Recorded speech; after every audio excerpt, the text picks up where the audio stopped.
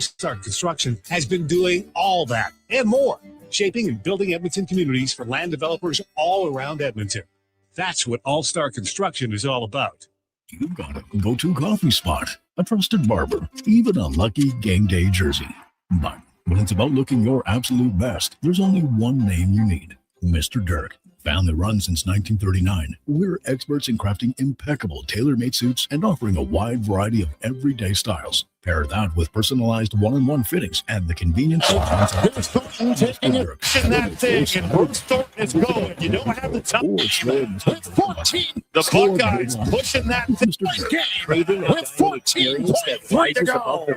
Head to Summit Restaurant from the Silent Ice Center, just minutes from South Edmonton Common. Savor exceptional house-made pizza, delectable entrees, and expertly crafted cocktails in a stylish, modern PJ Hall will rebound. Where every bite 50 feet away if you want to, kid. Dedication to the experience. Make Summit Restaurant. Calls from creditors. PJ Hall will rebound. That doesn't have to be a life sentence. A single call can turn things around. My name is Parveen Middleton. I'm a licensed insolvency trustee at BDO right here in Edmonton. I can help you become debt-free with a solution just for you. Let's put an end to those calls from creditors together. Call 1-833-BDO-TALK or visit bdodebt.ca to discover your debt-free future. Expand your brand with Fusion Promo Marketing. Fusion is your trusted partner for all things branded merch and apparel. Thousands of products perfect for businesses, sports teams, and corporate events. Fusion with a Z. Promomarketing.ca. Salvi Group is celebrating 50 years of building homes and communities, and we want to share the celebration with you. For a limited time during our 50/50 event, you'll enjoy 50% off select packages. That's special savings, select upgrades, and added value, all designed just for you. Build new or move in sooner at Hillshire. There's never been a better time to call Hillshire home. Celebrate with Salvi Group and enjoy 50 years, 50% off. Visit Hillshire today. Salvi Group, 50 years of craftsmanship, quality, and commitment. Right about now, the Funk Soul Brother. Check it out now. The Funk Soul Brother. Right about now, the Funk Soul Brother. Check it out now. The Funk Soul. The Jason Gregor Show.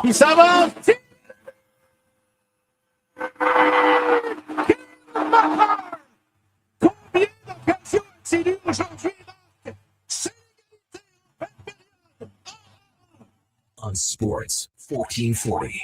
Here's Thornton taking it hard to the right, and he got it to go. It's a 3-point game with 14.3 to go. Presented by PlayAlberta.ca, Alberta's only regulated online gambling website. PJ Hall will rebound.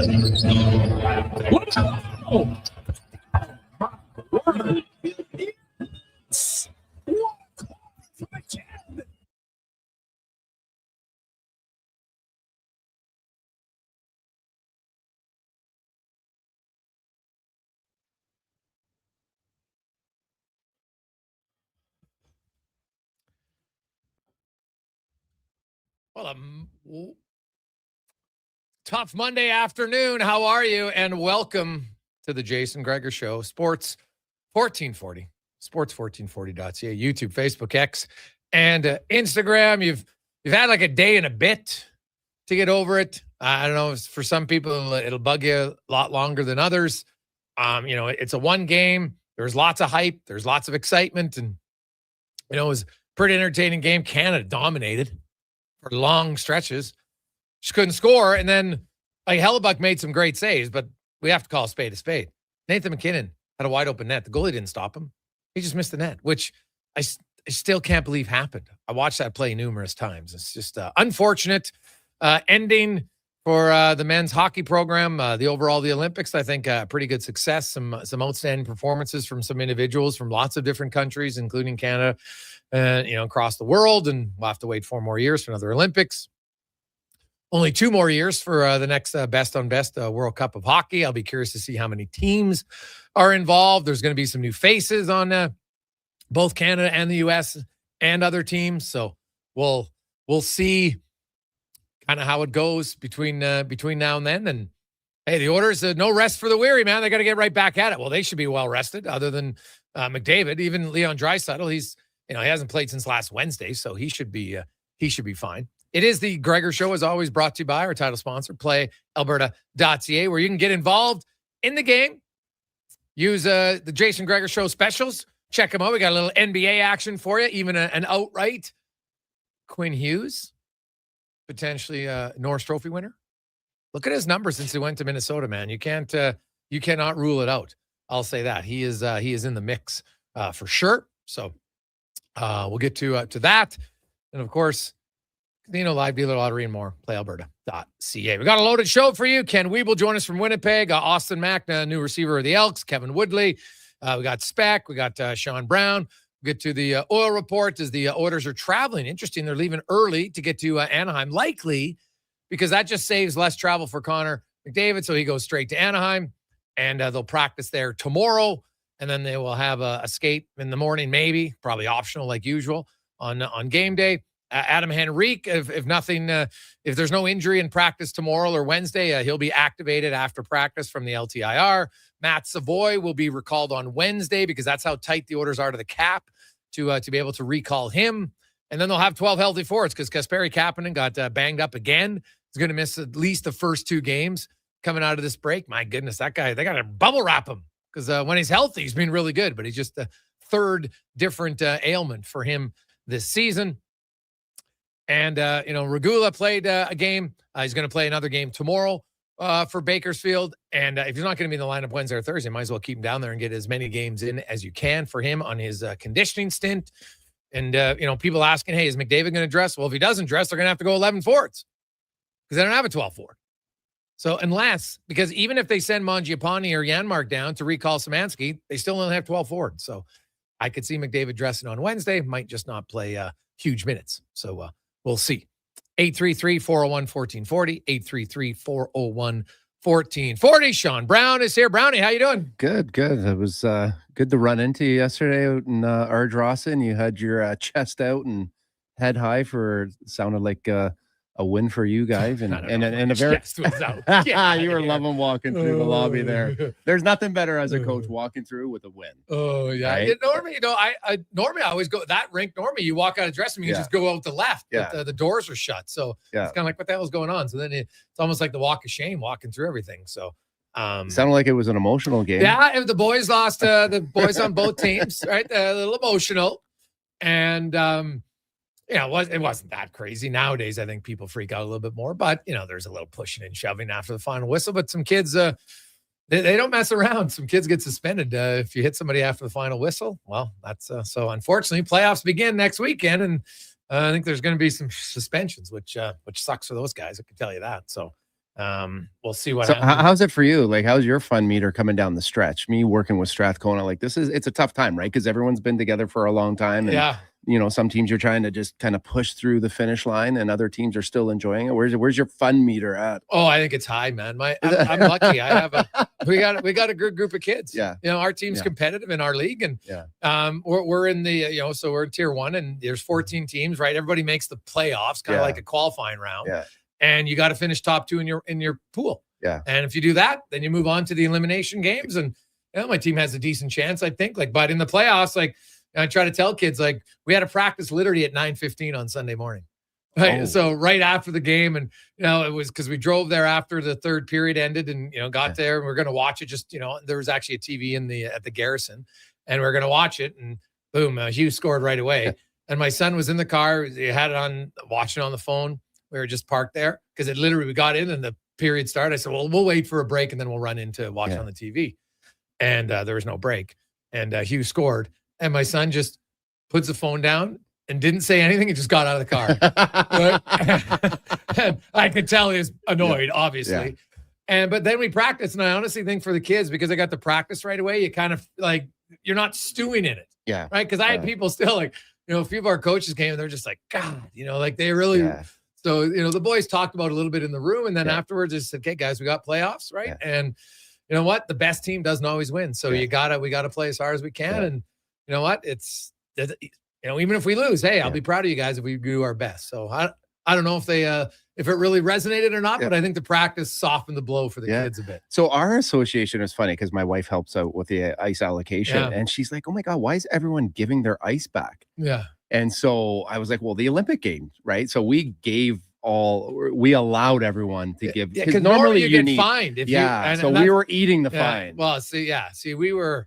And because I had asked that, and the manager's like, no. And I'm like, you kidding me? So I was like, whatever, I'll get there. And as long as some person's on the ice to start, everybody else can trickle in. Because I knew overtime wouldn't last that long. Yeah. And but away we went. And, we had pretty much, I think, every kid but one was there. So got to wheel around, and now we go. But, it was tough. So, hey, let's get to the Spec Report a little early today because he's flying out to Anaheim. Spec Report brought to you by GS Construction, your underground infrastructure specialist.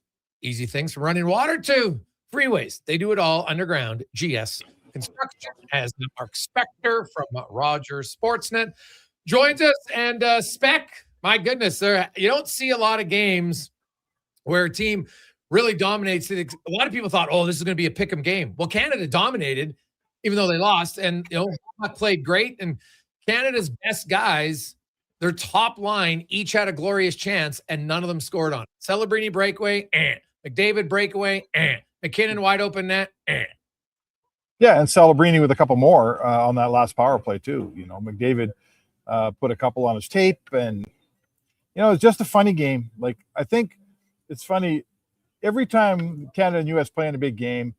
Canadians, we watch hockey all the time, so we know the game, and we're always going to watch, and we always do watch. In the States, there's a lot of people, especially a lot of loud voices, like the president and Dave Portnoy and these guys who watch like one hockey game every 3 years, and they walk in the door and now they're experts because they just watched their first hockey game. And I think the people of Canada realize, hey, this happens in hockey. Sometimes you outshoot the other team, you outchance the other team, you play better than the other team, and you don't win. We've all watched it. Brownie, you played 150 of those games in your life. I've covered 500 of them.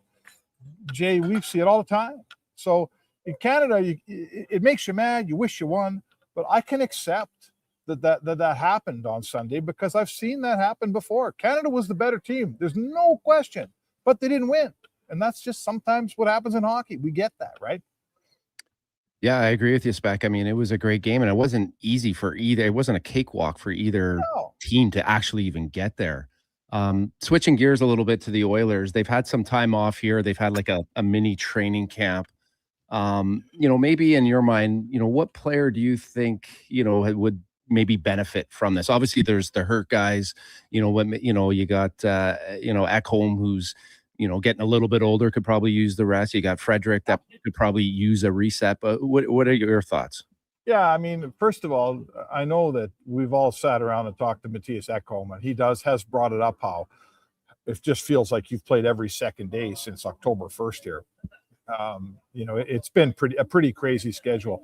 I would say, for sure, a guy like Frederick, this is a trigger point. This is a place where you can look at yourself and say, okay, you know what? This season's been a disaster, but I got 25 games left here, and I can do something with this. I'm rested. I'm fresh. So a guy like that, this break does a lot for. And I guess I look at the whole, maybe McDavid's not going to help much these next few games. And in a way, that's good because the depth guys and the support players on this team need to pick it up.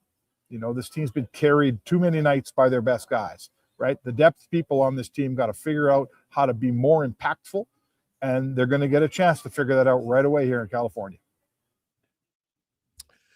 Well, I'm not sold. I see people say McDavid and Draisaitl aren't going to dress. I'm not 100% sold on it. They only I'm not saying that. Yeah, no, I'm not saying you are, but people are saying that. I'm like, I'd be a little surprised unless they're like, they have to be legitimately hurt for them not to dress. Like, those guys are leaders of the team.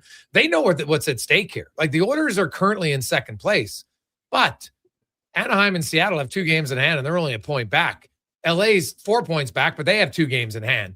And, if the Oilers lose their next 2 games and the Kings win Wednesday and they beat the Oilers on Thursday, well, boom.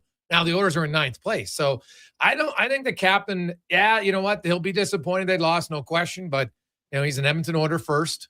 And I would expect him to play. Like Chris Knobloch, I asked him about minutes. And, he talked about, hey, it's back-to-back. Now, minutes, we have to be realistic. If the Oilers somehow have some freak game and there's 8 power plays, well, guess what? McDavid will probably end the night with 20 plus minutes because they're on a lot of those are power play minutes. Yeah. But if there's not a lot of power plays, well, then I think you'll probably see him around 16, 17. Yeah, and power play minutes are soft minutes, right? They're easy on your body, and they're fun.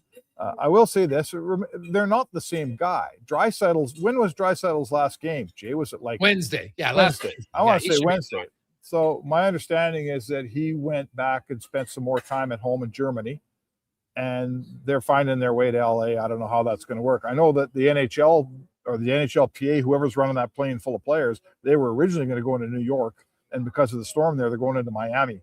So my understanding is that McDavid and maybe Draisaitl, they had to change their travel plans a little bit, but whatever, they're going to get there. But what I'm trying to say to you here is this: Draisaitl's ready to play Wednesday, right? He's got his gear. He was probably skating in Germany while he was at home, and he doesn't need rest. He just had a week off. He's ready to play he's ready to give you.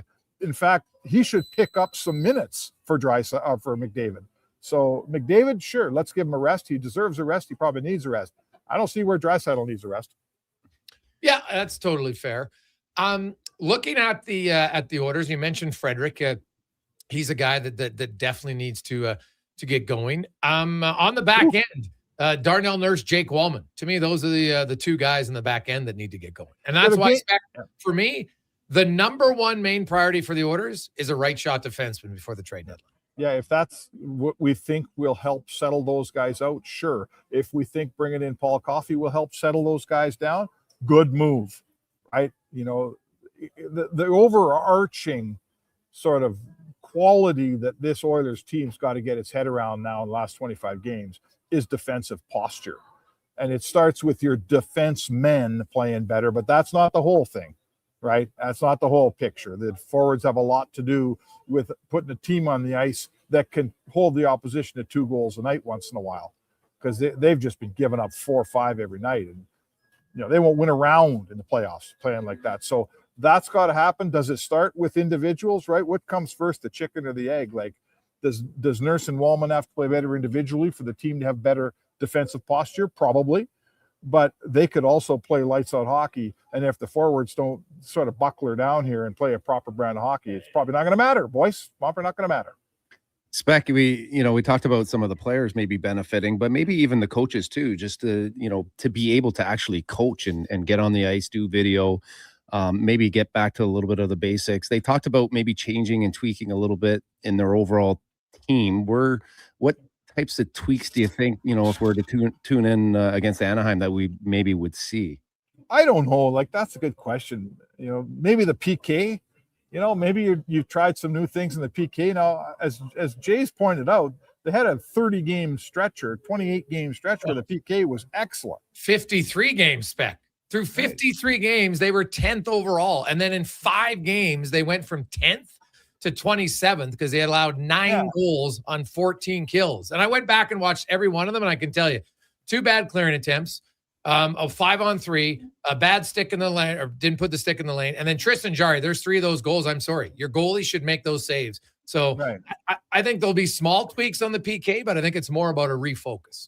What do you think happened with Tristan? Here's a topic. So Tristan Jarry comes off the ice after that one game, and he lets a bunch in. The team's terrible defensively. And we were in that scrum. I don't know if you were, Jay. I was quite surprised that he basically said, I don't know, how are you supposed to play behind a defensive game like this? Like, our team is brutal defensively. I'm paraphrasing him, but that's what he said. He said, I can't find my game behind this. And you know what? He's right. First of all, he's right. But then the very next time we spoke to him after a game where some pucks went in, he completely changed. Completely changed. It's me. It's my fault. I got to stop pucks. It starts with me. So somewhere in those few days, somebody talked to him. Who do you think it was? Probably the leaders. Right?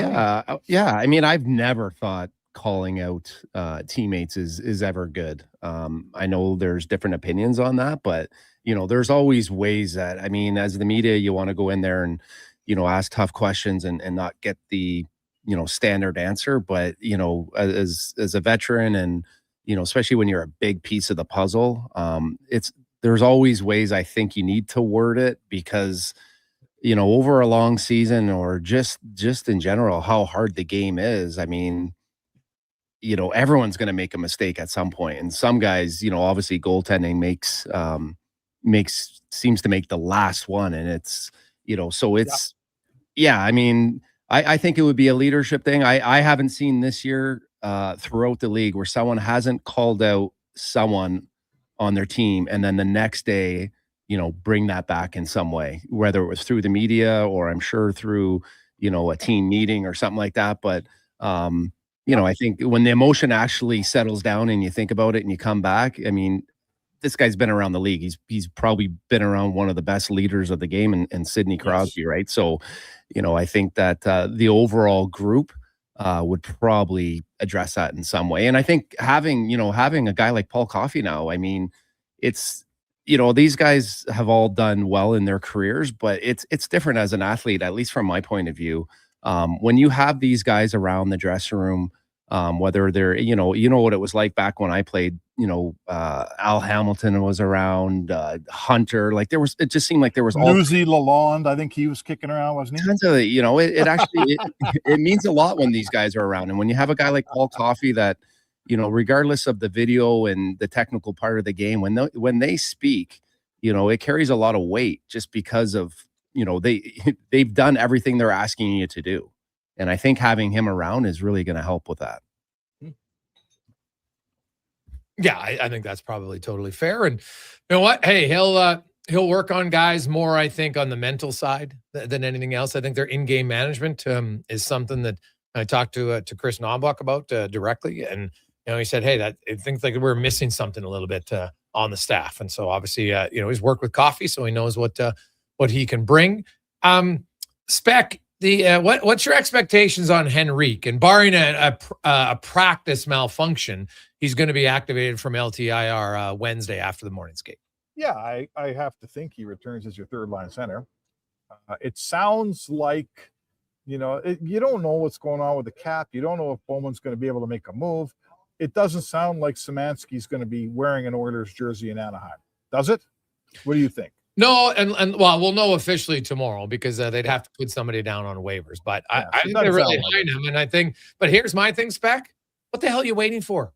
Like, I'm sorry. Like, I know the veterans, but how much more leash do the veterans get here? At some point, you're like, hey, man, I've given you enough opportunity. You've never done anything. Like, yeah, I know you can hope, this 3-week break is magically going to fix all of them.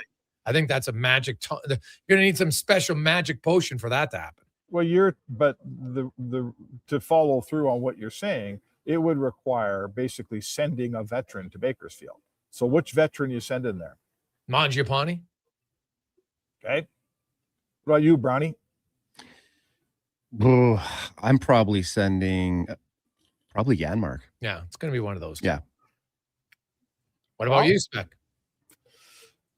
I mean, I don't know what's going on with Mangiapane's trade status. We had this conversation also. I'll make it quick. But if I got a deal pending for a guy and I think I can trade him, I'm okay. If I think I can trade him, he's not going to the minors. That damages my trade. So he ain't going. This team's not sending Janmark down to the minors at this point. Sorry, boys. He's the coach loves him. He's a veteran here. I know what he does. I watch the games too, right? There's no offense there at all. He would be considered part of the solution, not part of the problem, in my opinion. He's got to play better. And to me, the guy I'd send down a heartbeat to work in this game is Frederick. But you got this guy for 8 years. Not very often you sign a guy to an 8-year deal and send him to the minors in his first year. That really damages a relationship. Yeah. Here's the thing on Janmark. I'm going to say, I think Janmark, I think the coach says, you know what? I gave him every opportunity. But I won't be surprised here down the stretch that, unless Matthias Janmark actually has a pulse offensively, you're going to see him become a guy who's in and out of the lineup. I don't think he's a regular in the lineup anymore. Okay. And if you think you want Szymanski to play for your team, and I suspect the Oilers do, then we've got to make some room here. There's got to be some room. But all of this is happening, you guys, with the backdrop of the trade deadline coming along in 11 days, right? So when we talk about moving players around, the GM's got probably 6 lines in the water on different players right now. And that's that's probably painting a different picture than any of the three of us can really explain, because I don't know what kind of players he's got, how much cap move stuff's got to move out, who he's looking at, what position he's looking at. We don't know any of that stuff, so it's hard to tell. What about the Ducks and the Kings, the Oilers' first two opponents? Do you expect the Kings to do anything with Fiala out? And what about the Ducks? How aggressive do you think Pat Verbeek will be? I think when I'm Pat Verbeek, and I've been at this thing for as long as, that rebuild's been going on for a while here. If I'm not mistaken, they've missed the playoffs for good 6, maybe 7 years in a row here. They got a shot. They're hanging on to the bottom wild card spot, and it would really, really be a valuable, how would I call it? Like just a benchmark to make the playoffs. So I think that Patty Verbeek will be active at the deadline, and I think that I'm not telling you they got to go in the playoffs even and win a round, but for that team to make the playoffs, it's been a long haul down there, man. So I think he'll be active for sure. And Kenny Holland's in a different spot. He's got a team that's been a playoff team every year. If they fall out of the playoffs and don't make it this year, that is definitely failure in his first year as the GM. He can't let that happen. His team. He can't walk in the door, guys, in LA and say, well, we've been in the playoffs every year, but then I showed up and we started missing them. That can't happen. So he's going to do whatever it takes to make a playoff team out of the LA Kings. I wish him good luck. I'm not sure he can do it. Spec, we'll let you go. Get on your plane. Whatever you do, don't stand up when the plane lands when you're in row 28, okay? Just relax. You can get off in orderly fashion. Yeah. Okay, thanks for the tip. That is Mark Spector, the Spec Report, brought to you by GS Construction. I would love if somehow airlines would start inducing fines for the people. Like the runner, the guy that just gets up and he just stands. I'm like, why? Like, where are you going? Yeah. Because usually I've been on planes where they announce, we have so-and-so who's trying to catch their connecting flight. Please let him off first. Yeah. I have no problem with that. I'm like, where do I got to go in such a big rush? Like those 2 minutes affecting my life, they're not. But sure enough, even when they do that, Joe Smith, who's super important. I got to stand up. Why can't I get up? Because you're not going to miss your flight. Yeah. Like, figure it out. Maybe one day you will. That's why you do it. But, it's the worst. That's funny because back in the day when I first came in the league, we used to fly commercial and you'd always have that one guy, but everyone would yell, we got a runner, and then someone would get out and stop them. You could see the frustration. You'd be looking around and you're just, you're covering the aisle. So I don't, for me, it's just, it is what it is. The more actually everyone just kind of sits back and takes their turn. Obviously, the quicker you get off and stuff. Way better. Take a quick break. We'll come back. We got more Jason Gregor, Sean Brown through Sports 1440. A lot of texts coming in. 833-401-1440. We're going to talk about some right defensemen. Get Brownie's thoughts on some of them who could be fits for the Edmonton Oilers when we return on the Gregor Show, presented by PlayAlberta.ca. Whether you're a craft beer connoisseur or more of a wine aficionado, there's always something new to discover at Sherbrooke Liquor, a unique, family-owned, independent liquor store. The selection, incredible. The non-alcohol section is also very impressive. Sherbrooke Liquor, expert, knowledgeable staff with a passion for unique finds. More than just a liquor store, we're a community. Alberta's best, the one and only Sherbrooke Liquor. Wine, spirits, and oodles of beer. Visit SherbrookeLiquor.com. Japa Machinery Group knows that XCMG may not roll off the tongue, but Japa's team will help keep your construction jobs rolling on time and on budget with heavy equipment sales and rentals. Visit japamachinery.com to find out more. 60 years ago, we started selling trucks as Western GMC Buick. Today, we are Wolf GMC Buick. We're still located on the corner of 184th Street and Stony Plain Road with the same ownership for over 2 decades. Our customers have trusted our family-owned, community-driven business. And for that, we are thankful. If you're looking for a truck or SUV, pop in and one of our seasoned professionals will get you a great deal, hassle-free. Come trust our team at Wolf GMC Buick. Wolf GMC Buick. We're making it easy. Action Electrical's projects team takes the field, folks, ready to execute the entire play for new commercial builds. Absolutely. They're masters of design build, sketching strategy from initial blueprints to core electrical infrastructure. The team never misses on complex projects. Known for handling big league constructions and major renovations, ensuring flawless execution, hire the Action Electrical team to bring home a win for your project. Visit actionelectrical.net.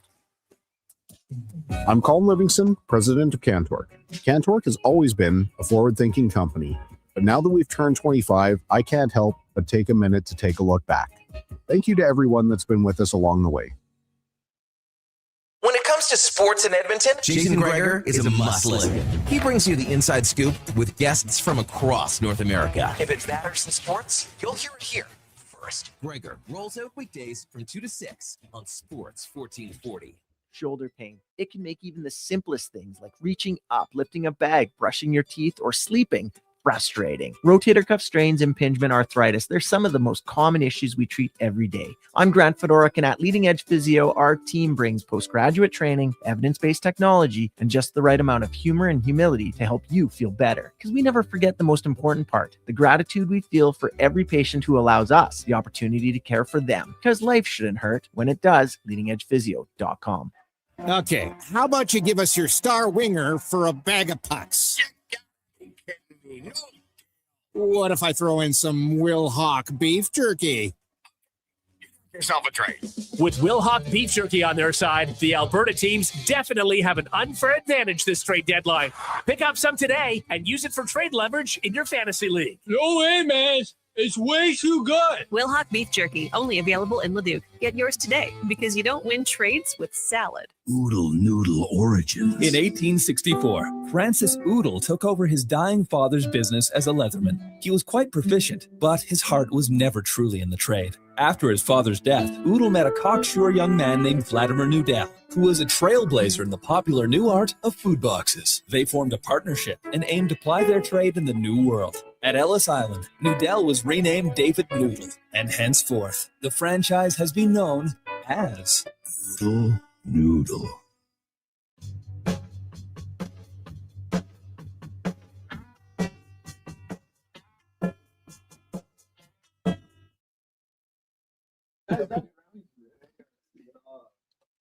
Portions of this hour brought to you by Crystal Glass, your clear choice for residential windows, locally manufactured and installed. Crystal Glass provides a beautiful product and incredible customer services for all of your residential needs. Call 310 Glass or visit crystalglass.ca for a quote. The Jason Gregor Show, the best of Edmonton sports talk and beyond. This is Sports 1440. Presented by PlayAlberta.ca, Alberta's only regulated online gambling website.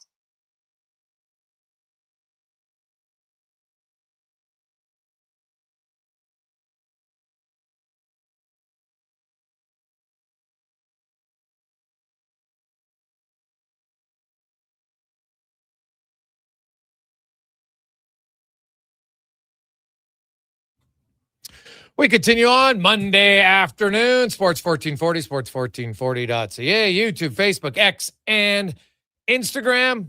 Hope you're having a fantastic Monday afternoon. NHL returns to action on Wednesday. The Oilers, of course, will be in Anaheim to take on the Ducks. And if you need a reminder of the standings, they're damn close in the Western Conference, but mainly in the Pacific Division. Colorado's got 83 points, Minnesota 78, Dallas 77. So Minnesota and Dallas, they've closed the gap on the Avs. The Avs do have 3 and 2 games in hand, respectively. So they're still in a pretty good spot.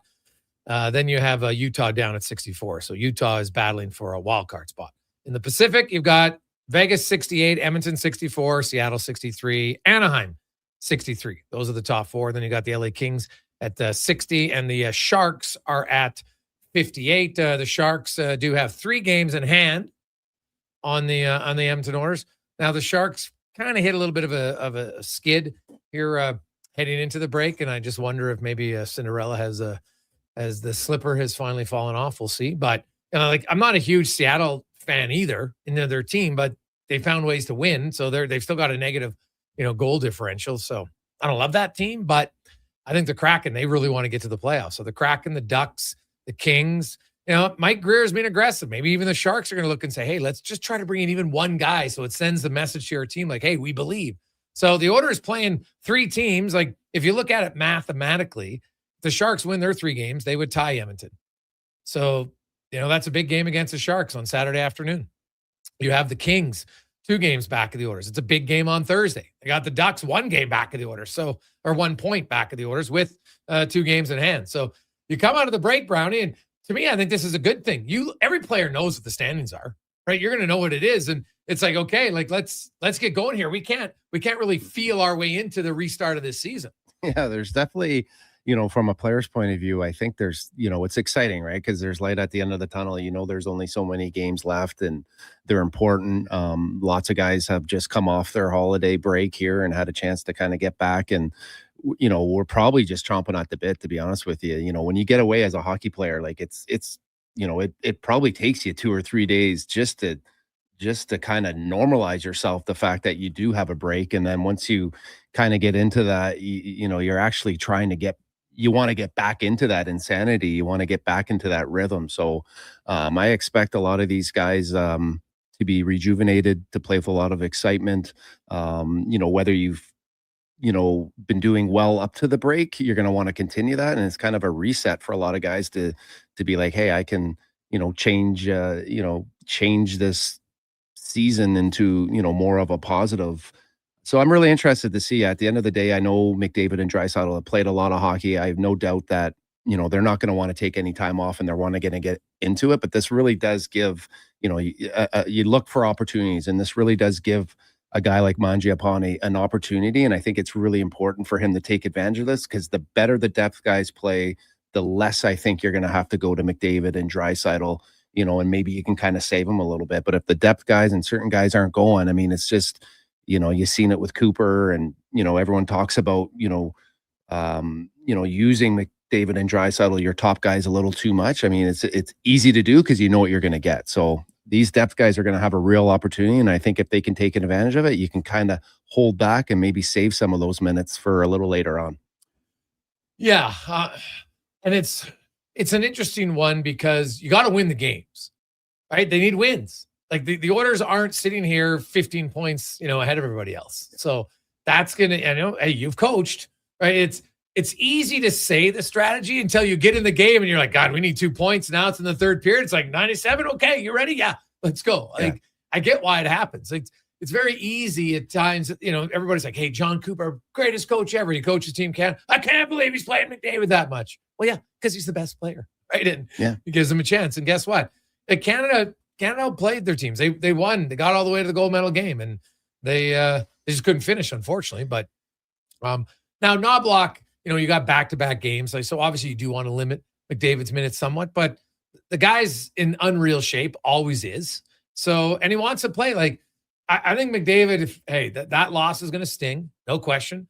It's different than a playoff loss, though. I know it's big because the world's watching, but it's one game, whereas in a playoff, you got you build up. Okay, we won round 1.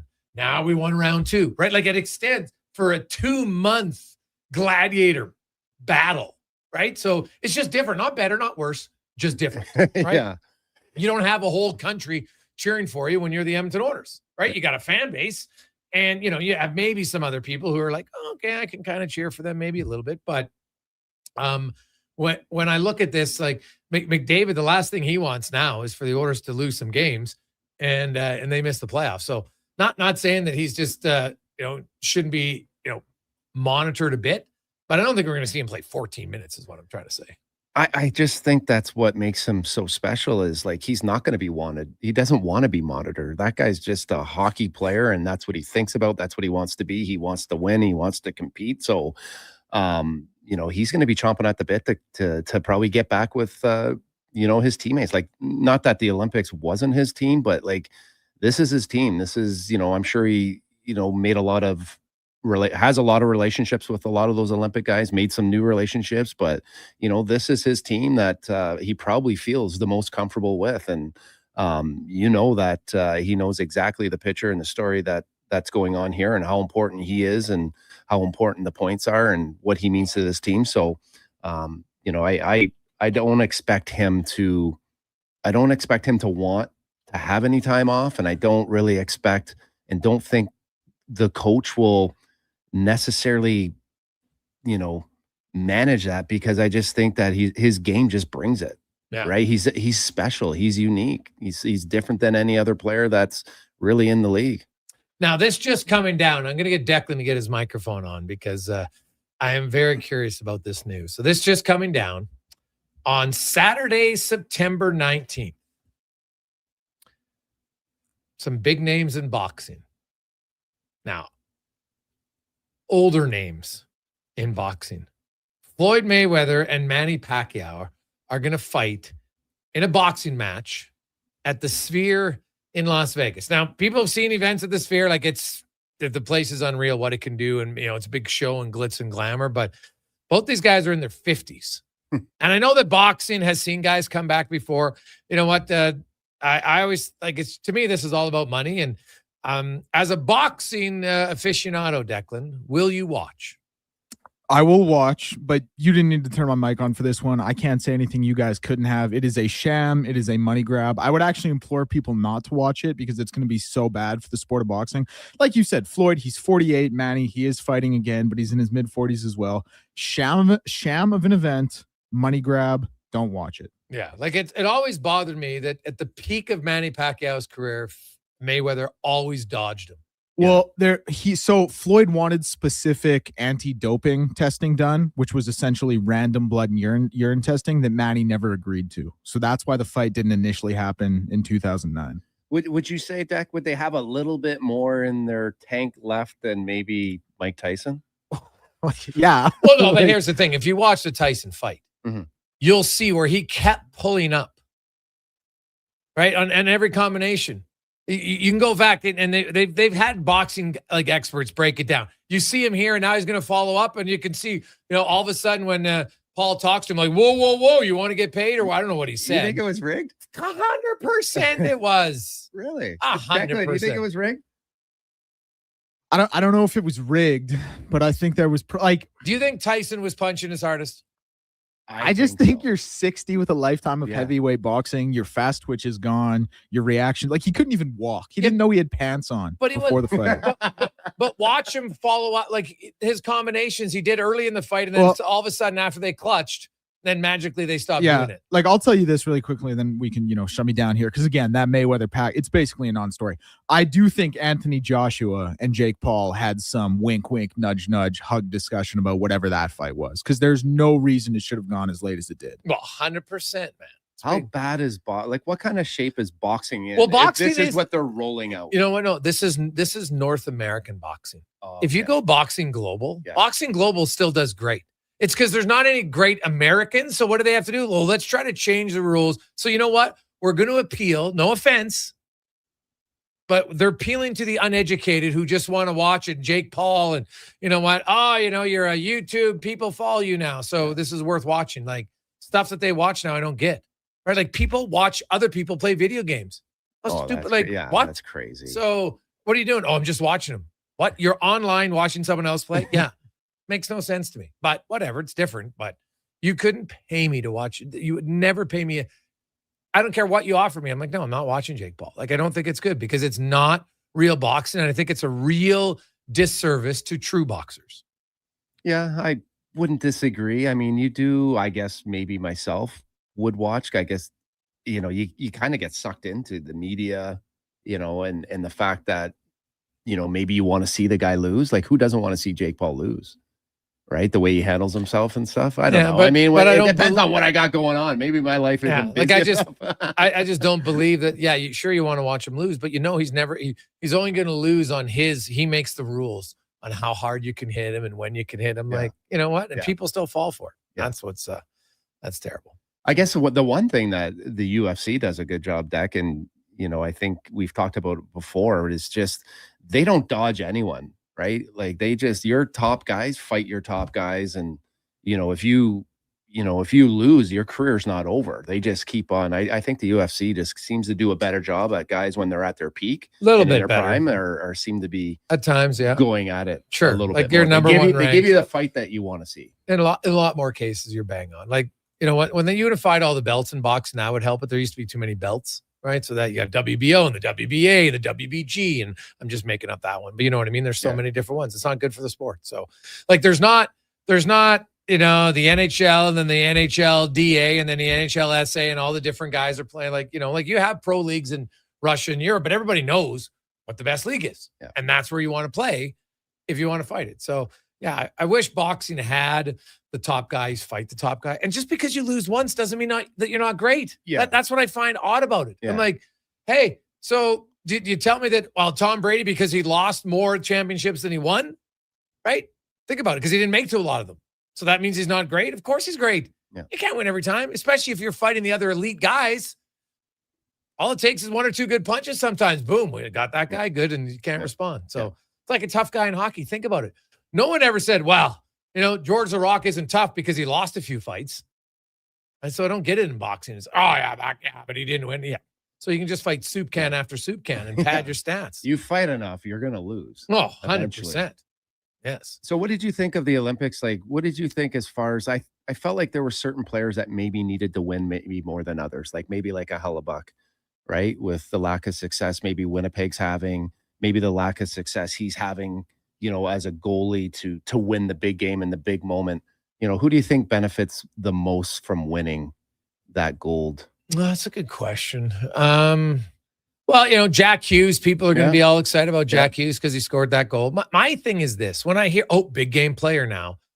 Yeah, so you came up big in one game. That's awesome. But if the next 10 games you don't come up big, like how often do you get to ride the, one-time thing? So, that's to me the challenge. And in one game, and that the Olympics are different, but if you did nothing and then you scored a big goal in the final, and Jack Hughes had actually played better. I'd mentioned before, I thought Jack Hughes deserved more minutes. He'd been one of the better Americans. But did Austin Matthews really do anything in the tournament to say, wow, he stood out? No.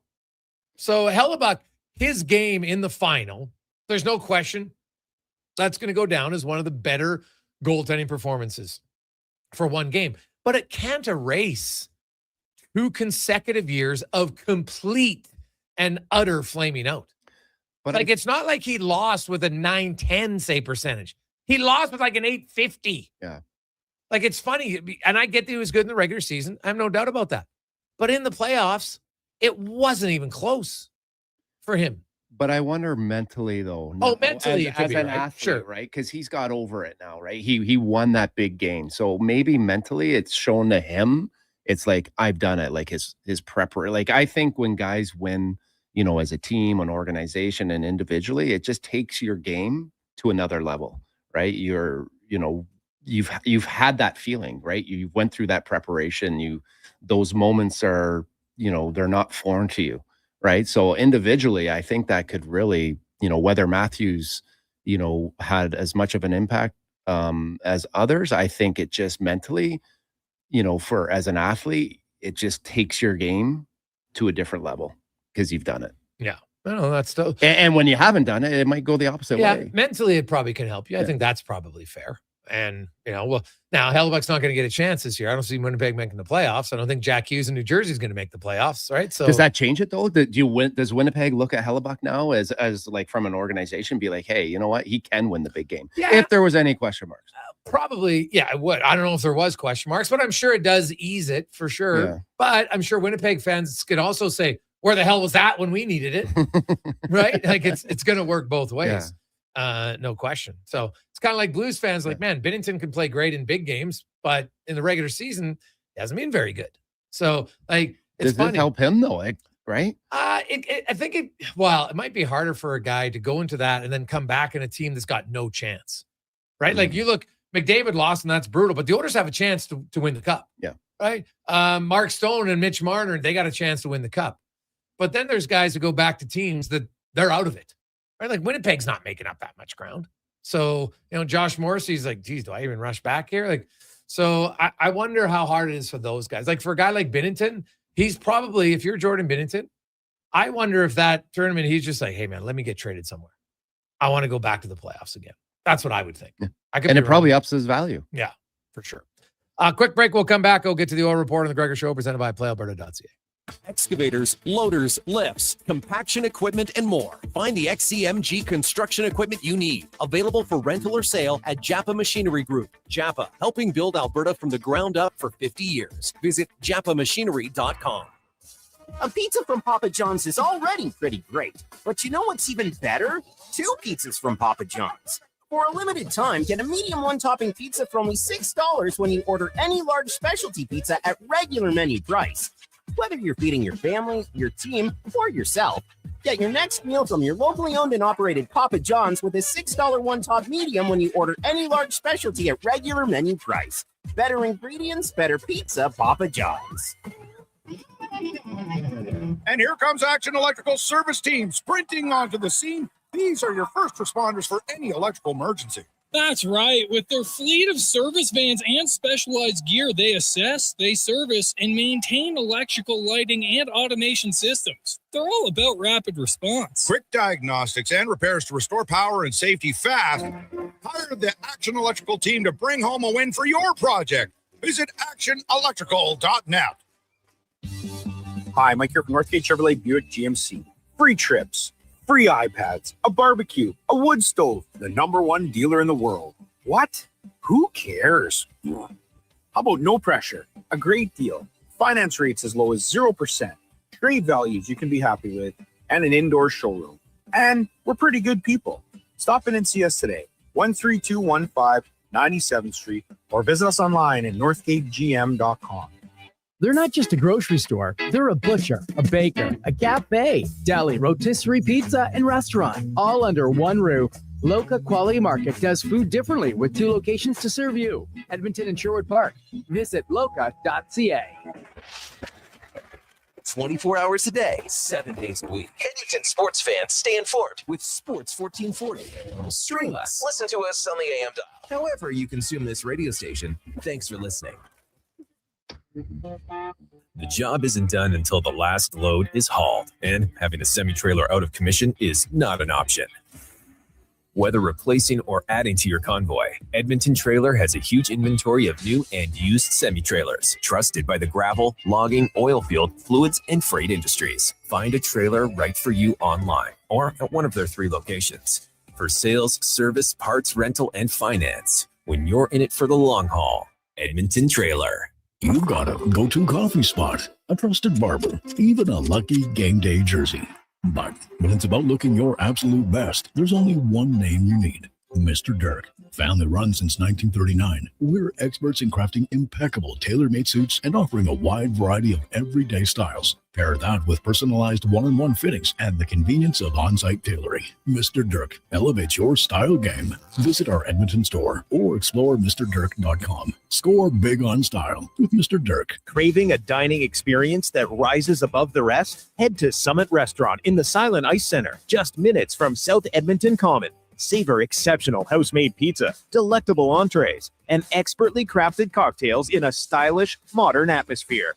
Perfect for a casual meal or a special night out. Summit offers a refined experience where every bite and sip reflects our dedication to quality. Elevate your dining experience. Make Summit Restaurant your destination tonight. Are you overwhelmed by debt and getting non-stop calls from creditors? It can feel like there's no escape. Debt doesn't have to be a life sentence. A single call can turn things around. My name is Parveen Middleton. I'm a licensed insolvency trustee at BDO right here in Edmonton. I can help you become debt-free with a solution just for you. Let's put an end to those calls from creditors together. Call 1-833-BDO-TALK or visit bdodebt.ca to discover your debt-free future. This hockey season, before every game, check out the pregame show with Andrew Walker on Sports 1440. It's brought to you by Titan Supply, your only source for rigging, lifting, and hauling products. Visit titansupply.ca.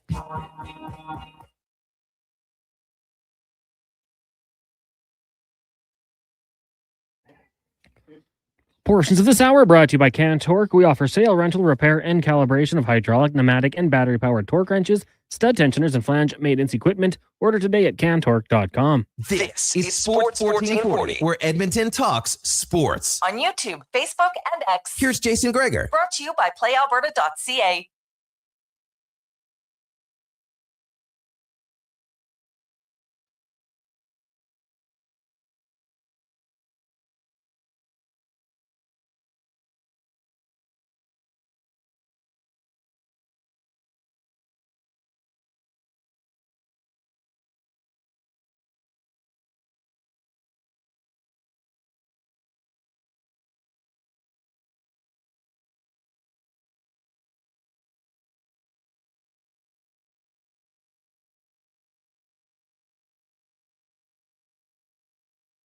252, Jason Gregor, Sean Brown, Connor Halley, Sports 1440, sports1440.ca, YouTube, Facebook, X, and Instagram. Hope you're having a lovely Monday. The NHL is close to returning, but you do have some NBA action. Get in on it at playalberta.ca.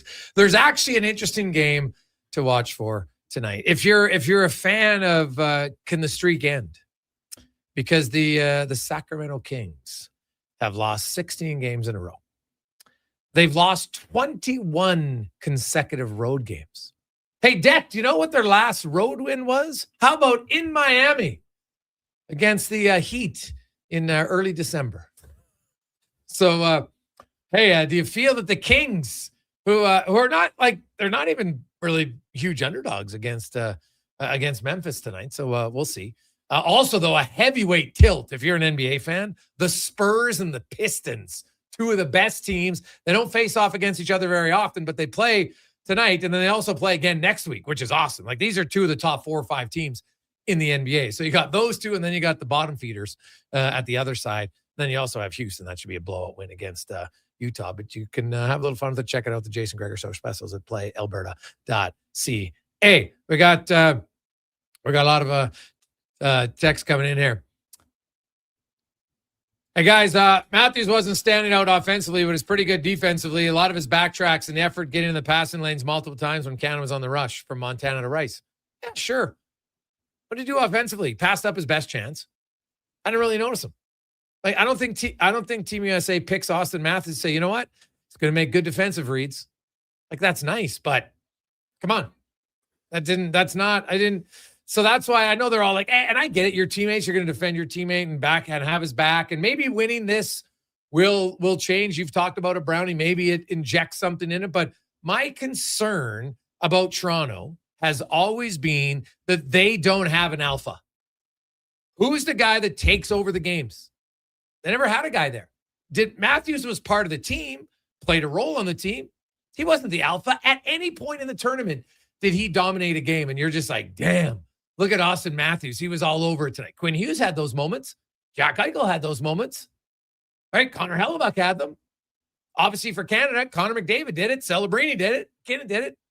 Did McKinnon did it? I didn't see him do it. Just because you didn't do it. Not in the final. But I'm saying he had other games where he was pretty good dominant. Really? I was actually disappointed a little bit in McKinnon because I thought McDavid's better. Yeah. But I thought they would have been a little closer with how dynamic, how explosive, how strong. I was actually a little bit disappointed in him. So I don't think by not having a good Olympic doesn't mean you're not an alpha. But has McKinnon ever showed you he's an alpha? Yeah. Okay. That's the difference. So he didn't need to prove he's an alpha. He's done it numerous times. Yeah. Has Matthews ever done it? Ever in a playoff, has he ever been like, God, this guy took over the series? Yeah. Never. Yeah. I don't even think he's taken over a game that often in the playoffs. I guess. So that's what I'm talking about. Like, nothing he played well, but he didn't do anything to stand out. But I guess he found a way to do something, add value. I mean, you're paying the guy to score and you're paying him to be offensive. But on his team in the playoffs. Are you just talking about the Leafs? No, I'm talking about to be an alpha means you got to carry your team. Absolutely. Toronto's not going to win if Matthews is like, you know what? That's my point. Yeah, well, for sure. And I agree with that. But in the Olympics on this team with so many good players, I mean, you're not paying him or you're hoping that he's going to produce more and put up more, but at the end of the day, he found a way to contribute. I mean, that's kind of negative, but he was just part of that's kind of the important thing. He didn't stand out. As my whole point was Matthews did nothing to make me say, wow, he's going to take this and carry it into what does he lack? He won and he'll feel good about winning. That's awesome. I think he could take something from this. Really? Oh yeah. He was you're a part of that. Like, just to be in that environment, to be a winner and to see the practicing, the preparation, to be just around those guys and see how they prepare.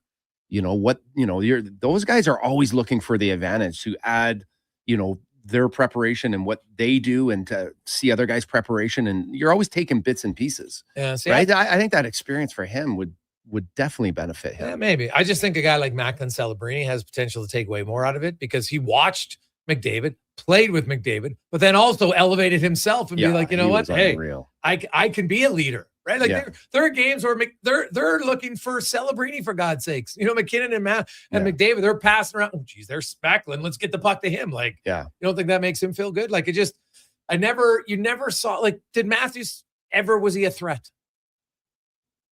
No, I mean, So to me, that's what he's paid for. He's not paid for sure to be reliable defensively and be a third-line center.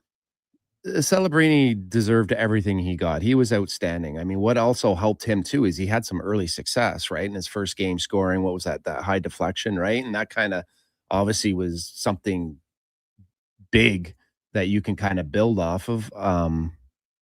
So you know what? Austin Matthews at the end of the day has kind of stumbled a little bit in Toronto and has to try and find it there. I agree with everything you're saying. Those two guys, Nylander, have to take another step in their leadership and kind of carrying their team on their back. But if this experience as a whole has to be able to, he's going to take something from this, and the Toronto Maple Leafs are going to benefit from it. His career is going to benefit from it. 833-401-1440, 833-401-1440. Got lots of other texts. Hey, guys, what do you make of the break and how it could help a guy like Zach Hyman? Yeah, well, Hyman, you know what? He missed start of the season.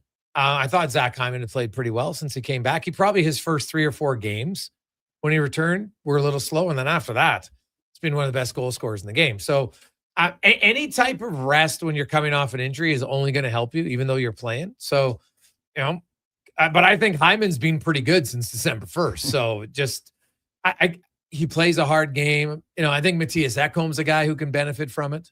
And I really hope, like, Nurse and Wallman are the two players who play a lot of minutes who need to play better, right? Like McDavid, Draisaitl, Nugent Hopkins, Hyman. I think those guys have played up to Bouchard. They played up to their minutes. Nurse and Wallman are the two guys who play more minutes who I feel have to get going. Yeah. And you know what? I think this break physically for a guy like Nurse, I mean, we've talked about it. He's at his best individually and for the team when he's playing, a physical brand of hockey and an uncomfortable style. That's what he brings. And, for a guy like Wallman, this break is probably good. It's probably, for his style of game, puck moving defenseman, it was probably good for him to watch a Quinn Hughes and to watch a Makar.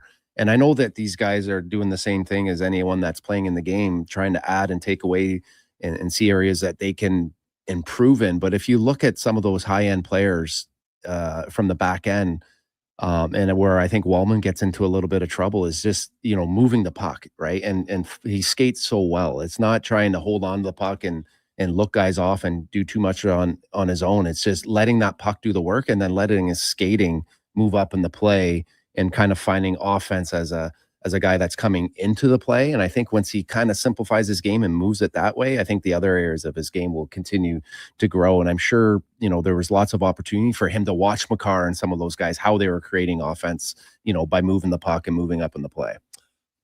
Hey guys, what do you think of the Kachucks? Well, we haven't mentioned them because they didn't do anything. Right? Like, honestly, they're brothers. Yippee. That doesn't mean they're worth being mentioned. Like, I didn't notice them. Right now, people are saying Kachuk's banged up again. Like, okay, great. So banged up again magically, but no, I didn't notice him at all. Yeah, Matthew Tkachuk there almost had one there in front of the net there. He was, I think he had about 3 touches there, and Bennington made some big saves. But yeah, I don't know. We were talking off air there. Like, I was a big Matthew Tkachuk fan, just the way he plays, a little bit of old school, but that chirping and that the kind of the way he went at Draisaitl there, it just seemed to me to be a little classless, right? And I was really interested in tuning in because that game between Canada and US, I think it checked off a lot of boxes, whether you were a guy that enjoyed a skilled game or you liked a little bit of old school and some physicality. Like, it just had a little bit of everything. But I was really interested to see how those guys would play. And I really think that Wilson and Sam Bennett having them in the lineup kind of canceled them out a little bit, right? I don't know if they really wanted to deal with those guys and get into that extra, curricular stuff that they normally would get into. Yeah. So that's, I thought that was a good call having those guys in the lineup for Canada. Well, they played really well. They generated a lot. Now, not every player is going to generate in a tournament like this. It's impossible. I understand that, but there's certain guys like, you know what? Suzuki still came up with a big goal, right? Like you're not going to be dominant every game, but he had a huge moment. He had like a shift that was literally, tournament changing for Canada, right? Mitch Marner had that. And so that's why when I talk about guys, like not everybody's going to have a moment every game. It's impossible. Can't all do it, but there's lots of guys who had moments. And, the U.S. Connor Hellebuck was great. Quinn Hughes was excellent at times in the tournament. Matt Boldy, right? Like his first goal, right? I'm sure Makar and Taves will look back on that and say, hey, good play by him, but we can't let one guy on two go by us like that. So, what a sweet play by him. Like I was watching that. I was like, wow, like a self chip to yourself. Oh, it was a good play. Pretty impressive. But as a defenseman, you're like, that should not happen.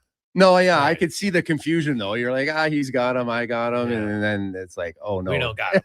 Nobody's got him. That's not good. Not good. It was good to see those guys with, they all, it was tough to hand out minutes, right? And I think it was important and it was nice to see guys, whether they play 20 minutes or 8 minutes, find a way to impact the game in some way. That's what the Oilers need. Thank you. Been writing it, talking about it for a while. Like I wrote the articles, their bottom has got to play more. Oh, really? Let's look. So I went and looked at all the teams they're competing with in the West. And Edmonton's depth guys aren't playing significantly less minutes. In fact, a lot of cases they're playing more. Like Janmark plays 12 minutes a night. And a lot of time you're like, is he even on the ice? Because you got to do something in your minutes. And I really firmly believe that once the Oilers get healthy again, he's a guy that's going to be in and out of the lineup until he starts doing something with his minutes. Let's get to the Con Man and a Sports 1440 update brought to you by Legacy Heating and Cooling. Only no payments, no interest for 1 year on your furnace or AC. Bundle them together and save more. LegacyHeating.ca. The Sports 1440 update.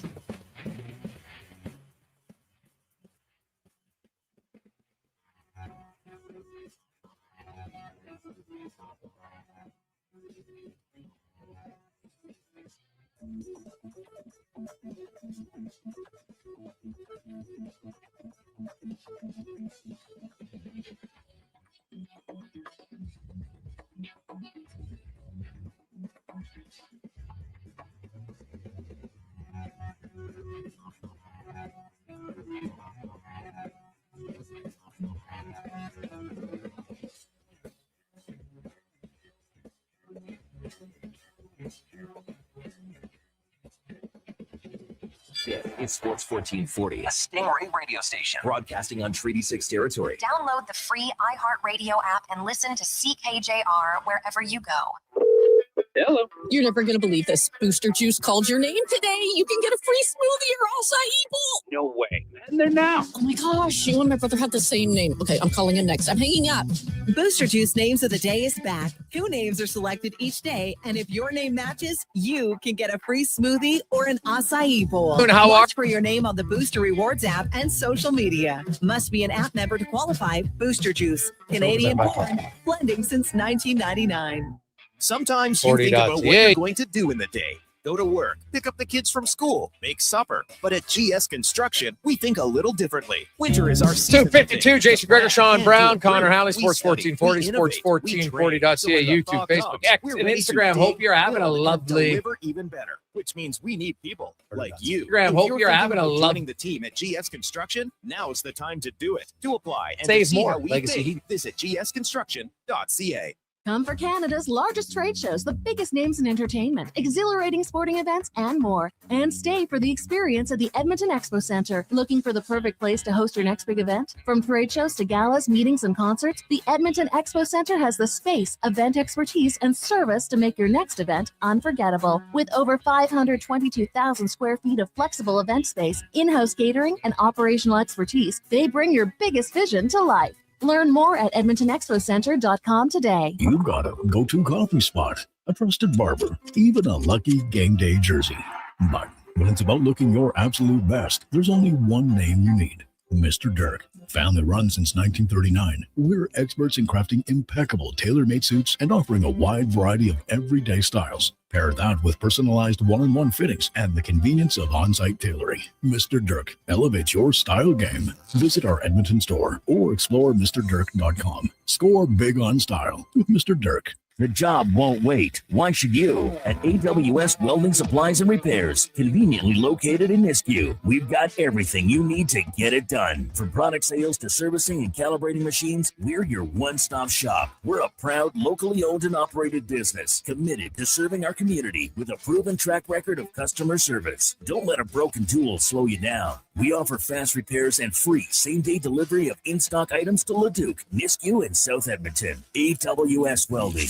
We make it happen. Legacy Heating and Cooling offers no payments and no interest for 1 year on your new furnace. So, when you wake up to no heat, call Legacy. Call Legacy. If you need it immediately with no overtime rates. If you need it immediately and want to combo it with AC. Call Legacy. Call Legacy. No payments and no interest for 1 year on your new furnace. It could only be Legacy Heating and Cooling. Need a new ride for road trips, errands, or just life on the go? Go Auto offers a massive selection with over 15,000 new and used vehicles to choose from. With over 70 locations across Western Canada, finding your next ride has never been easier. Whether it's a roomy SUV for the family, a sleek car for the open road, or a rugged truck for your weekend adventures, you'll find it here at a price you'll love. Explore thousands of vehicles today at goauto.ca.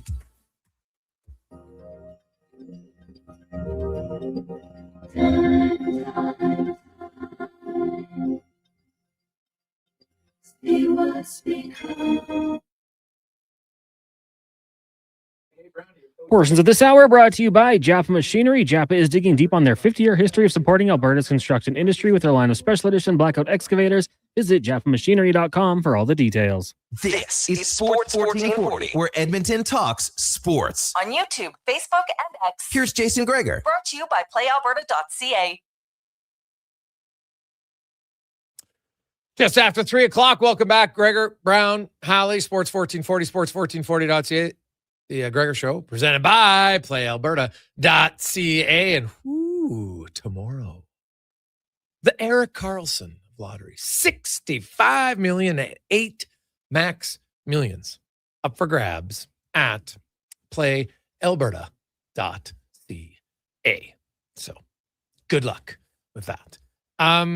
This just coming down, Connor Unger has been reassigned to Orlando in the ECHL. And I know some people are going to probably freak out because they see his numbers and like, you know what? Pickard's getting in the way. And you look at the age, I get it. At the same time, if you're the Edmonton Oilers, there's an injury to one of your NHL goalies, you're probably going to go with the backup with more experience. Just because. And so Unger, when he goes down, now he can play every game rather because he was splitting time with Matt Tompkins, right? So it was kind of like a you play one, I play one, you play one. So he'll get more time. Lots of goalies.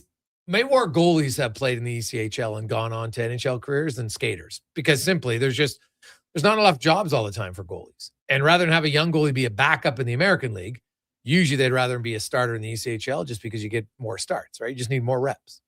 I don't know. I think you know what you got in Pickard. Like Pickard is who he is. Tompkins is who he is. For me, I would probably with a young goalie and you don't quite know who he is, I would probably ride him a little bit. I don't know if I would go back to back, right? I'd probably give him more games and let him continue to grow and develop. He's gonna but you can't send Tompkins or Pickard to the ECHL because they're on two-way contracts. So they'd have to agree to go to the ECHL. Which they probably wouldn't. I mean, could you loan them out? Yeah, probably not. Yeah. I mean, I guess at the end of the day, you're in a tough spot as an organization, but I guess that's a tough one. It's just when someone's doing well and they're young and you don't quite know where their ceiling is, and with the other guys, I know that they're good goaltenders, they're veteran goaltenders. They're going to give you what you're already going to get. And I think if those guys were playing at a different level in the East Coast, even if you in an emergency you had to bring them up, within a few practices, they would find their timing and kind of find the groove of their game. That's my personal opinion is I'd play a young kid and that's what the American League to me is for. Right. Right. Is to play, not just to go, share a game here and there. And I know that, winning down there is important. Yeah. But if I looked at it from a GM's point of view, I wouldn't really care too much of my American League team winning wise, as much as I would just try and put the young guys in as many spots to grow. Hey guys, in basketball, you don't see fewer players in the court in OT. In football, you don't see fewer on the field in overtime. In soccer, you don't see less field. Why is hockey doesn't showcase the game in its truest form in the grandest stage? Justin from Leduc. Well, a few things, Justin. Overtime in basketball is 5 minutes long, and the odds of you going to double overtime or triple overtime are just lower, right? Soccer does have a max amount of time, and then they go to shootouts. So could you set the time in the quarterfinals to say 5-on-5, and after 20 minutes, we go to a shootout? You could. I wouldn't be 100% opposed to that. I get why, though, in the quarterfinals, they just want games to end, right? So I understand it. In the gold medal game with no other games on the ice, and I made that statement before the game even started. I said, this is where I would go 5-on-5. They're not going to go forever, but soccer doesn't go forever, right? You could go with 20 minutes of 5-on-5, and then if you really want to, you go 10 minutes of 3-on-3 and then a shootout, or you go 20 minutes and then right to a shootout. I'd have no problem with that. And that's why, I'll be curious to see, the World Cup was 5-on-5 of hockey, right? When McDavid scored in overtime, it was 5-on-5. And I like that. So I don't know if the Olympics will change or not, but it is something that I would discuss. I wouldn't want to have it in the gold medal game moving forward. I agree with you. I'd like to see that go to 5-on-5. If they played longer, we all would have been happy. I mean, that was great hockey. The amount of people, I was watching it at local, the amount of people having a few beers at that time in the morning was kind of funny, but I don't think anyone would have argued the fact that, they would have wanted to see more of that quality of hockey. So I agree with you. I think, once you get to a certain point, when the games become bigger, just go back, just like the NHL, right? In the playoffs, go 5-on-5. Yeah. Well, and I do understand in the playoffs in the NHL, and that's, hey, every league's different. You got different rules. They play forever. And I know this, and there's even been some hockey fans trying to say, wow, in the playoffs, they should limit how long your overtime games are. And I'm like, no. There's certain things that I think can change in a game. I like the fact that part of the mystique of NHL playoffs is you play 5-on-5 until the game's over, or unless there's a penalty and then it's 4-on-4 or whatever, but that's what you do. And I hope they never change it. I don't, all that is an appeal to a younger generation who has a little bit of a challenge at times sitting through things, right? It's true though. You think so? Yeah, it's a fact. Right? Everything's got to be quick, right? Hey, it's rewiring brains. All the science. This isn't even my opinion. This is science backing it up that it's a problem. So I hope they never do it. And I think it's, what I really encourage more kids to watch full games, not just the highlights. Yeah.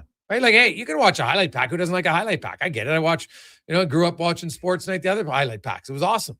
But we also used to watch full game, and you can learn more about the game in a full game.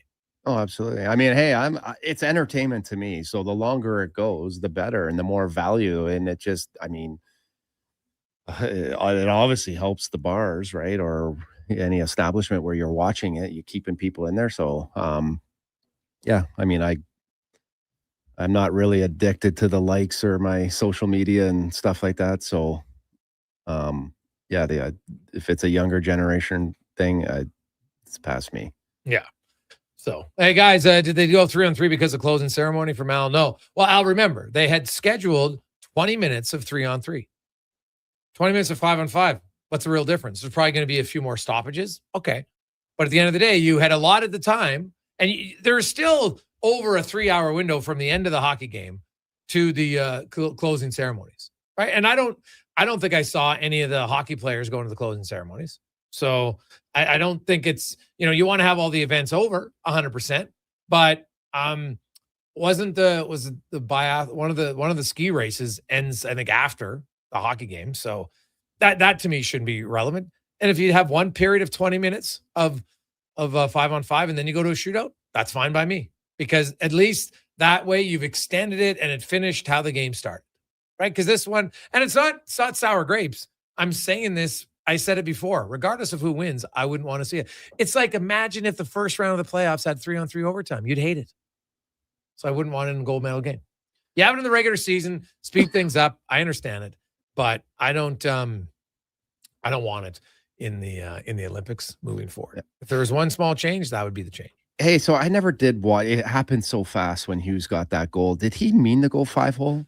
Or did he fan on it? I didn't watch yet. I watched the one replay when you see where he, like, I don't think that's a great goal given up by Binnington. But that's what I mean. I wonder if he fanned on it. Maybe, like, I just don't see him going 5-hole in that situation. It looked like he was coming out aggressively to challenge him. And to me, and then I don't know if but like why he opened up that much is kind of odd to me. I'm going to talk to Woodley later today about that goal. But when I saw the one angle that later on, I was like, oh, geez, that goal doesn't look like it's that great of a goal. Yeah. So we'll talk. We'll get Woodley's thoughts on that for sure. So, hey boys, do you think there's any concern with McDavid not playing tomorrow? Well, I guess it's not tomorrow; it's Wednesday. But keep in mind, the Oilers only have, with Kasperi Kapanen injured, unless they've got to make another move. Right now, they have 12 healthy forwards. Matt Savoy's one; he'll get recalled. And then Adam Henrique will be activated off of LTIR, and they have 12 healthy forwards. So I guess they could go 11-7, right? You'd recall Regula and go 11-7. You could do it. And it's not the end of the world. It's not ideal, but you could do it. But I don't know. I know he had tape on his fingers. Guys tape their fingers up all the time. It doesn't mean they're injured.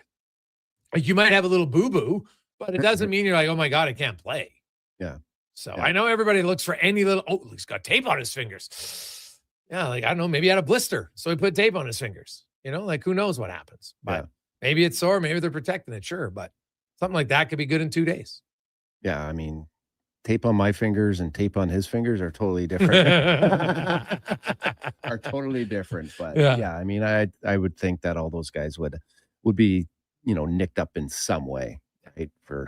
I mean, the one thing that impressed me, like, think of how fast that game was just to watch. Like, us watching it on TV was very fast. There wasn't a whole lot of time and space, and their ability, to make plays and that type of pace and speed and with the physicality. Could you imagine actually watching that live if you were anywhere around the fifth row or like that would just, I mean, the speed in which these guys are playing now and the ability to make those plays under pressure is, I mean, I'm just amazed. I was actually this morning, because I have Instat, I always try to find different skills and things that I can kind of pick out of the game that I can show kids. And, as I was watching it, it just, I'm looking, for areas and things, in those small spaces that guys are doing to kind of create a little bit of time and space. But I think any hockey fan out there just must have been just amazed at that speed and ability that that today's players play with now.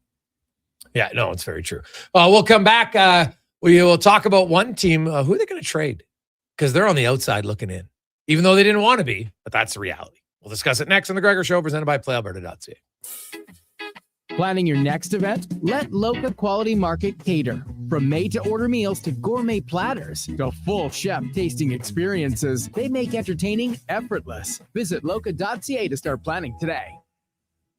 The job isn't done until the last load is hauled, and having a semi-trailer out of commission is not an option. Whether replacing or adding to your convoy, Edmonton Trailer has a huge inventory of new and used semi-trailers, trusted by the gravel, logging, oil field, fluids, and freight industries. Find a trailer right for you online or at one of their 3 locations. For sales, service, parts, rental, and finance, when you're in it for the long haul, Edmonton Trailer.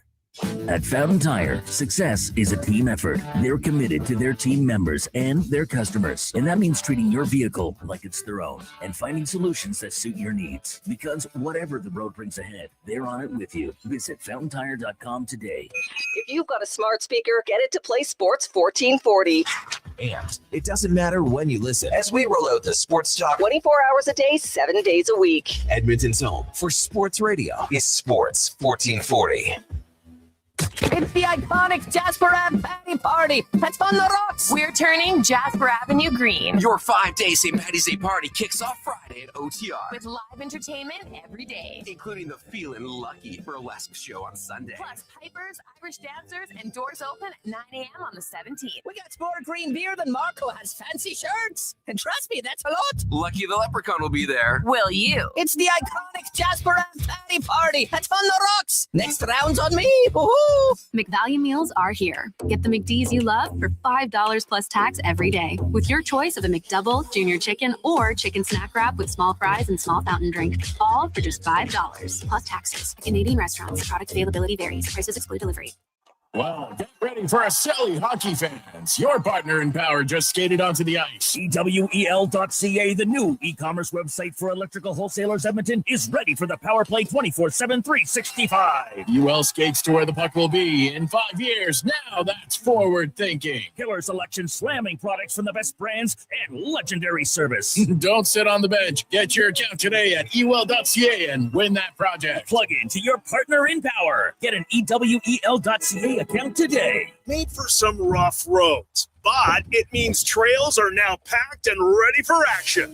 Don't miss out on riding adventures this winter with a Ski-Doo from Riverside Honda and Ski-Doo.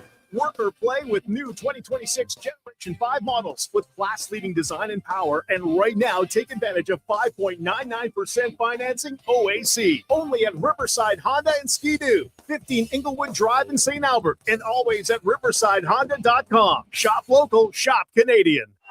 Every goal, every Selly. The place to cheer on your favorite team is Selly's Sports Bar and Lounge. Never a bad seat in the house with all games on tons of big screens. And Selly's menu, top shelf. Plus, check out the game night food and drink features. And don't miss the excitement of Oilers watch parties all season long. Experience Selly's Sports Bar and Lounge at all 3 Century Casino locations, Edmonton, St. Albert, and Century Mile. Every day is game day at Century Casino. This is the sound of a Toyota Tacoma arriving at the trail with 2 high-performance snowmobiles in tow. And this is the sound of a Tacoma arriving at school with 2 high-energy kids in tow. 2 extremes, 1 Tacoma with a powerful I-Force engine. Now's the time to get yours. It's time to Toyota. Lease a 2026 Tacoma Double Cab SR5 from $115 weekly for 60 months at 6.69% with $6,899 down. Visit shoptoyota.ca or your Prairie Toyota dealer today. Hey, Edmonton, did you know a local Play Alberta winner scored over $500,000 on Mega Jackpots Ocean Bells? Think about the season tickets you could lock down with that kind of cash. From major casino winners every hour to jackpots worth millions and hundreds of popular games to money that stays in the province, there's never been a better time to sign up for Play Alberta. Download the app today to get started with casino, sports, and lottery all in one app. Must be 18 plus to play. When you gamble, use your game sense.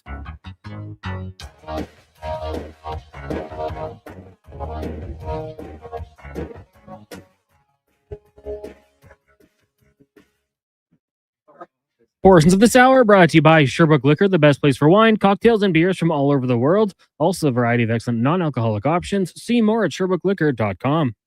The Jason Gregor Show, the best of Edmonton sports talk and beyond. This is Sports 1440. Presented by PlayAlberta.ca, Alberta's only regulated online gambling website.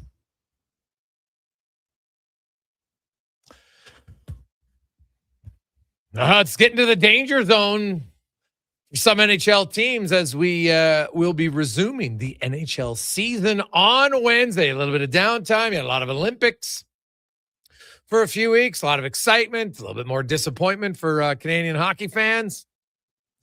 Tough end of the tournament. Yeah, brutal loss. Brutal loss. Wonder what, even if McKinnon scores, it doesn't guarantee they win, but man, I'd be curious, how would the U.S. have responded? They probably would have had a little bit of a push. We'll see. We'll never know. But man, would have liked to have seen a goal there if they could get it. But alas, was not meant to be. It is the Gregor Show presented by PlayAlberta.ca, where 100% of the revenue stays right here in the lovely province of Alberta at PlayAlberta.ca. I'm Jason Gregor alongside Sean Brown. Ken Wiebe from Winnipeg is going to join us. The Jets, I think, hey, you know what? They'll be ecstatic about Connor Halley. Probably torn, though. You're a Jets fan. You're like Canadian. You want Canada to win, and you're like, yeah, okay, saving grace. Our goalie played really well. Maybe if we get back to the playoffs. But what about Josh Morrissey? And here's the truth about the Winnipeg Jets, though. So they wake up today. They got 52 points. They're 11 points back of the Anaheim Ducks. So let's say the Ducks go 13-13, just 500. That gives them, they would have 89 points.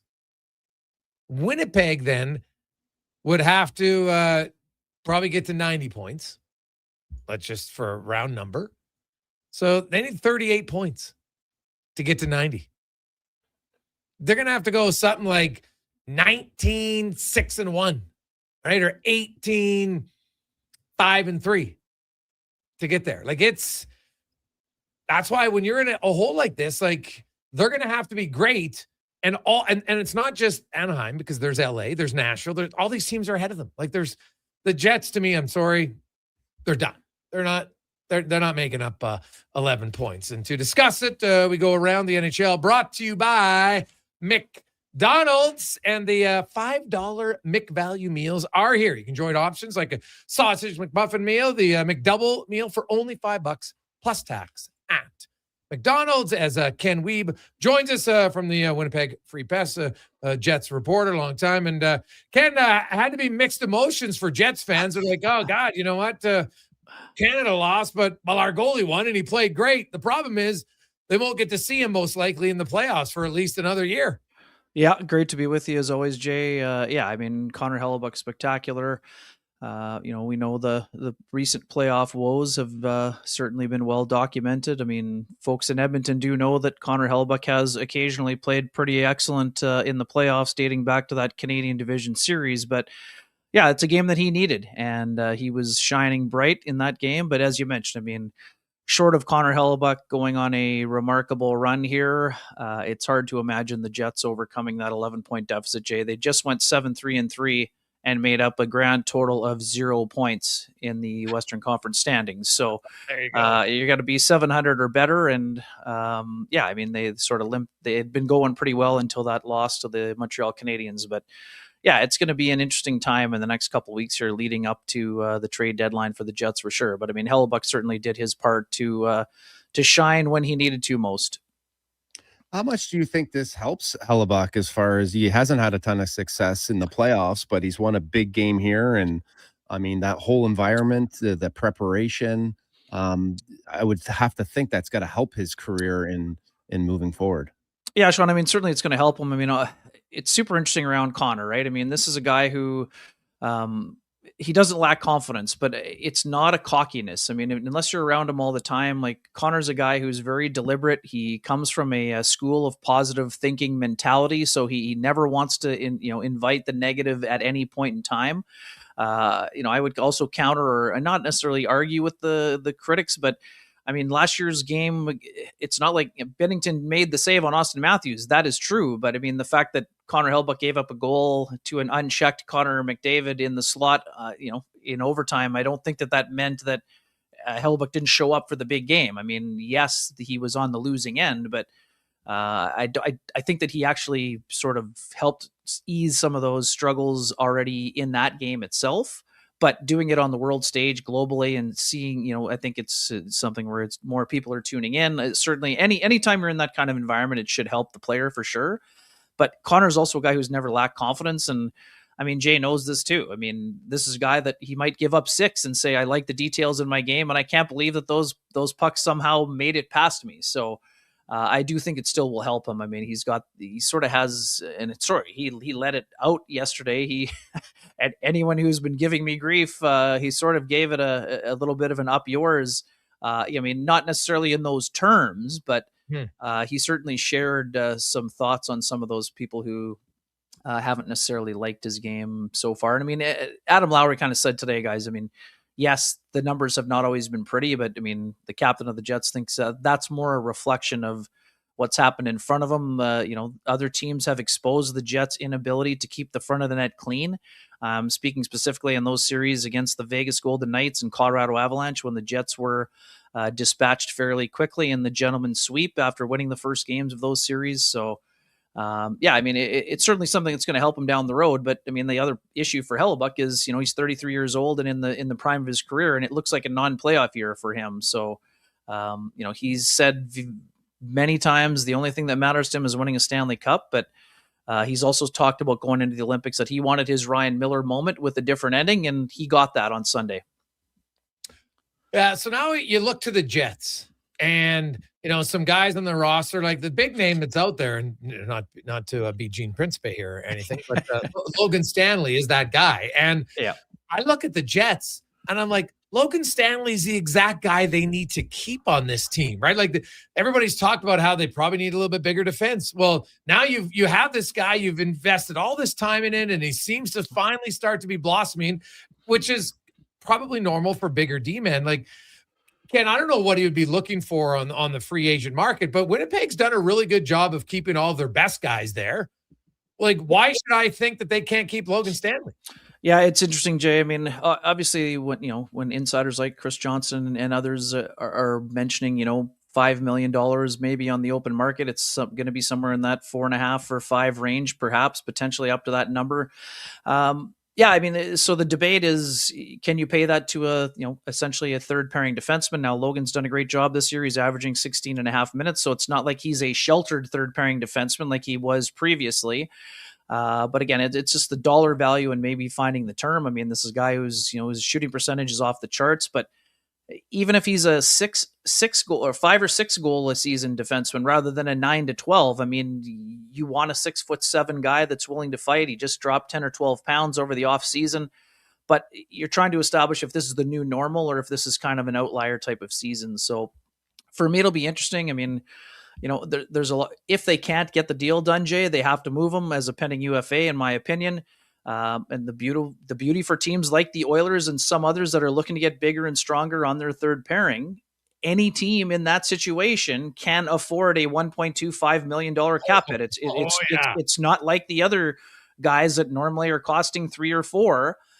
This is a guy who's going to be appealing to a lot of teams. So it's very interesting because you have some folks on one side, with the sunk cost fallacy. Oh, well, if this is as good as it's going to get, you got to move them. But like you said at the beginning, as soon as you move Logan Stanley, whether you think he's a 5th defenseman or a 6th defenseman, or maybe he can play in the top 4 at some point, an undersized defense corps is looking for the size that they don't have. So it's an interesting, I wouldn't say it's a bind for Kevin Cheveldayoff, but yeah, I mean, you also would hate to invest that decade in the player and see him now go out and flourish with another team again. And with the Jets core, a second round pick or whatever it ends up being, that's not going to be beneficial to guys like Mark Scheifele and Connor Halley, who are 33 years old and looking to try to win a cup before this window is closed completely. So I think but to me, it's also 50-50.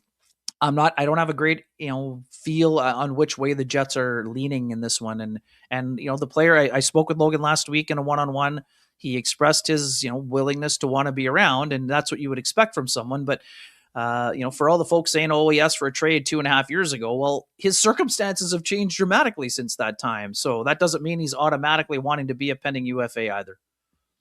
Yeah, it's got to be hard. I mean, it's got to be, the Winnipeg Jets are just coming off of, a spectacular season. And like you said, they're having a season that's not necessarily great, but you got to be careful that you don't get rid of the pieces that you're actually going to need, and they're not that far off. Is there anyone in the roster that you feel like they'd be more willing to part with? Yeah, I mean, they got 8 pending UFAs, Sean. So to me, any of those guys you're not going to bring back. You're probably looking to move some assets, especially for a team like the Jets. They don't have a 2nd or a 4th this year after getting Luke Schenn and Brandon Tanev at the deadline last year. I think Tanner Pearson, to me, guys, is one of the guys who would be an under-the-radar appealing guy. He's got 7 goals. All of them have been at even strength. Yes, we know the foot speed is not, he's not a burner. We know that, but he's a guy that can kill penalties. He's a big, strong guy, gets to the net, can score at even strength on a 4th line, and he has championship pedigree. So, and again, the price is right. I think he's just, it's under $2 million. So to me, I think he could be kind of one of the under the radar guys at the deadline here. He's not going to move for a big price probably, but he's a guy that would have some appeal. The interesting one, and maybe it appeals to the market as well. I mean, to me, Jonathan Toews, he, I spoke to him about this too. He wants to help solve what's been ailing the Jets and try to help them make a remarkable run. But again, a fourth line center, maybe at $2 million AAV. I mean, there's got to be some appeal to contending teams. We know teams like Tampa were interested in his services in the summertime. I mean, you guys know this. There is obviously a connection with Stan Bowman, and even though maybe there wasn't as much interest previously, not knowing what he was going to look like, I mean, I think you could make the case that Jonathan Toews at almost a 65% face-off man, could have some appeal to a team like the Oilers that's trying to get over the top and has been, knocking at the door the last couple of years. But Jonathan's season's been interesting. It's been up and down. He came out of the Christmas break absolutely playing great, skating better. I think he had 8 points in 11 games, but the taxing nature of the schedule is kind of caught up to him at times.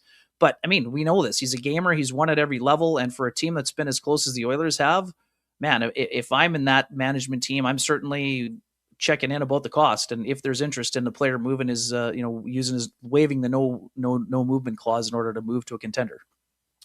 Ken, we've joined us discussing the Winnipeg Jets. And Ken, the season, I know it's not officially over, but you just outlined 7-3-3 and they gained 0 points. So, they only got 26 games. They'd have to go on the heater of heaters. And then some teams are and a lot of teams have to flounder. It's just not going to happen.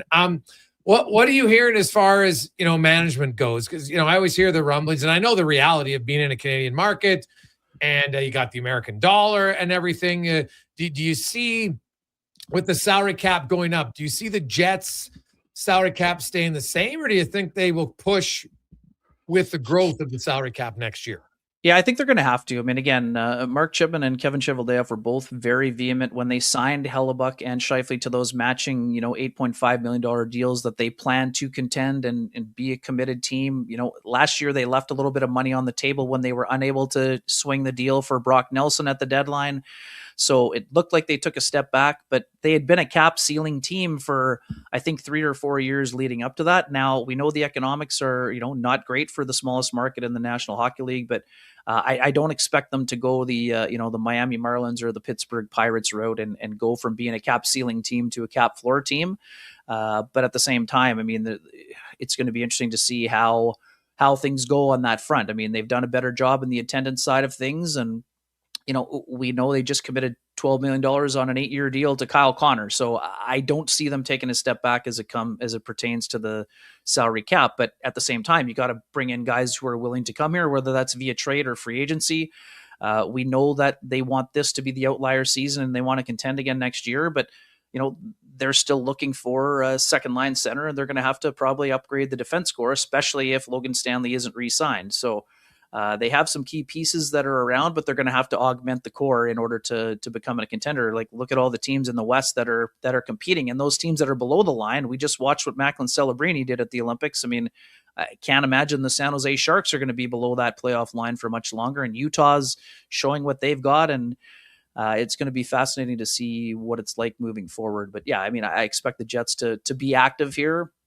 And they know that their roster is going to need a little bit of an injection of talent if they want to be a true contender moving forward. So whenever anyone's losing, obviously there's a microscope and everyone's under it. Is Scott Arniel under the hot seat, or is the management done enough? What are your thoughts on that? Yeah, Sean, I mean, it's a great question. I mean, it's hard to imagine that an organization that's been known for patience and only had 2 coaches in 14 years, 3 with Rick Bowness, that they would be looking at making a move for a guy who just led them to the best record in franchise history 1 year ago. But at the same time, I mean, everything will be under scrutiny. I mean, that's the nature of the business. I mean, you guys have seen it there with the replacements behind the benches as frequently. I don't see Scott Arniel being in trouble, but at the same time, I mean, everyone is going to be under the microscope, and we know that some of the moves that Kevin Cheveldayoff made didn't work out, but I don't see a change in that chair. I mean, Mark Chipman's been very, straightforward in letting it be known that he expects Kevin Cheveldayoff to be the guy running the organization. When the Jets came back into the NHL in 2011, Sean, they used the sort of Detroit Red Wings model, and we know that Ken Holland was the general manager for a long time there. That's not to say that changes can't happen down the road, but I don't see that. being an issue. And now, if the Jets were to get off to a bad start next year, I mean, everything would be kind of on the table, but I don't see either one of those guys, heading to the unemployment line during the off season. But again, those aren't my decisions that are being made. What are you hearing on Josh Morrissey and his availability back? Yeah, Jay, it's a great question. I mean, Scott Arniel would only go so far to say that he would not be playing on Wednesday against the Canucks. But again, we all heard the Darren Drager report this morning also that maybe it was going to be substantial. So again, I think they're waiting to give any confirmation one way or the other after he sees the doctors when he gets back. I mean, I think we know the players are flying to Miami today. I don't know when they're landing there, and I don't have Josh's schedule or itinerary in terms of when he'll be back here, but. Again, if the number one defenseman on the team that is, in sort of a big predicament is unavailable for any length of time, I mean, that's obviously going to have an impact on, how quickly or how substantial the cuts may be coming in terms of the deadline on the horizon here, guys. Well, I've always said it, Ken, when you want your team to tank, you need some help. Honestly, when I say it, and I say it in all sincerity, you need some key injuries to guys. Like when the Oilers got their first overall pick, it was not planned. They lost their starting goalie, their best defenseman in Surrey, and their two best forwards in Horkoff and Hemsky, and then they went into the tank. But you can't because if Josh Morrissey's in the lineup, he's going to try his best. That's just a fact. So you take an Olympian out of your lineup. Well, guess what? Now your lineup isn't that good, and your odds of winning go down. Yeah, no doubt. I mean, and Josh has had an exceptional season, and it just, I mean, again, everyone in their market knows there's different impacts, but I mean, the fact that Josh played, a period and two shifts at the Olympics after, the heartache of not being able to play because of that nasty flu virus that knocked out Cale Makar previously in the tournament at Four Nations. I mean, Josh is devastated that he was unable to be in the lineup, and play here. But again, he's also, like you said, he's a guy that wants to be helping his team, and those guys are all wired the same way until there's the, I guess we wouldn't say X beside the team's name because those are the teams that get in. Until you're mathematically eliminated, those guys are going to be trying to do everything they can to keep their team in it. But yeah, if you lose a 24.5-minute guy, I mean, those guys, you're not replacing Josh Morrissey with Ville Heinola and not having a drop off. I mean, that's just a fact. So it'll be interesting to see. And again, we know Connor Hellebuyck was super busy at the Olympics. This is 5 extra starts that he had. That means Eric Comrie will start for sure Wednesday, Friday, kind of up in the air with the White House visit and everything else that's on the docket. But yeah, I mean, we'll also be watching how the Jets manage the workload of Connor Hellebuyck based on the knee injury that knocked him out of action earlier this year. So yeah, interesting times on a number of fronts, and could lead to some, interesting opportunities for Eric Comrie, the Edmonton product there down the stretch. And he's one of those pending unrestricted free agents. So I would expect the Jets to bring him back given the nature of the relationship with Connor Hellebuyck. But again, if he's not signed, maybe there's a team that's looking for goaltending depth that would be considering, making a call for Eric as well. Interesting. Ken, we'll be probably talking to you quite often, maybe in the next 10 days. So leading our 12 days, I guess, leading up to the deadline. So enjoy. It should be a busy time in Winnipeg. Yep. Thanks for having me. Always a pleasure, and enjoy the games as they get back into action here, fellas. Thank you again. You betcha. There's Ken Wiebe from Winnipeg and the Jet. Hey, they got some interesting guys, but I'm with you, Brandon. Like, to me, yeah, you can trade away Logan Stanley, and I'm just like, you just traded away a guy that you've developed internally for that long and is a big guy and is really stepping into his own. And I'm kind of like, why? And if it's like, I don't even think $5 million is that egregious. It's not that crazy. Like, now I don't know if you would get $5 million, but I look at some other defense and I'm like, pay him $4 million and don't even worry about it.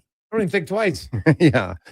Yeah, it's a tough one. I agree with you. I think he's coming into his own, not only just, understanding the game and feeling more comfortable, and he has some consistency to his game, but, you can't teach that size, right? That size, that stick, and now he's added that physicality. He's obviously, a guy that would be very uncomfortable to play against, because he's willing to get involved, and he's willing to get, drop the gloves if he has to, which makes him even that much more dangerous. And, there's just not a lot of guys in the league that are willing to do that, capable of doing that. So I don't think they're far off. I mean, it's a tough call for management, obviously, right?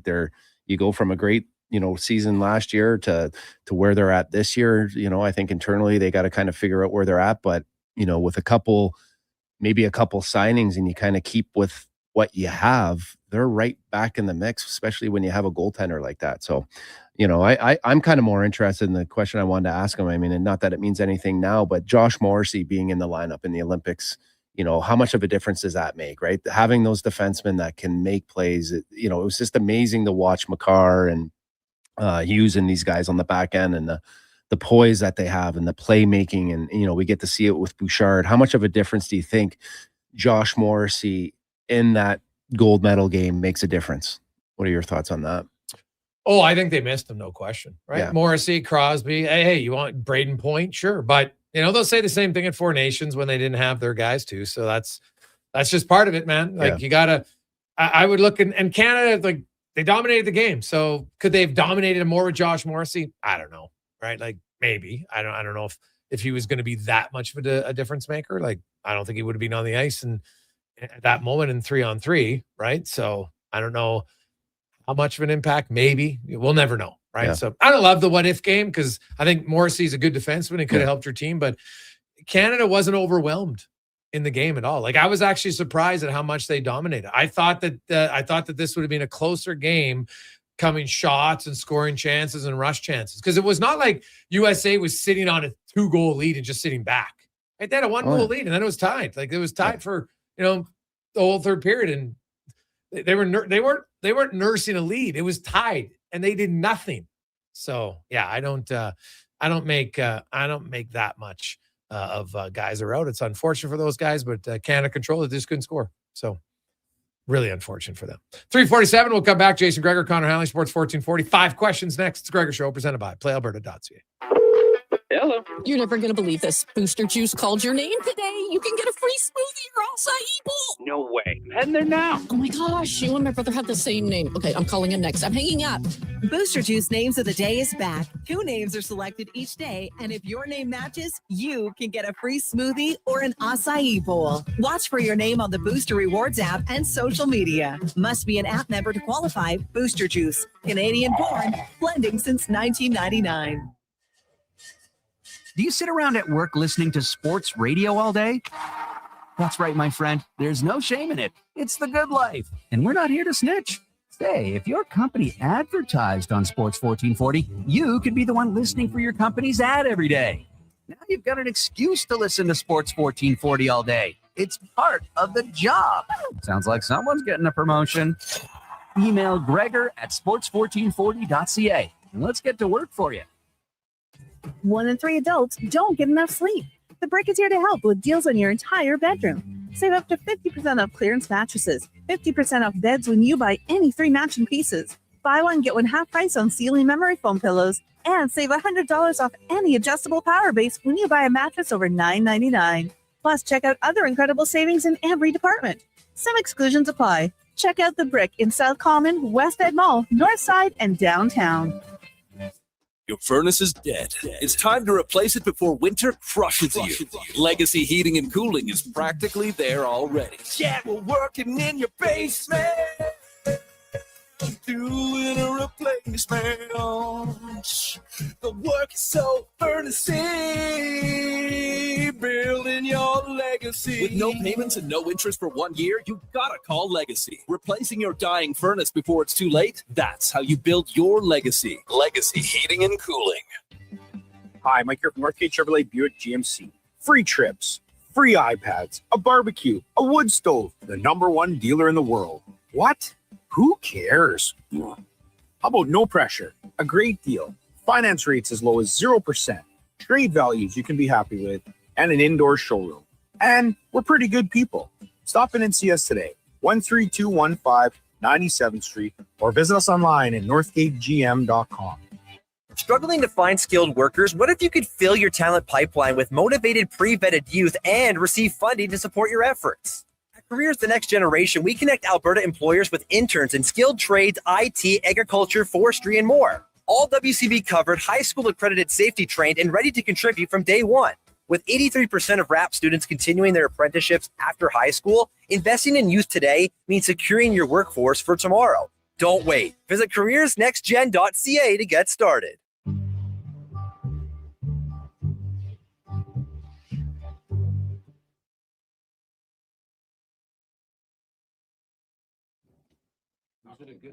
Portions of this hour brought to you by Leading Edge Physio, from weekend warriors to professional athletes, kids playing soccer to grandparents in the garden, rotator cuff tears and tendonitis to post-surgical knees and hips. We fix your body. Life shouldn't hurt. LeadingEdgePhysio.com. The Jason Gregor Show, the best of Edmonton sports talk and beyond. This is Sports 1440. Presented by PlayAlberta.ca, Alberta's only regulated online gambling website.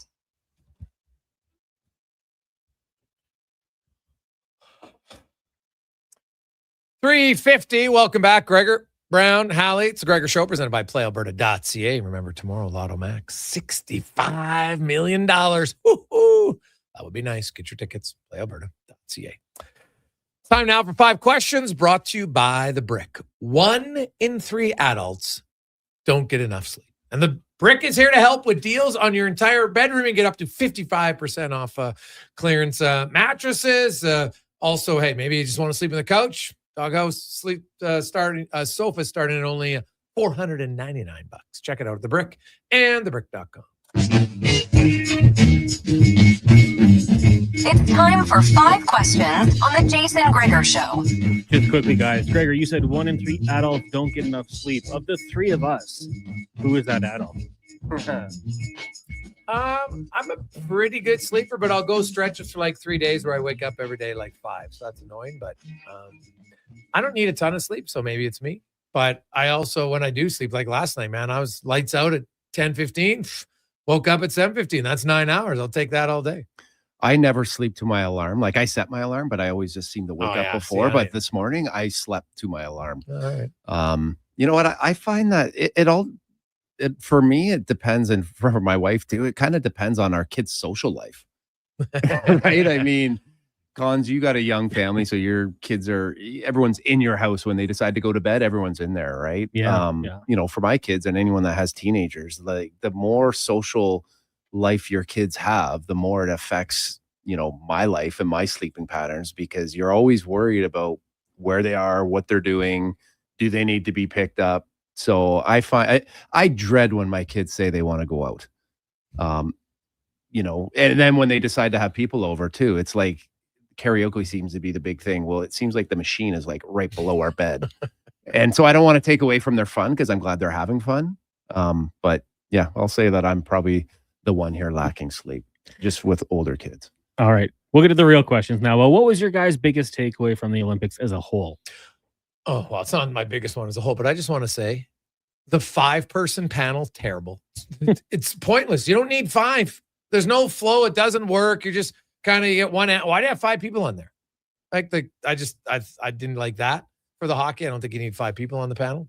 But my biggest takeaway of the Olympics would be that, man, sports is awesome and can just kick you in the nards in an instant. Right? Like you look at some of those losses, like people lose, like, you know, Kingsbury, he actually tied and then they had to go to a technical tiebreaker for him to lose a gold medal. Now, luckily for him, he won another one, and he's won other gold medals, but my goodness, like I saw a lot of people finish 4th, which is still in the world. You're 4th best at something within 100th of a second or 1 point by the judges and you lose the medal. Like, God, it can be heartbreaking. What do I take away? I mean, I liked it. It was great. I think by the time once it ended, I was okay with that too. You know, like I was just done with those types of, at first it was exciting to watch all the different types of sports, but then by the end of it, I was kind of done. But I guess, you know, the rivalry between the US and Canada to me is kind of, you know, hit a different level. I think, you know, with the personalities and the type of players that are involved with the Kachucks, you know, Sam Bennett, Tom Wilson, I think, you know, that rivalry is, you know, at another level of excitement. Question number 2. Now, you can't take Connor Bedard or Matthew Schaefer. Give me 3 players who you think will represent Canada in 2030 at the games in France who are not on this team in Italy. I think I'll go with because they're playing the Oilers' next games against Anaheim, but I like that Mason McTavish, I think is, you know, just with his skill, I think he'll be ready to go by that time. I'll go Dustin Wolf. He's American, isn't he? Is he American? He is. Yeah, he's American. My bad. Okay, then I'll go with Bouchard. Then for the third, maybe someone off of San Jose, one of those young forwards there, but I don't know if they're American or Canadian either. Well, Misa's Canadian. Okay. Will, the other guy's American, Smith. So, I will go Wyatt Johnston for Dallas. Evan Bouchard too. I think that's kind of an easy one. And I'm looking at their blue line, and I can't go Schaefer. Olympic team or World Cup team? Olympic team in 2030. 4 years away. Okay. Dobson, Montreal. No, I'm not a big fan. Dylan Gunther. Oh.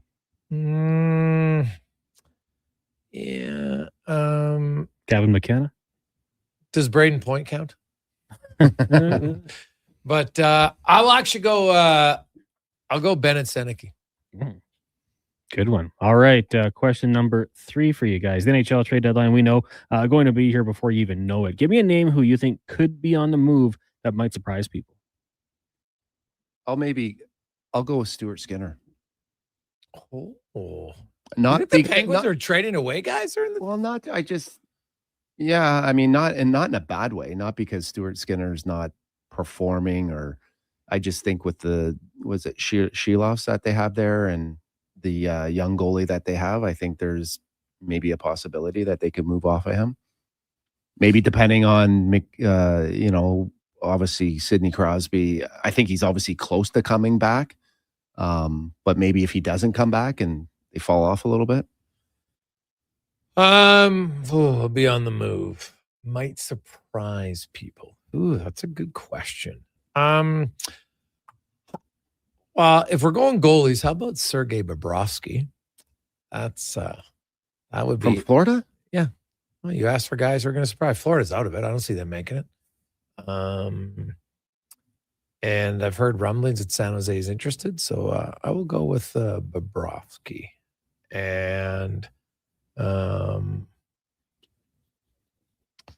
just trying to think, who could the Rangers trade that would be a surprise? Because I think they're desperate to do something, and I think they might do something stupid. So how about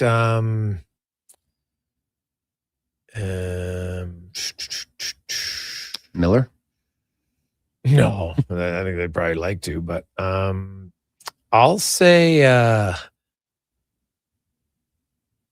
Alexis Lafreniere.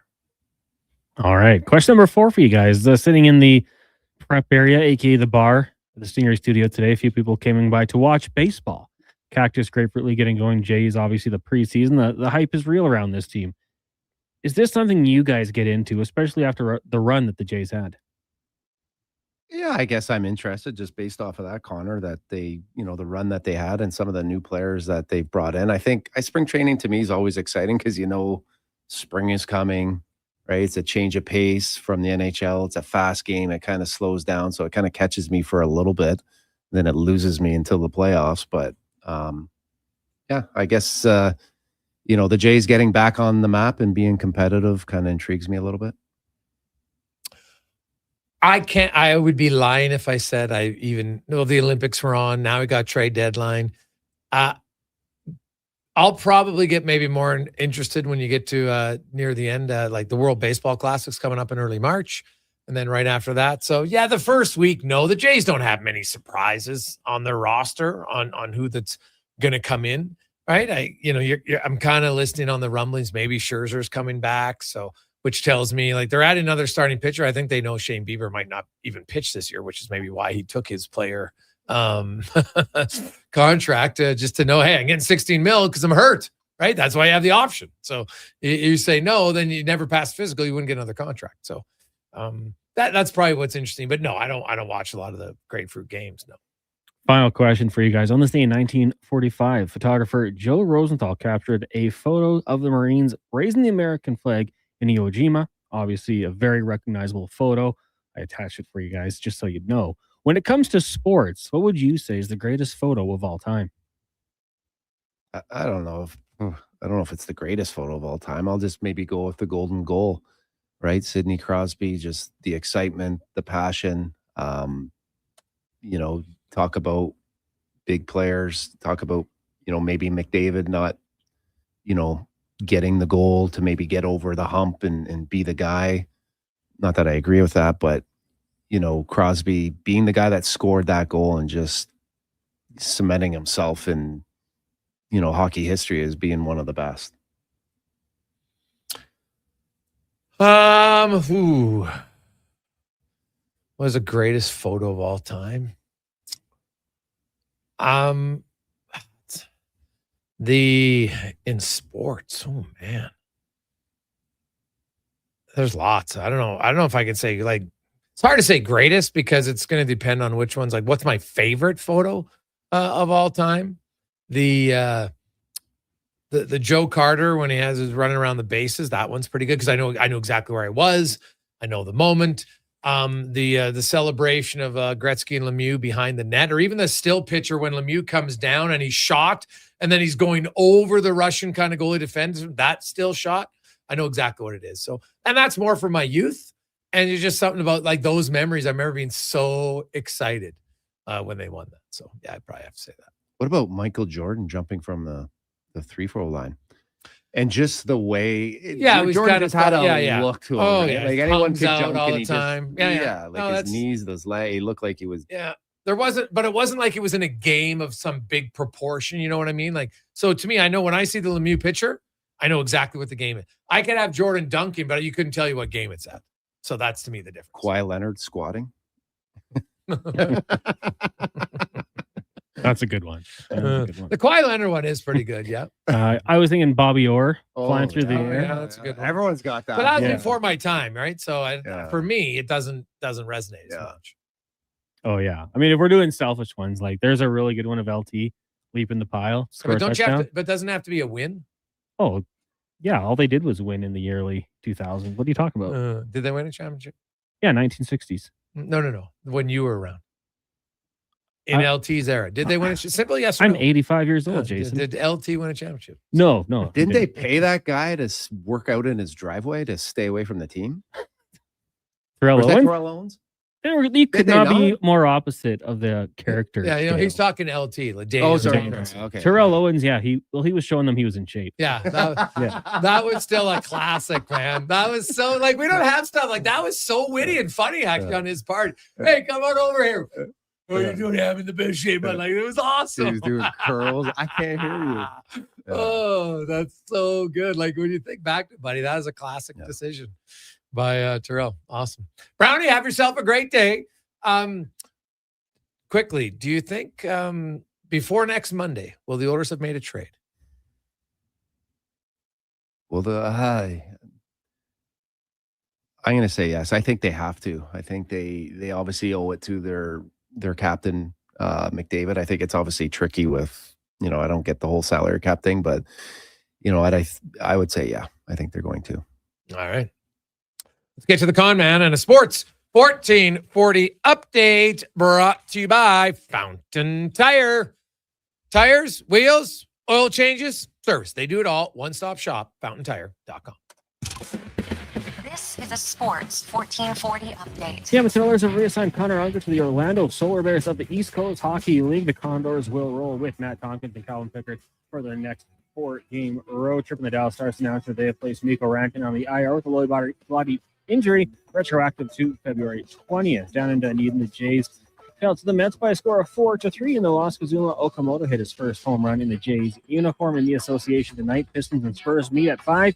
We also have the Kings and the Grizz and the Rockets taking on the Jazz. And from the NFL, Atlanta Falcons vying to place the franchise tag on tight end Kyle Pitts Sr., meaning the 5-year vet will make just over $16.3 million next season unless he signs a long-term deal. Coming up in Hour 3 of the Jason Gregor Show, we'll be joined by new Elks receiver Austin Mack. And here, the stat of the day. I'm Connor Halley. This has been a Sports 1440 update. Sports 1440, Stingray Radio Station. CKJR broadcasts from West Edmonton Mall and Wetaskiwin. Download the free Stingray music app and listen wherever you go. A pizza from Papa John's is already pretty great, but you know what's even better? 2 pizzas from Papa John's. For a limited time, get a medium one-topping pizza for only $6 when you order any large specialty pizza at regular menu price. Whether you're feeding your family, your team, or yourself, Get your next meal from your locally owned and operated Papa John's with a $6 one-top medium when you order any large specialty at regular menu price. Better ingredients, better pizza, Papa John's. Legacy Heating and Cooling offers no payments and no interest for 1 year on your new furnace. So when you wake up to no heat, call Legacy. Call Legacy. If you need it immediately with no overtime rates. If you need it immediately and want to combo it with AC. Call Legacy. Call Legacy. No payments and no interest for 1 year on your new furnace. It could only be Legacy Heating and Cooling. Remember 2025? That's so last year.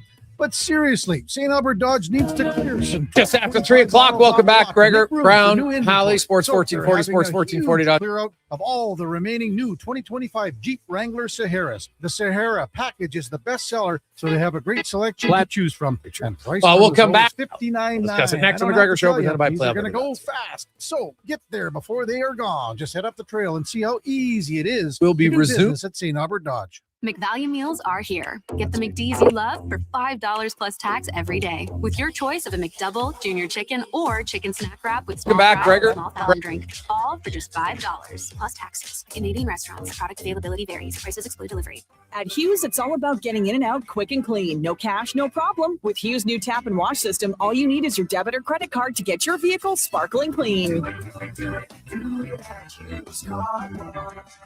Find us at HughesCarWash.com. Who's that working on the underground utilities over there? All-Star Construction, that's who. What about the street lighting? Yep, All-Star Construction. And the directional drilling, hydrovacking, neighborhood renewal, and telecommunication work? Yep. And yep. Since 2009, All-Star Construction has been doing all that and more, shaping and building Edmonton communities for land developers all around Edmonton. That's what All-Star Construction is all about. Sports 1440 is your front row seat to the wild world of sports. Local legends, national headlines, and everything in between. Your game, your station. This is Sports 1440.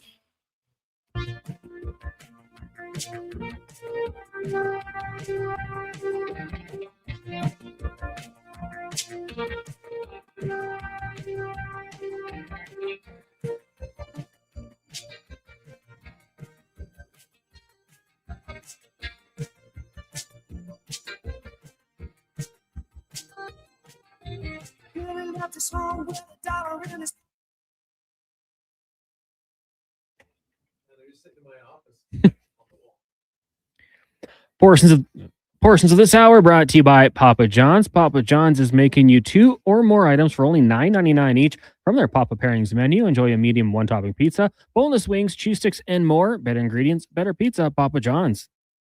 The Jason Gregor Show, the best of Edmonton sports talk and beyond. This is Sports 1440. Presented by PlayAlberta.ca, Alberta's only regulated online gambling website.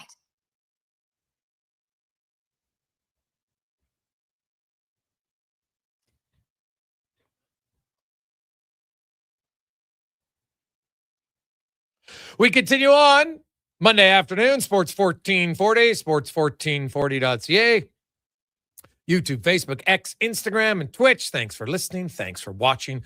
The show is always brought to you by our title sponsor, PlayAlberta.ca, where you can get in the game.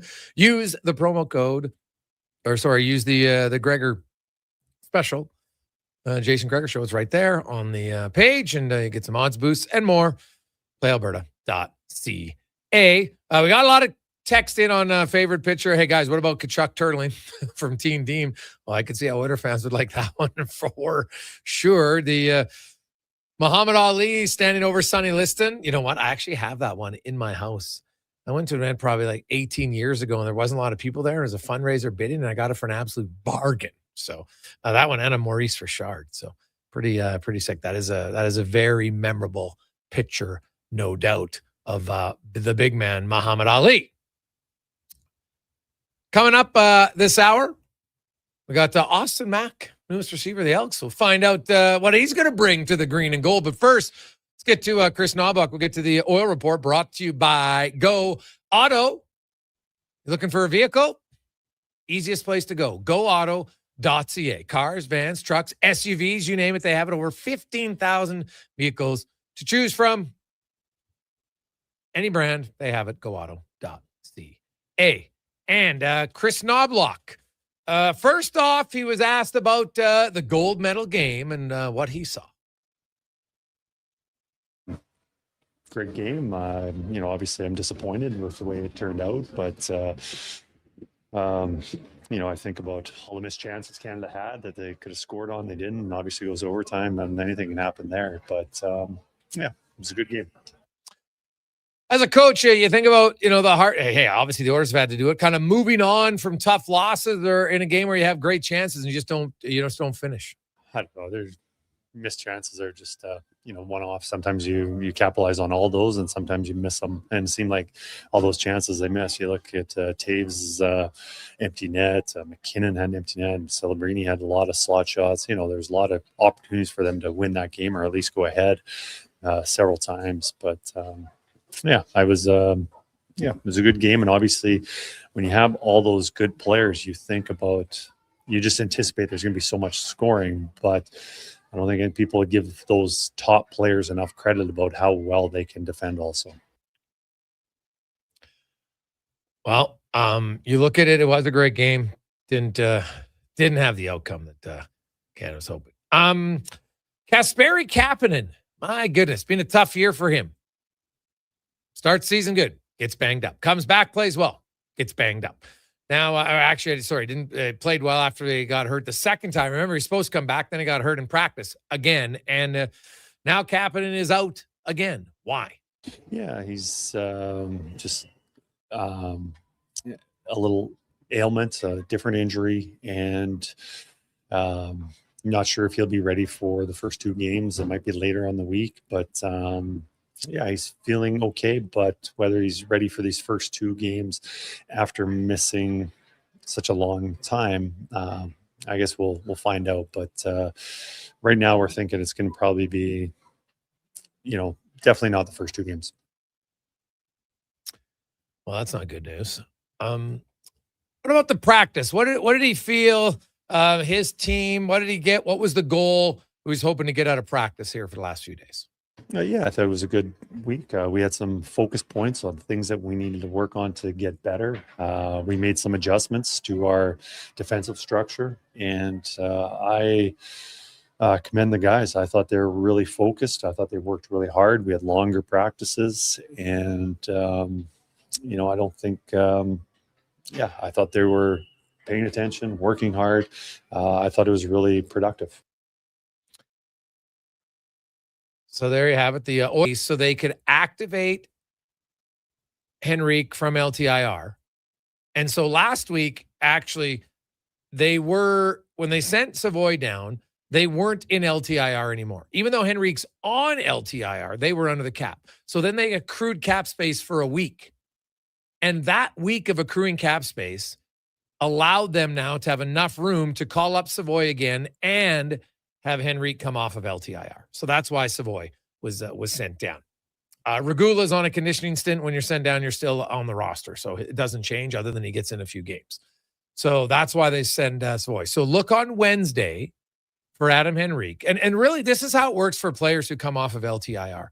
You wait until the final practice is ended and the guy's healthy, then you bring him off LTIR. Because on some weird thing, people are like, well, why not just take him off LTIR today? So let's say you do that. And then he, takes a puck in the face, has to be out for 5 games. Well, now you've just lost that cap space, but you can't put him back on LTIR because it's not a long enough injury. So that's why they wait until usually after the morning skate on the day of a game, if there's a morning skate, and then that's when they would activate the player. So I would expect him to be activated on Wednesday, and they need Savoy to stay in the minors until they can activate him and recall him on Wednesday. But both of them will be in the lineup on Wednesday. The other thing that we'll see could transpire before then, if they want to recall Josh Szymanski, they have to send someone else down. They just don't have the cap space unless someone gets injured and goes on LTIR. And I guess anything's possible, but that seems unlikely. So they would have to move one of their veterans, place them on waivers, or maybe facilitate a trade before Wednesday to recall Szymanski. I'm not sure that's going to happen. I've outlined my reasons why I think Josh Szymanski should be the Oilers' third-line center. I would experiment on a line with him, Podkolzin, and Frederic. It's a physical, big, heavy line. It's got enough offense to contribute. Trent Frederic, when he was scoring 17 and 18 goals, wasn't playing top-line minutes. He's basically playing third-line minutes. That's what he was doing. So he can do it. Podkolzin never questions work ethic. I don't think anybody does. That guy is relentless all the time. And I just think a line like that, they're not going to play the other team's top guys. But Podkolzin's not a defensive liability. Trent Frederic, in those 2 years in 23-24, he outscored opponents 93-60, 5-on-5. Really solid. He's not a defensive liability. So if you had to play them a few shifts against another team's top line, I don't think you'd be putting your hand over your eyes praying that something bad doesn't happen. I think they'd be fine. Josh Szymanski, in a very small sample size, has shown he's got very good defensive instincts. Below the puck, he's in the right positions. And oh, by the way, he's 80% on defensive zone faceoffs. I know it's a small sample size. Doesn't matter. He's 59% overall, but he's 80% in the defensive zone. So I like that, right? You feel confident. He's probably taking draws on his strong side. Great. That's what you can do. Frederic can take him on the other side, right? Frederic's not terrible in the faceoff circle if you were worried about that for Szymanski. So to me, those are some things that I would look at and reasons why I think that I would try that Szymanski combination with Frederic and Podkolzin. I just think that that's what the Oilers need. They need, you have to have different lines. They've got the skill. Their top two lines are skilled. Hyman battles, I get all that. But they need a heavy line. Look at the Olympics. Even at the Olympics, best on best. Which line for Canada was the second biggest difference maker? Marchand, Bennett, Wilson. Straight up and down, north and south, bang bodies, win battles. And they didn't play tons. They played 11 minutes, for goodness sakes. But did you notice them? Yes. In Edmonton, there has to be have to stop thinking that, you got to have way more minutes to contribute. I don't think so. Make the most of what you have. Need more of that. Hey, guys, which goalie started on Wednesday? Well, yeah, I think it's Tristan Jarry. I don't think it's much of a debate. Unless they want Jarry to play against Kings. But Anaheim's closer right now. So I think it'll be Jarry on Wednesday, and it'll be Ingram on Thursday, and then Jarry again probably on Sunday. Unless he completely soils the sheets. That's kind of how I would see it. So, hey, guys, do you think Ottawa would trade Jordan Spence? Excellent numbers against elite mid-tier competition. Looks like an elite third-pair guy. That'd be a very good second-pair guy. Brad. Well, Brad, I don't see him as a second-pair guy at all. You go look at Jordan Spence and see who he's playing against. He's not playing against top-line guys. So when he was in LA, he wasn't, he's a third-pair defender. Nothing wrong with that. But the Oilers need a bigger, and he's too small. They need a bigger body, second-pair right defenseman. If I'm looking at Ottawa, I'm looking at Artem Zub, but well before I'm looking at Jordan Spence. It's not, I don't even think that's a debate at all for me. It's him all the way. So, they'll look for other guys. I just don't think Jordan Spence would be the guy for me in Ottawa to consider. They've got Zub and they've got Jensen. He's their third pair defender. Right. And hey, there's nothing wrong with having a good third pair defender at all.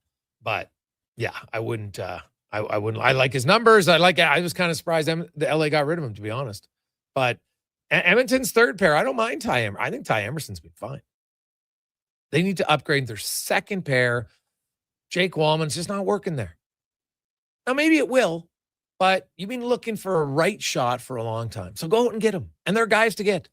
Connor Murphy, Ristolainen, Artem Zub, who I don't think is available, but I'm still knocking on the door to see maybe. Zach Whitecloud in Calgary is a guy I'd consider for sure. Jonathan Kovacevic in New Jersey. Came off the injury. He's only played 11 games because now it's a triceps injury. It's different than, a knee or something like that. To me, it's not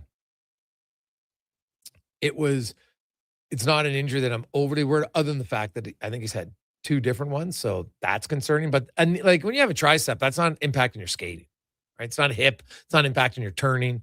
So in that sense, he should be all right. But those are the guys I would look at. And guys, you trading Wallman for one of those D-men? No. I want if Wallman's my third pair of defensemen to start the playoffs, I don't worry about salary cap till next year. I want to win. And you need depth. Like the odds of all 6 D-men going every game in the playoffs, pretty low. So no, I don't think you'd be moving one. Like he's under contract for long term. Yeah, I know he's being banged up this year. It's a valid point. Block some shots. Got to get in a little bit better conditioning, I think, on Jake Wallman. And I just always wonder if that's part and parcel. Greg, what about Ristolainen in Philly? Yeah, I mentioned him. He'd be a guy I'd consider. Now, the concern with Ristolainen, now it can be twofold. A, he's going to be so fired up he's never played in the playoffs before. Right? Just because you haven't played in the playoffs doesn't mean you can't be good in the playoffs, right? But he's never been in the playoffs, and he's never really been on a good team. And so that's why some of his analytics aren't going to look great. Right? Jay Bouwmeester, before he got to St. Louis, was never in a playoff team. Now, they made the playoffs and lost in the first round. He had never won a round in the playoffs until they won the Stanley Cup. Played pretty damn good. So I'm not that concerned about Ristolainen's lack of playoff experience. I think it can work in a way that not only does he get fired up, it kind of excites your teammates. You got a new guy coming in, and it's just like, man, this is unbelievable. It reminds you of how awesome it is. Because like anything in life, you take your spouse for granted sometimes. Kids take their parents for granted sometimes. Parents take their kids for granted. You get used to something. So even going to the playoffs every year and going deep, maybe you get used to it. If all of a sudden some new guy comes in, it's like, this is unbelievable. We just won a round. I've never won a round in the playoffs. That can be a little extra juice in a locker room for sure. So there could be some positives to him coming in. Tyler Myers, another guy. Yeah, $3 million. I'd have time for that. Obviously, the Canucks aren't afraid to trade with the Oilers, so definitely I'd put him on the list. Take a quick break. We will return. It's the Gregor Show, presented by PlayAlberta.ca. A pizza from Papa John's is already pretty great, but you know what's even better? 2 pizzas from Papa John's. For a limited time, get a medium one-topping pizza for only $6 when you order any large specialty pizza at regular menu price. Whether you're feeding your family, your team, or yourself, get your next meal from your locally owned and operated Papa John's with a $6 one-top medium when you order any large specialty at regular menu price. Better ingredients, better pizza, Papa John's. Need a new ride for road trips, errands, or just life on the go? Go Auto offers a massive selection with over 15,000 new and used vehicles to choose from. With over 70 locations across Western Canada, finding your next ride has never been easier. Whether it's a roomy SUV for the family, a sleek car for the open road, or a rugged truck for your weekend adventures, you'll find it here at a price you'll love. Explore thousands of vehicles today at goauto.ca. It's the iconic Jasper Ave Patty Party. That's on the rocks. We're turning Jasper Avenue green. Your 5-day St. Paddy's Day party kicks off Friday at OTR. With live entertainment every day. Including the Feelin' Lucky burlesque show on Sunday. Plus pipers, Irish dancers, and doors open at 9 a.m. on the 17th. We got more green beer than Marco has fancy shirts. And trust me, that's a lot. Lucky the Leprechaun will be there. Will you? It's the iconic Jasper Ave Patty Party. That's on the rocks. Next round's on me. Woohoo! For over 60 years, the folks at Diablo Boots have been selling the best Canadian-made boots. Handcrafted in Winnipeg, Canada West makes the best quality cowboy, biker, and work boots for Diablo Boots with replaceable soles and heels. Why buy cheaper quality like Ariat, Justin, and Red Wing made in China when Canadian-made is better? Support Canada's workers and Diablo Boots for the best boots. So save on boots by Save On Foods. That's Diablo Boots, 3340 Gateway Boulevard on the east side of Save On Foods. Canada West and Diablo Boots, the 2 best names in the boots business. Great news for your weekend project. CFI, that's Custom Floors Inc., is now open 6 days a week with Saturday hours from 10 till 2. Get top quality Canadian products from Beaulieu with the convenience you need. For your free estimate, visit CFI at customfloorsinc.ca. Hey. Sports 1440 is your front row seat to the wild world of sports. Local legends, national headlines, and everything in between. Your game, your station. This is Sports 1440. Debt can take over your life. The stress, the constant worry, it can feel like you're drowning. When people come to see me, they're often anxious and feeling hopeless. But when I explain how I can help them get out of debt, those feelings melt away. I'm Parveen Middleton, licensed insolvency trustee at BDO here in Edmonton. I will create a personalized debt relief plan so you can move forward with confidence. Call 1-833-BDO-TALK or visit bdodebt.ca to discover your debt-free future.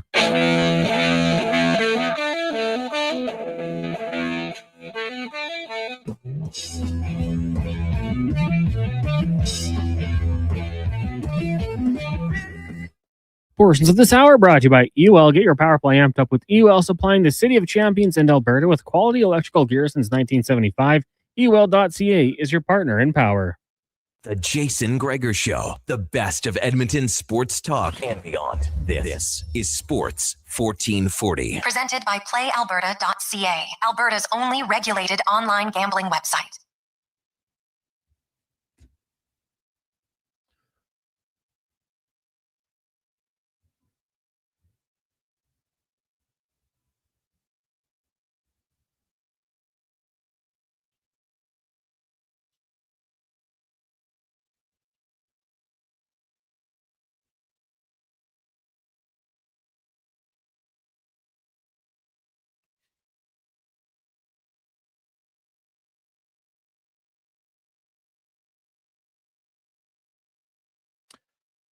Sport 28. Jason Gregor, Connor Halley, Sports 1440, sports1440.ca, YouTube, Facebook, X, Instagram. Hope you are having a fantastic Monday. Maybe getting excited. Hey, you got to think ahead. Can't change the past. You got to move on. I know it was a tough loss yesterday for Canadians. Brutal. More if you think about it, so it's best just to be like thinking about something else. Move on. It was an excellent game until the final goal. Then it wasn't great. So, ouch. Canadian players making their way back home. We'll see Josh Morrissey, we know, isn't going to play for the Winnipeg Jets. I'm curious about the Pittsburgh Penguins and Sidney Crosby's health, because the Penguins are right in the mix. And they are currently in second place in the Metro. They got 70 points. The Islanders have 69, and then you have the Blue Jackets with 65. So Pittsburgh does have a 5-point lead on the Blue Jackets. They played the same amount of games. They're 1 point up in the Islanders, but they have 2 games in hand. So they're in a pretty good spot. However, what if Crosby's out? That could be a problem. Now, you look at the Penguins. They play New Jersey and the Rangers. So no problem there. But after that, the Penguins have one of the toughest schedules in the NHL in the month of March. So they play Vegas twice. They play Boston twice. They play Carolina twice and Colorado and Buffalo. And that's just in their first 10 games, and Utah. So 9 of their first 10 games in March are against playoff teams. The only one who isn't is their state rival, the Philadelphia Flyers. And then the next week, they play Carolina, Colorado, and Dallas. So think about that. They got Carolina 3 times, Colorado twice, Vegas twice, Boston twice, Buffalo, Dallas. That is a brutal schedule. If Crosby's out for any period of time, they could be in trouble. So that is definitely something to watch for. So we'll look at a few other team schedules, man. The Oilers, they got a pretty favorable schedule. Penguins, not so much. Let's get to our football report, brought to you by Legacy Heating and Cooling, where the rates never change. No overtime charges. That's how you build a legacy at legacyheating.ca. One of the big acquisitions of the offseason for the green and gold was they wanted a number 1 receiver, and they went and got one, of course, with the Montreal Alouettes for the past few seasons. Austin Mack joins the green and gold, and he joins us on the show now. Austin, welcome to Edmonton. How you doing? What's up, guys? I'm blessed, man. I'm doing really good. Super excited to get this thing going.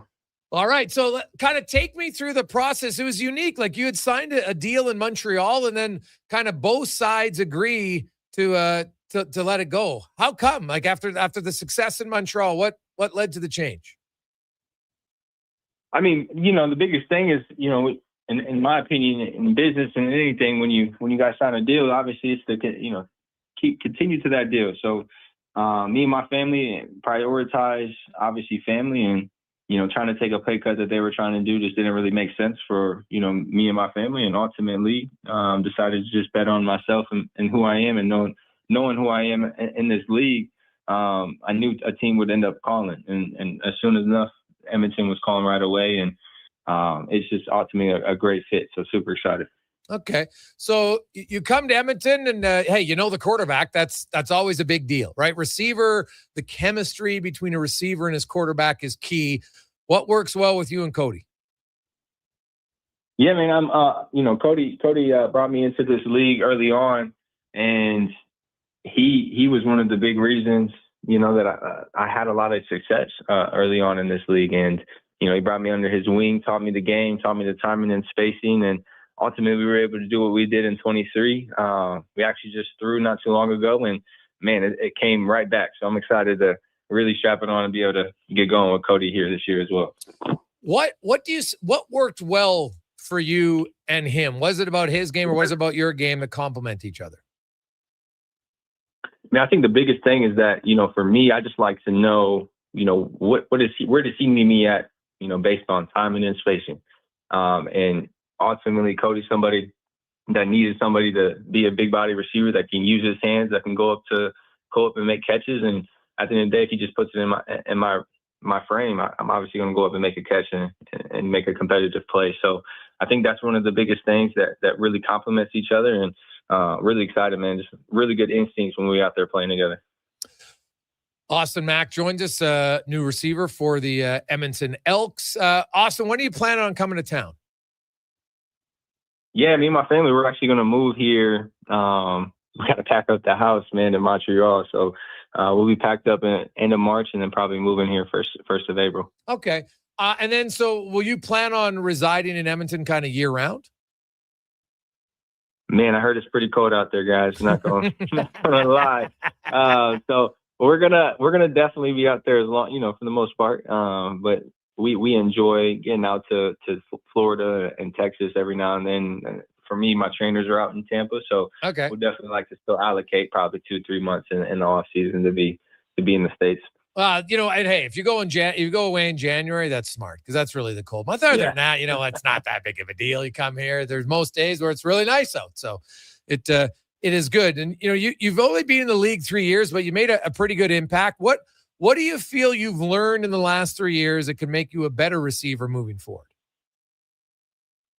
I think the biggest thing is just maximizing the moment and opportunity. We don't get a lot of opportunities to go out here and play a children's game, and to be blessed with this opportunity. It's about, putting out a great tape and a great product. You know what I mean? These fans are the best out here, and they deserve a really good product. So just really ultimately just, locking in on your playbook and locking in on film study, and then just being consistent, man, and just putting a show on for the fans.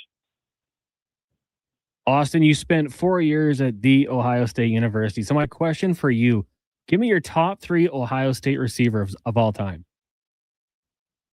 Ooh, of all time. All time. I think I'm going to go Chris Carter 1. I'm a little biased here, so I'll go Michael Thomas 2.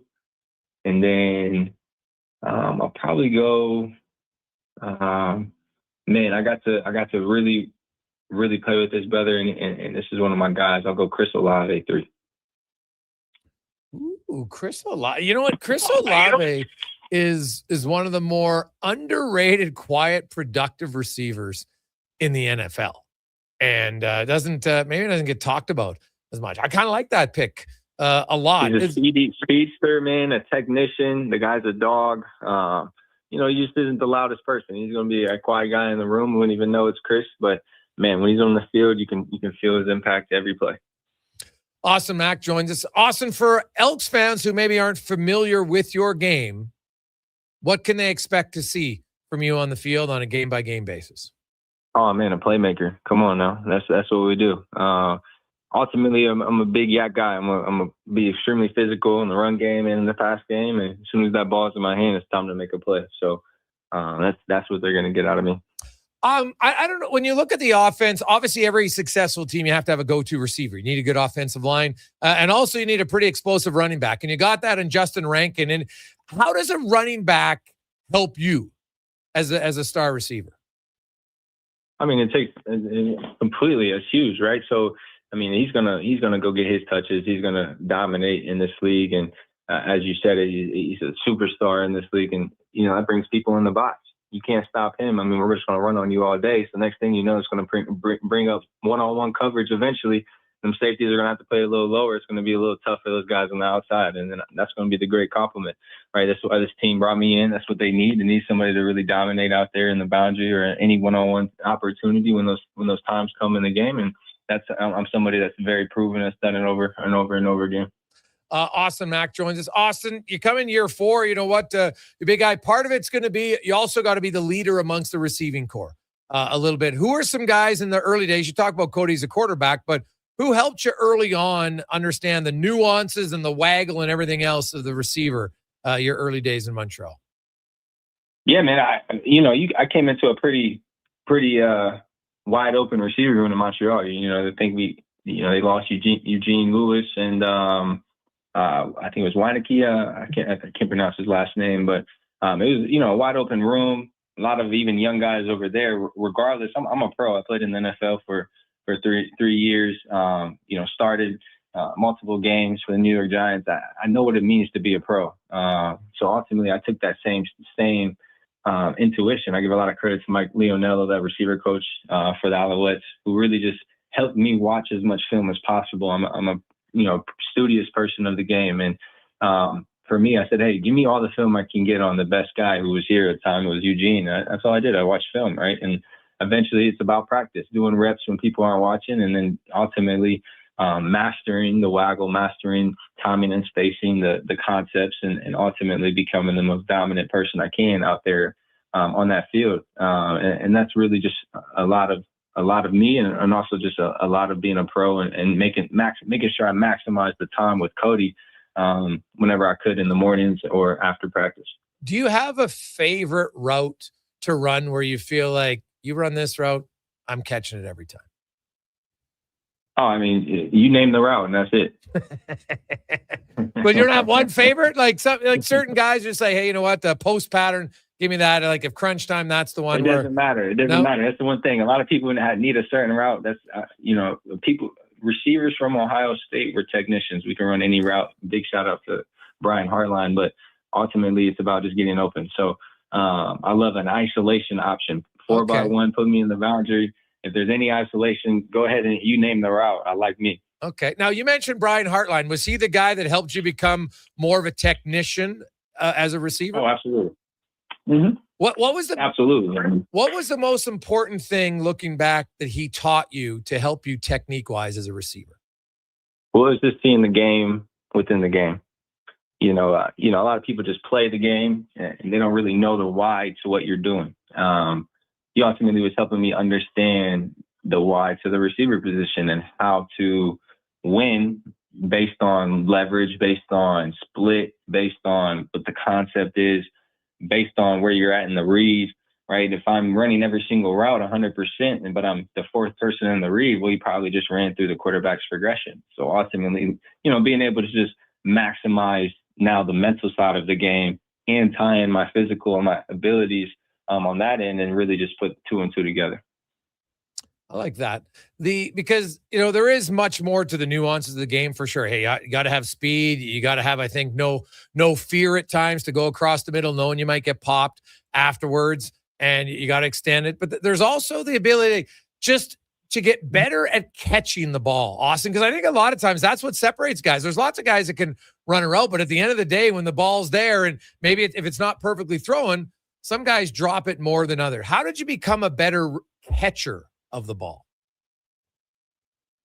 Practice. I mean, it's you're a receiver. Your job is number 1, catch the ball. Number 2, get open. Number 3, catch the ball. So, at the end of the day, if you want to play receiver, you got to know how to catch the ball. And for me, my coaches really pride myself on catching the ball away from my body. And so you're always going to see me try and catch the ball with my hands.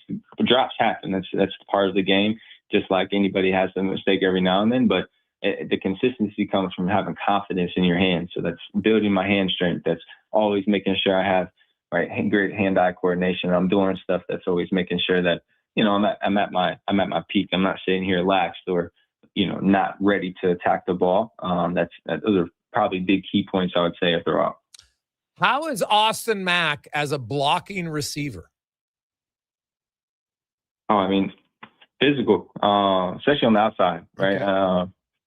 Guys, everything in the inside, I'll leave it to the big guys, but definitely love to get my hands on corners and play a physical game throughout the course of the game. Well, Austin, welcome to Edmonton. We'll see you in March. Hey, by then it'll be warm, and I know Edmonton's. You'll probably be in late March because they got a few events that they're hosting. And I think they obviously want some of their star players there. And then it's not much later until training camp. Give us a quick wrap up of kind of what the next few months hold for you as far as planning and strategizing to ensure you come into camp in the best shape and ready to go. Yeah, I mean, I mentioned it. I'll be in Tampa, Florida, so I'll be training right with my trainer, multiple times a day, obviously just crafting, getting myself into the best shape I can. Love being down there in that heat. It's not the same elevation, but at least I got that heat to go ahead and get the body ready for camp. And then, I've already gotten with Jordan, gotten with Cody, gotten with a few other, coaching staff, and I've got a head start onto the playbook. So obviously I'm going to come in really ready to go, not really miss a beat. And that's just being a pro at the end of the day. So that's what they want me to do. And I'm going to absolutely make sure I do my job. Awesome. Thanks for this, Austin. We look forward to meeting you face to face. Have a great day. You as well, guys. Appreciate you. That is Austin Mack, the new receiver for the green and gold. Really, I like the Chris Olave pull, con man. I wasn't expecting that one. Yeah, absolutely. I mean, Olave, we'd kind of talk about it. If his quarterbacks weren't getting him crunched all the time, I think he'd put out some really big numbers. But I had to ask because Ohio State, the receivers they put out in the last few years, and he mentioned Brian Hartline, a guy who was a couple-time 1,000-yard receiver in the NFL. He went there and he just changed things. Like they're just pumping out receivers. Jackson Smith-Njigba one that he didn't mention there. Guy who was pretty good. Probably the best receiver in football last year. Oh yeah, no, that is a good one, right? Garrett Wilson, he's also Ohio State, Garrett right? Wilson, Marvin Harrison. They just Emeka Egbuka for the Buccaneers. Well, long history of it. David Boston had some good years there. Terry Glenn. I was just going to say Terry Glenn. Yeah. Joey Galloway. Man, he could fly out there. So he maybe didn't have to worry about as much of the route running with how fast he was, but they just keep pumping them out, and they've got more. I mean, we're going to keep seeing them for the next few years here. Like David Boston, he was pretty dominant there. Didn't go to the next level, but at college he was pretty dominant. Yeah, one really good year. Signed for big money with the Chargers. The biggest biceps I've ever seen. I think he failed the drug test, and they just pump him out. Like you could make a case for wide receiver. LSU fans might say something about that one. They put out some pretty good ones also, but yeah, that's a great program. Take a quick break. We'll come back. We'll get to our stat of the day. Kevin Woodley is going to join us in more. It's a Gregor Show presented by PlayAlberta.ca. Hey, Edmonton, did you know a local Play Alberta winner scored over $500,000 on Mega Jackpots Ocean Bells? Think about the season tickets you could lock down with that kind of cash. From major casino winners every hour to jackpots worth millions and hundreds of popular games to money that stays in the province, there's never been a better time to sign up for Play Alberta. Download the app today to get started with casino, sports, and lottery all in one app. Must be 18 plus to play. When you gamble, use your game sense. Action Electrical Solar Team is now making a play for sustainability and savings. They're specialists in powering up for a greener future. That's the strategy, designing and installing high-efficiency solar panels.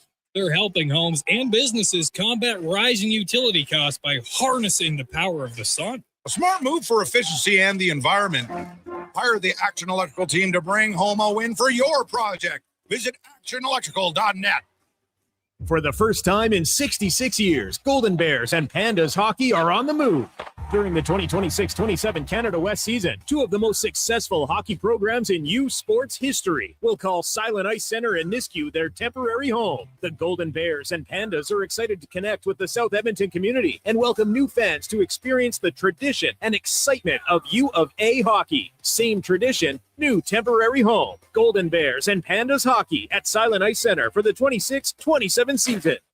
You matter. Your mental health matters, and you're braver than you think. Not Alone is an organization focused on creating a space of acceptance and support through tough, meaningful conversation. Use code 1440 for 15% off at notalonecode.com. It's okay to not be okay. McValue meals are here. Get the McDs you love for $5 plus tax every day with your choice of a McDouble, junior chicken, or chicken snack wrap with small fries and small fountain drink. All for just $5 plus taxes. Canadian restaurants. Product availability varies. Prices exclude delivery. 1 in 3 adults don't get enough sleep. The Brick is here to help with deals on your entire bedroom. Save up to 50% off clearance mattresses, 50% off beds when you buy any 3 matching pieces. Buy one, get one half price on Sealy memory foam pillows, and save $100 off any adjustable power base when you buy a mattress over $9.99. Plus, check out other incredible savings in every department. Some exclusions apply. Check out The Brick at South Common, West Edmonton Mall, North Side, and downtown. Mr. Rooter gets a colonoscopy. All right, Mr. Rooter, just relax. We're almost finished. Now, what am I looking at on the screen? That's your large intestine. Wow, the pipes of the human body. Incredible. This is just like when we use a camera for sewer inspection, except you probably don't find tree roots. You'd be surprised what we find. You know, once I found a bunch of Hot Wheels. Hey, me too. For a plumber who values healthy pipes, call Mr. Rooter. You see it? Fusion Promo Marketing can make it. Fusion makes high-quality, memorable promotional products for businesses, sports teams, and corporate events. From vision to reality, get noticed and remembered. Fusion with a Z. Promomarketing.ca.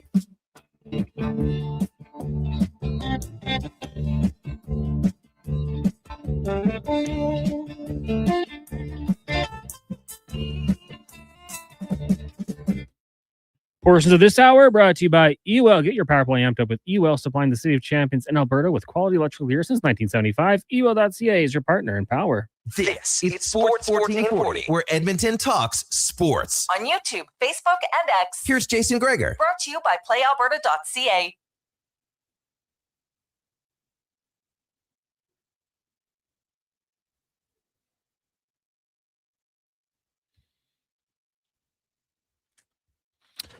We roll through. Lovely Monday afternoon. I have to say, now that it's Monday and I can't wait for the NHL to get going. There's lots happening. We got trade deadline coming up next Friday. Oilers got to make some moves, man. For me, number one priority, second pair right shot defenseman. That's what they need. And there's some options. And, you know, some of them probably cost more than others, of course, but you look at Connor Murphy, Risto Ristolainen, Jonathan Kovacevic, Zach Whitecloud, all different price points. I'm sorry, I disagree with some of the Oilers fans who I think they're watching the game with a bias because they wanted Bouchard there. So every time Parayko didn't make a pass, Bouchard would have made it. Parayko played 18 minutes in the gold medal game and was on the ice that made a lot of good plays. But I'm telling you, if you have Bouchard and Parayko as your top 2 right defensemen, you're going to be really happy. Really happy. I don't need Parayko to be the offensive guy, but he's a really good defensive guy. That's what the Oilers need. I heard this whole, Canada needs more puck-moving defenders. What? How many puck-moving defenders did Team USA have? How many shots on goal did they get? How many rush chances did they get? How many scoring chances did they get? It wasn't close. What are we talking about here? It's one element of defending. You still need to defend, right? The American puck-moving defenders gave up 23 slot shots, right? Canada had 12 rush chances to 3. Because the theory is, well, if you have these puck-moving defensemen, you can attack off the rush. Really? Are you sure it's just that? It's not like these guys are a bunch of smucks who can't pass. Yeah, they might miss the odd pass, but if you're going to look, you missed this pass, he's terrible. Then you have to chart every single one. Right? I didn't see that being a big issue for Canada in the gold medal game. At all. They hemmed the Americans in tons. Right? Look. And Taves probably should have scored. Parayko had a few good chances. Theodore had some good chances. Hey, I don't discount. Could Bouchard have helped him? Sure. I don't discount that, but not to the point where people are trying to disparage how Colton Parayko played. I just think it's frankly asinine. You can want Bouchard, but you look foolish by trying to say Parayko did nothing. It was, a terrible pass. You didn't watch the game then. Watch how many times he just shut down any sort of offensive rush multiple times when they had it going.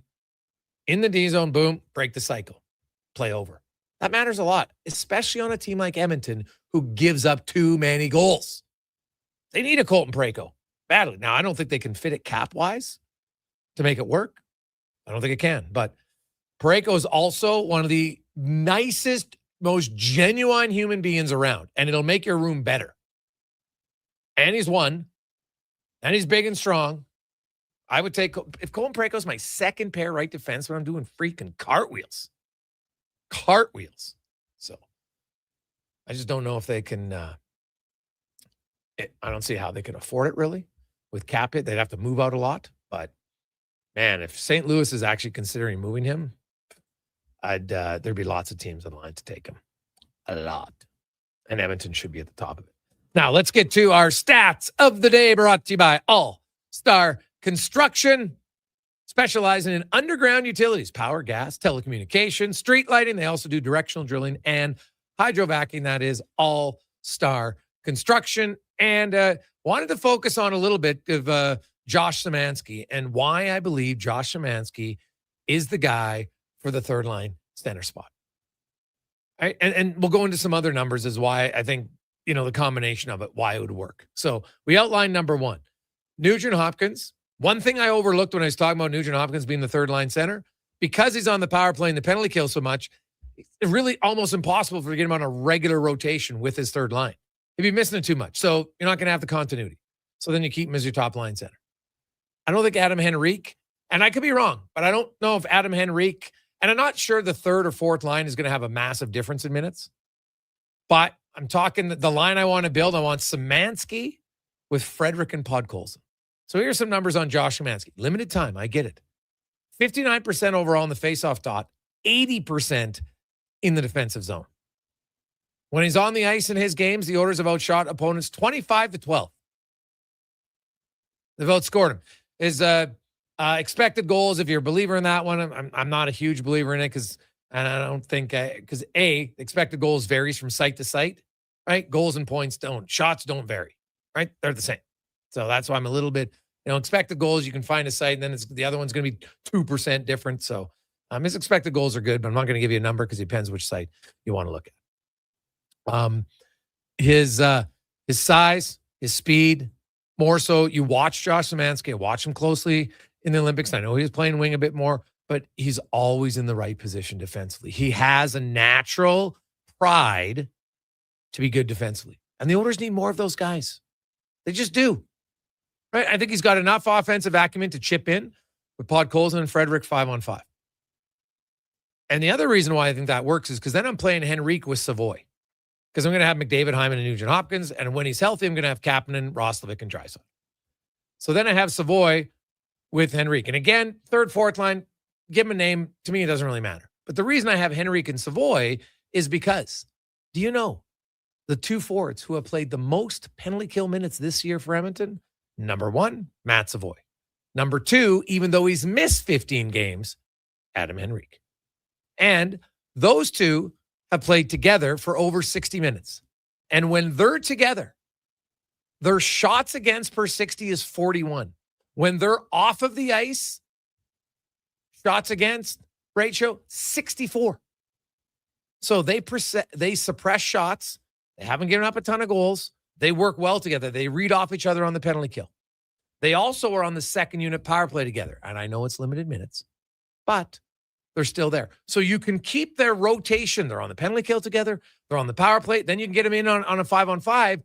It's easier to keep them going. Now, one of your forwards is always going to be left out because they're probably not on the penalty kill. They're not on the power play. So you know what? That winger, it's Janmark or Lazar.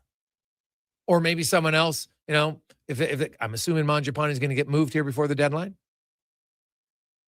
And if not, it'd probably in the minors because I got to free up some money. So I'll say Lazar, Janmark, or maybe they bring in someone else. We'll see. But when you look at their numbers as a group between Henrique and Savoy on the penalty kill together, and they're on the second unit power play, keeping him 5-on-5, I don't mind it. Adam Henrique is not a stiff offensively. I know his first 40 games this year, not the offensive numbers he wanted. Totally valid. I don't think he's just falling off a cliff. I think Adam Henrique can still produce more than he has. This guy's an 8-time 20-goal scorer. He's been pretty consistent in his career.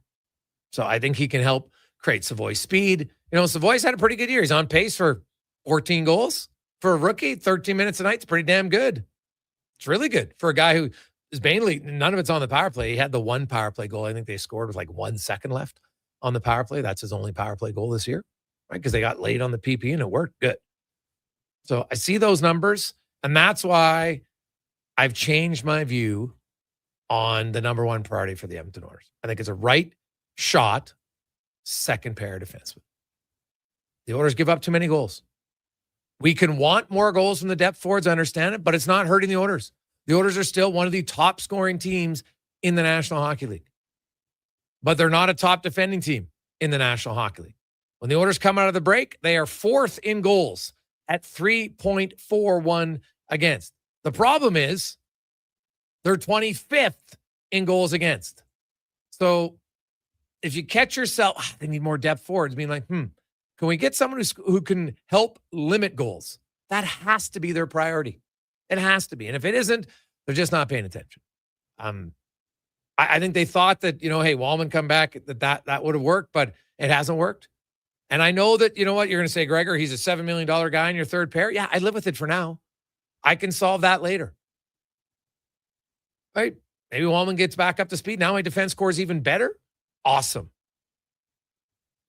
If you have 5 really good D-men, and if Ty Emberson's my 6, I don't mind that at all.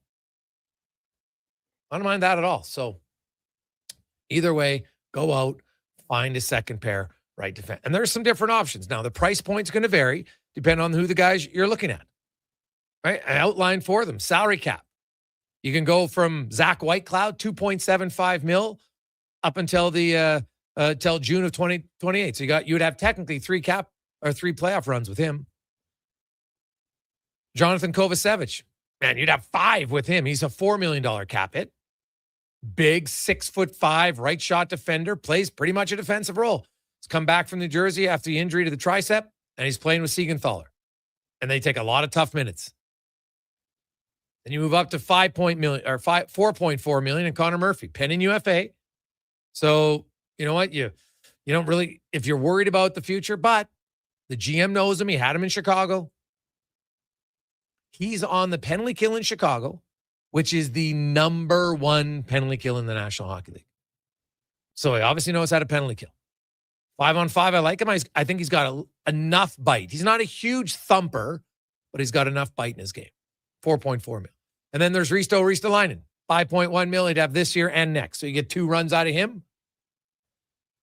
His numbers, analytically, I think you always have to take into account bad teams. When you're a defenseman on bad teams, use your analytics, aren't going to look great. It's just how it is. And big body.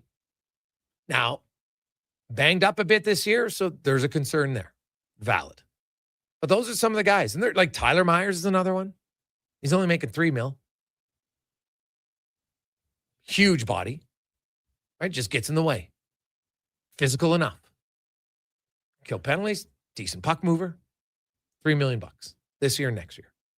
There's guys out there. Now it's just up to the GM to go land one of them. I think he has to. Has to. So, you make it work, and, Mangiapane's going out in part of a trade. Maybe got to use a sweetener, but hey, you've made a mistake. We all know it.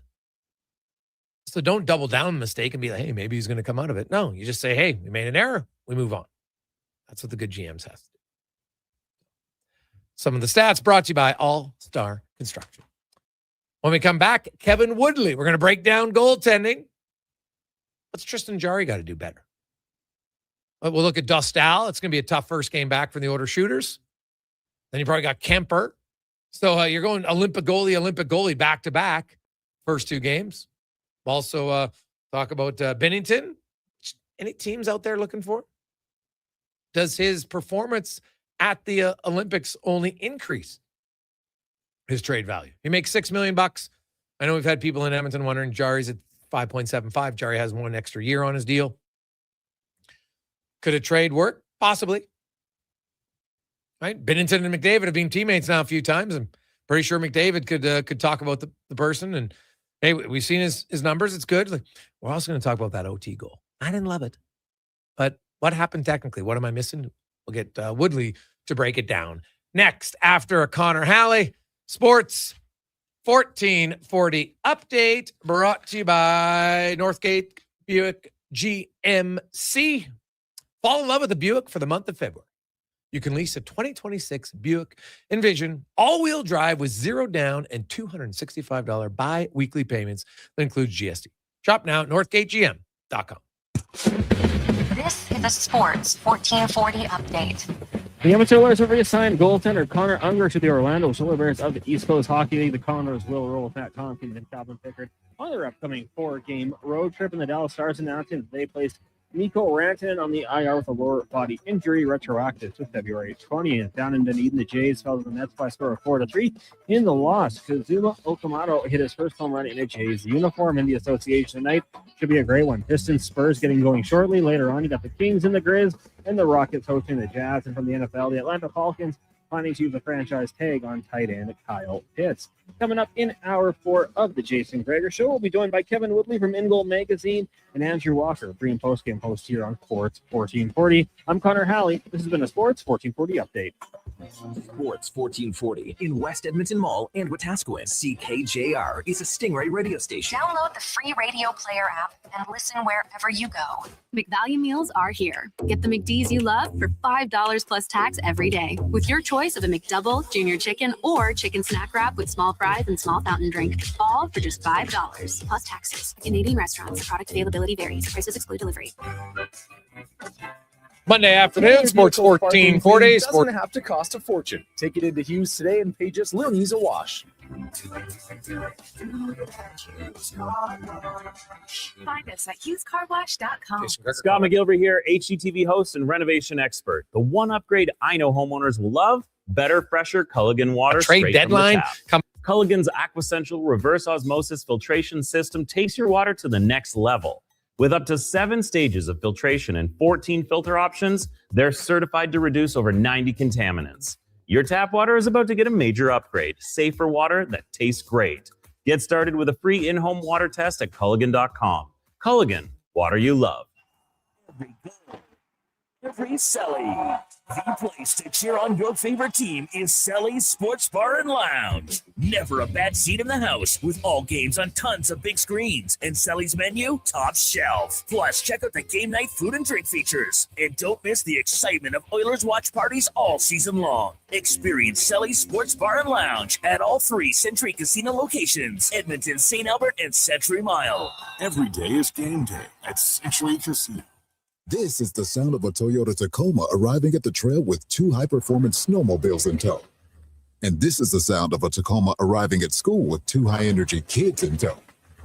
2 extremes, 1 Tacoma with a powerful I-Force engine. Now's the time to get yours. It's time to Toyota. Lease a 2026 Tacoma Double Cab SR5 from $115 weekly for 60 months at 6.69% with $6,899 down. Visit shoptoyota.ca or your Prairie Toyota dealer today. Hey, Edmonton, did you know a local Play Alberta winner scored over $500,000 on Mega Jackpots Ocean Bells? Think about the season tickets you could lock down with that kind of cash. From major casino winners every hour to jackpots worth millions and hundreds of popular games to money that stays in the province, there's never been a better time to sign up for Play Alberta. Download the app today to get started with casino, sports, and lottery all in one app. Must be 18 plus to play. When you gamble, use your game sense.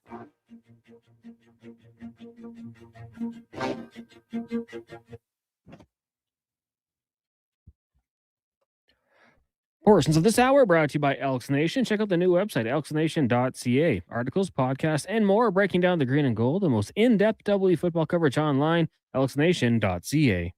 The Jason Gregor Show, the best of Edmonton sports talk and beyond. This is Sports 1440. Presented by PlayAlberta.ca, Alberta's only regulated online gambling website.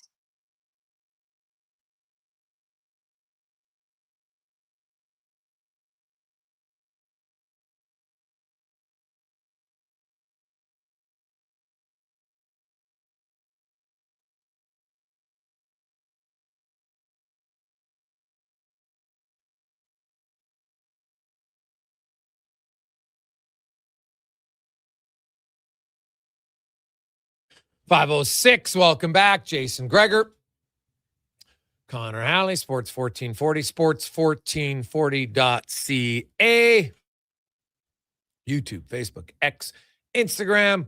Hope you're having a fantastic Monday afternoon. Lots going on. Big match for your big NBA fan, man. You got like two Titans going at it tonight, the Pistons and the Spurs. They'll meet twice in the next, I think, like 10 days, which is awesome. NHL is going to be back on Wednesday, 8 games, then 10 on Thursday. Oilers are playing both nights. They'll actually come out of the break with the 3 games in 4 days, but then they've got a pretty light sked with only 1 game in the next 5 days. So this is really kind of, if you look at the Oilers sked, and you know what, if you're ever going to have a 3 and 4 games, I think coming off this much of a break is probably one of the best times to have it. So fatigue won't be a factor. You've been off for 3 weeks. Now, McDavid, Draisaitl, sure, but even Draisaitl has been off for a week. I don't think it should be much of an issue for him. After that, the Oilers, they play 2 games the next week. Then they have a road trip, 4 and 6, kind of tough, especially some good teams, Vegas, Colorado, Dallas. Then they come home, and after that, they're just playing every second day, really, for the final 17 days of the month. And they get into April, and they got a really good schedule with only 7 games in the first 16 days. So the Oilers, schedule-wise, they got no complaints. They should be just fine. It is the Gregor Show presented by PlayAlberta.ca. Alberta's only regulated online gambling website where 100% of the revenue stays right here in the province of PlayAlberta.ca. Now, let's get to our big guest of the day, brought to you by Summit Restaurant, located in the heart of Silent Ice Center, just minutes from South Edmonton Commons. Your destination for exceptional house-made pizza, delicious entrees, and expertly crafted cocktails. Great place to watch the game, curling, or a little concert. Check it out. As Kevin Woodley from In Goal Magazine and NHL.com joins us once again. Woodley, how you doing, man? I'm good, Jason. I'm good. I'm in my last day and a half in paradise here, so not looking forward to coming back to the rain, but going to soak it in a little bit here. Looking at that game and really the Olympics overall, obviously Connor Hellebuyck, phenomenal game. But I want to start with Jordan Binnington and his performance. Do you think that there's other teams who might be in need of a goalie? And there's not a lot who are in the playoff race, but there are a few who might say, maybe this is the guy we should go after. I would say if you are that team and you are making that consideration, then there are a couple of elements that I would want to 100% trust in terms of my defensive structure and my ability. Insulate is probably too strong a word, but every goalie has relative strengths and weaknesses. And I think we saw in that tournament, the way Binnington plays worked with the Canadian defense and the commitment to back-checking. The way he plays worked in terms of his ability to break up forechecks with his puck handling. The way he plays works in terms of being on a team where you don't see a chance for 5 minutes and then you have to make a difficult save under pressure. And those are all like very valuable traits as a goaltender. But there was also a level of aggression in his game that left him exposed and at that tournament, for the most part, didn't get caught, but exposed on laterals. I mean, just how high up he plays in the crease. Like you can absolutely see how he was able to have a really good tournament and still have an 864 in the NHL. Yeah. And interestingly enough, I had some conversations as it was going on with goalie coaches around the league that they're almost like, man, like, did he just like keep playing this way during the regular season, knowing this would work at the Olympics as a priority? Because it's not working where he is right now. And yet there doesn't seem to be, or wasn't a concerted effort to change it.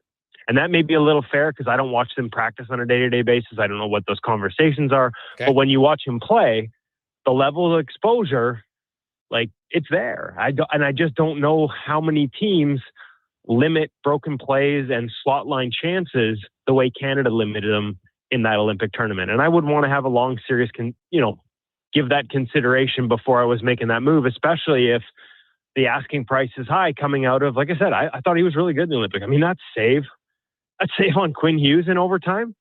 I know ultimately as Canadians we're disappointed with how it ends, but you watch that save off Quinn Hughes coming up toe-up glove and you're like, are we about to see what happened at the Four Nations here at the Olympics? Because that was a 5-alarmer. And in a game where he wasn't busy and then had moments, off the power play. Again, there's another one. There's the one off the left pad sort of coming back against the grain on the second chance off a power play one-timer. Exceptional save. And at the same time, the fact he was still moving to his right off the initial shot is because of the aggressive depth he plays. And so he had to make a sensational second save in part because he didn't set himself up, I don't say as well, but he made it more difficult for him to make a clean first save, and so all of that goes into the equation. And it's no different with Hellebuck, right? Yeah. That was a sensational game. That maybe go down as one of the greatest performances, one game championship pressure performances since Hasek won the Olympic gold medal in 98. But at the same time, the exposure was there and Canada got to it a couple times, broken plays. Charlie McAvoy saves one behind him. Back doors. Incredible reactive paddle save on one.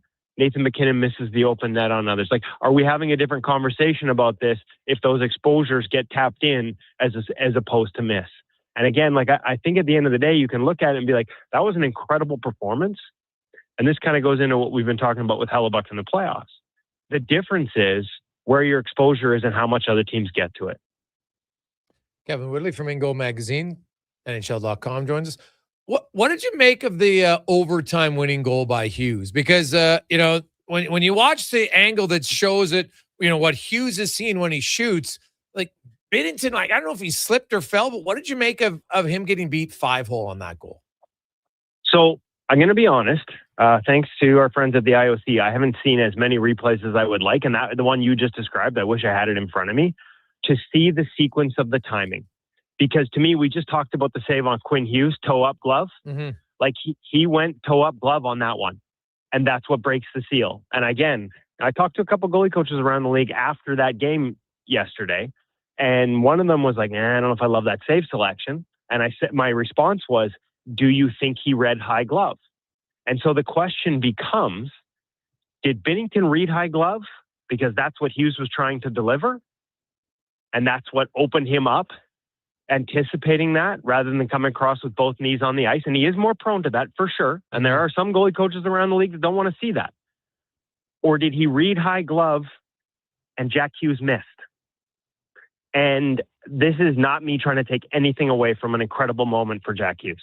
Believe me, fully deserved. Like missing a chiclet, comes back and delivers that moment, nothing away from it.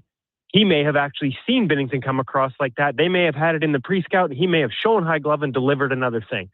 But the one quote that had me wondering, and nobody asked it specifically, but he told Jackie Redmond that he didn't initially see if the puck went in or not. And that tells me that he may not have been looking 5-hole, that he was looking high glove. And when he missed, he didn't actually see the puck go under Jordan Binnington's pad. In which case, and goalies through the history of time will tell you, there is nothing worse than reading a shot. It's everything about the body language, the stick blade and everything says it's going one spot and it goes a different spot, and especially by accident, and there's nothing you can do. And that really sucks in that moment. But there's a little part of me that wonders if that's not a possibility here. And again, it's a live by the sword, die by the sword thing. If you're going to come across toe-up glove because you read Quinn Hughes was going high glove, it worked. You come across on Jack in a different play and you either read it wrong or it got missed. There's where you don't have that insurance policy of taking away the bottom of the ice. And it's a little, like I said, live by the sword, die by the sword, really tough to second guess. And what I thought otherwise was a really good tournament for him. And also the possibility that he might not have been wrong. It wouldn't be the first time, where we've seen a highlight reel goal or a really nice goal. I had a couple late before the Olympic break against teams where, the way the goalie reacted made you wonder if there was one against the Stahl. Was a beautiful goal, Canucks Anaheim covering the game. And I asked afterwards, nobody asked the question in the Vancouver locker room about whether he missed the shot, but Dahl thought he did. And then when I went back into the Vancouver room the next day, sure enough, he didn't get all of it and he whiffed it. And that's why it ended up fluttering in over his shoulder. So it happens a lot more than people think. And that may have been a bit of the case, as hard as that is to accept. It may have been a bit of the case in terms of the clinching goal last night. Kevin Woodley from Ingo Magazine, NHL.com. Jones, the Oilers come out of the break, and they're going to face some good goaltending in both Olympians. Dostal on Wednesday and probably Kemper. Well, although maybe Kemper could play Wednesday and then not play back-to-back, so we'll see on him. But after we saw Dostal, I was kind of surprised Jamelka didn't even get a start in the playoffs to them. But if you're the Oilers, what's the best way to attack him on Wednesday? Sorry, is that Dostal or Dostal. Yeah, Dostal. Sorry, I just don't have the schedule in front of me, Jason. Yeah. Still in holiday mode. Honestly, like he's just and he's had some absolute doozies against the Oilers over the years. I do think, we saw the Marner goal where he loses sort of backside angle on a one-on-one chance, but how many one-on-one chances are you getting in tight? I do think against the grain works on him because he can get a little flat in his east-west. So if you do get those looks, to go back the other way from the direction you're coming, if you're going left, go back right, because he sort of tends to get a little flat with his backside angle, and that creates some exposure, especially if he's a little bit ahead of the play. I wouldn't be afraid to attack him. Again, he moves so well on his skates. He reminds me a little bit of Saros, and that was the pre-scout, going into the Olympics on UC, was pop passes low-high, work him from below the goal line down low. He uses reverse VH, holds his edges a lot more than other goalies, but when he does have to commit to a sharp angle technique, there's more room short side over the shoulder on him than there might be on another guy. And again, because he skates so well and beats so many plays on his feet, pushing to a stop and set, I wouldn't hesitate to go low-high, something the Oilers have done really well over the years off the power play, just because it creates a bit of a delay in terms of him getting out to that position. And again, against the grain, you can catch him pushing off a post, and like a lot of goalies, tending to give up the short side as they do. Kevin Woodley from Ingo Magazine, NHL.com, joins us.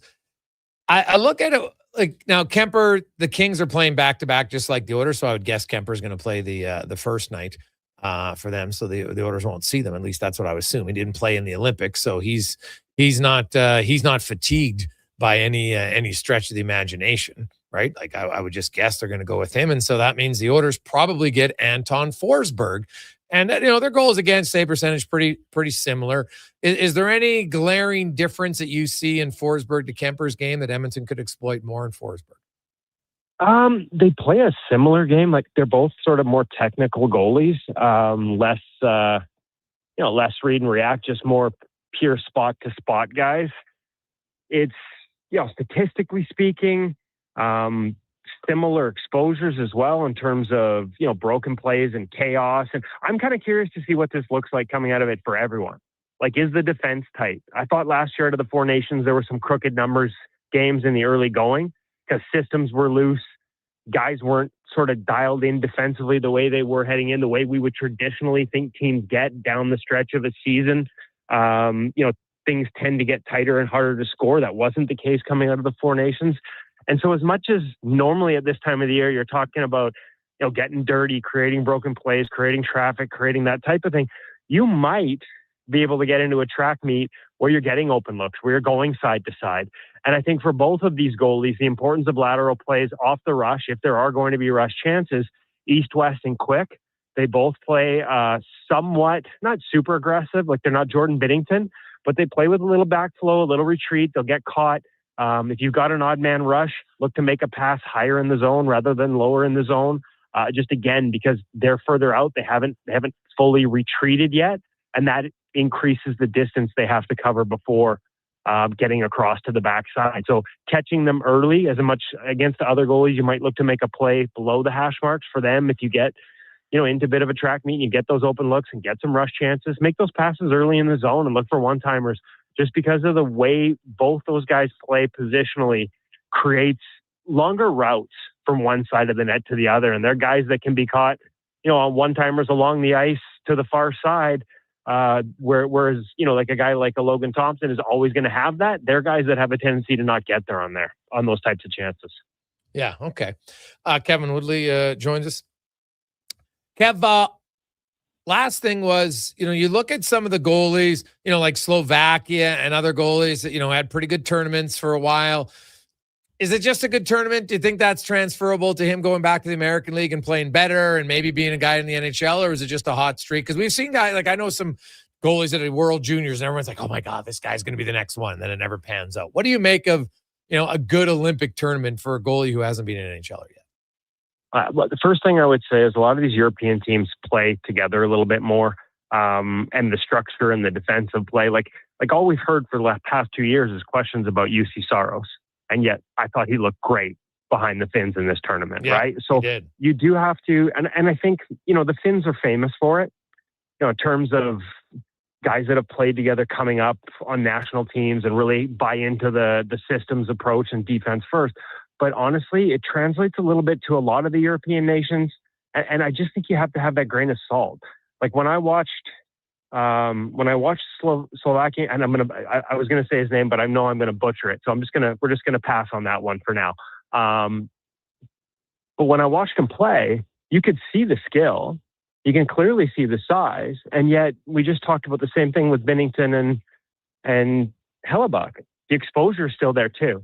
And maybe a little bit more for him. I thought he painted outside the edges a little bit, positionally for such a big goaltender. At times I thought needlessly. And so does that explain some of the inconsistency in the American Hockey League level that we've seen out of him? Whereas in a European tournament, in an Olympic situation where your team's maybe taking away a few of those chances, you can just be out there more confidently and at his size, play a little bit of hit me, just get hit by a few more pucks. The other part too, I thought, he got beat clean as that tournament went on, more than you'd like to see. And again, that consistency off open releases, those are the kind of goals that get tagged as low danger. And I think in an Olympic tournament, when you're highly outmatched as a nation, as a team, and nobody expects you to win, we tend to overlook those goals.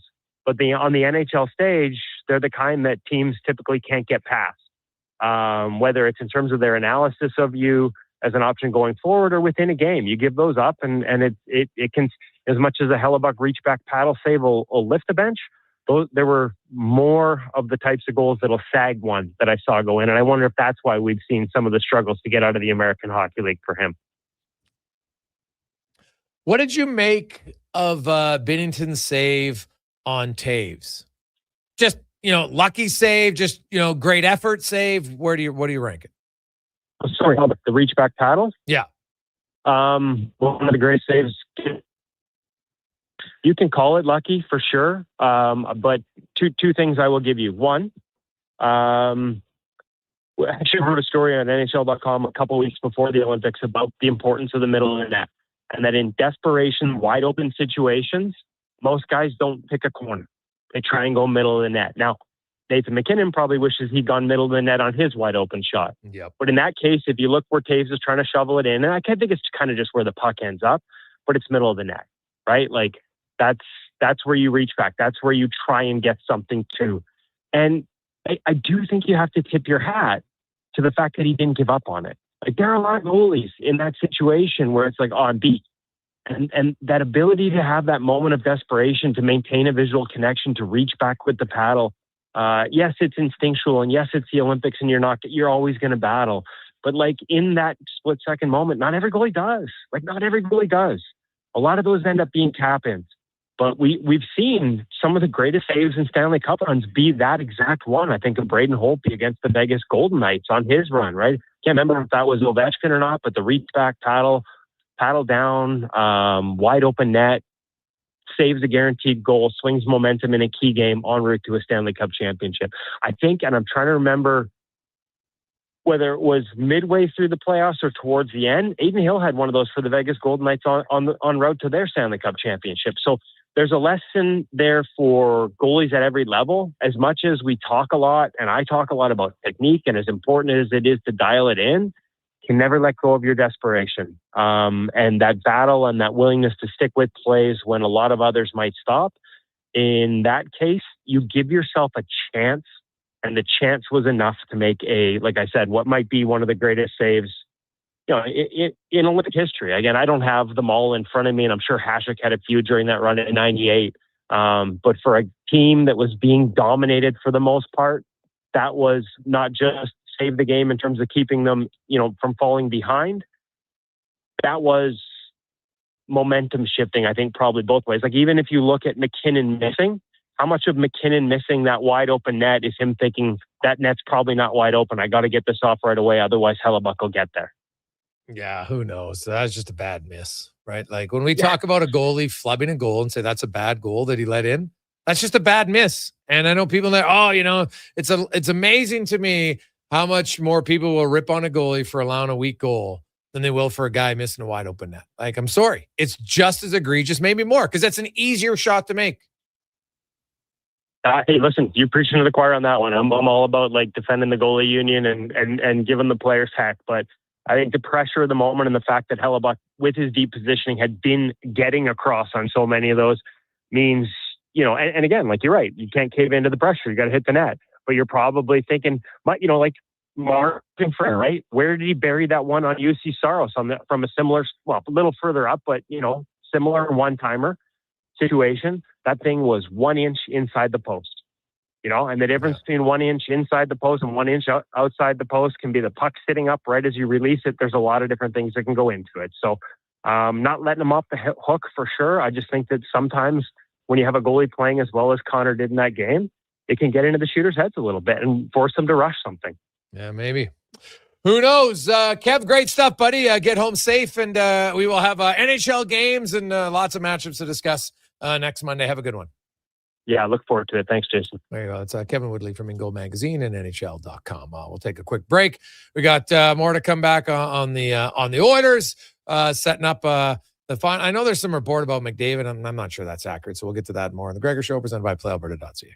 There's a lot of great seasons in Alberta. Hockey season, harvest season, the winter season, and the even more winter season. But GS Construction is already preparing for our next great season, because while the city slows down, we plan ahead. Projects, people, and pipelines. Everything starts taking shape for another strong year underground. We're also getting ready for our next hiring season in March. We want new people who want to build something that lasts. For more on us and to apply, visit gsconstruction.ca. Need a new ride for road trips, errands, or just life on the go? Go Auto offers a massive selection with over 15,000 new and used vehicles to choose from. With over 70 locations across Western Canada, finding your next ride has never been easier. Whether it's a roomy SUV for the family, a sleek car for the open road, or a rugged truck for your weekend adventures, you'll find it here at a price you'll love. Explore thousands of vehicles today at goauto.ca. Welcome to Silent Ice Center, the region's newest hockey and event center in Nisku. Featuring 2 NHL-size ice surfaces, premium seating, private suites, and an electric atmosphere. From elite hockey to major tournaments, concerts, and special events, this is where the action lives. And with Summit Restaurant overlooking the rink, every event is a full experience. Silent Ice Center, built for champions, built for the community. Book your ice, your event, or your next big night at Silent Ice Center. Email booking at silenticecenter.com. At Fountain Tire, success is a team effort. They're committed to their team members and their customers. And that means treating your vehicle like it's their own and finding solutions that suit your needs. Because whatever the road brings ahead, they're on it with you. Visit fountaintire.com today. 1 in 3 adults don't get enough sleep. The Brick is here to help with deals on your entire bedroom. Save up to 50% off clearance mattresses, 50% off beds when you buy any 3 matching pieces. Buy one, get one half price on ceiling memory foam pillows, and save $100 off any adjustable power base when you buy a mattress over $9.99.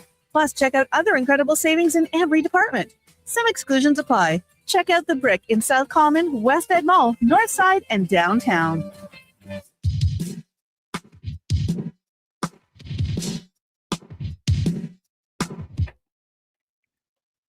Portions of this hour brought to you by Riverside Honda, 59 years and counting as St. Albert and surrounding areas' premier Honda and Can-Am dealer. It's your dream. Ride it at riversidehonda.com. This is Sports 1440, where Edmonton talks sports. On YouTube, Facebook, and X. Here's Jason Gregor. Brought to you by PlayAlberta.ca.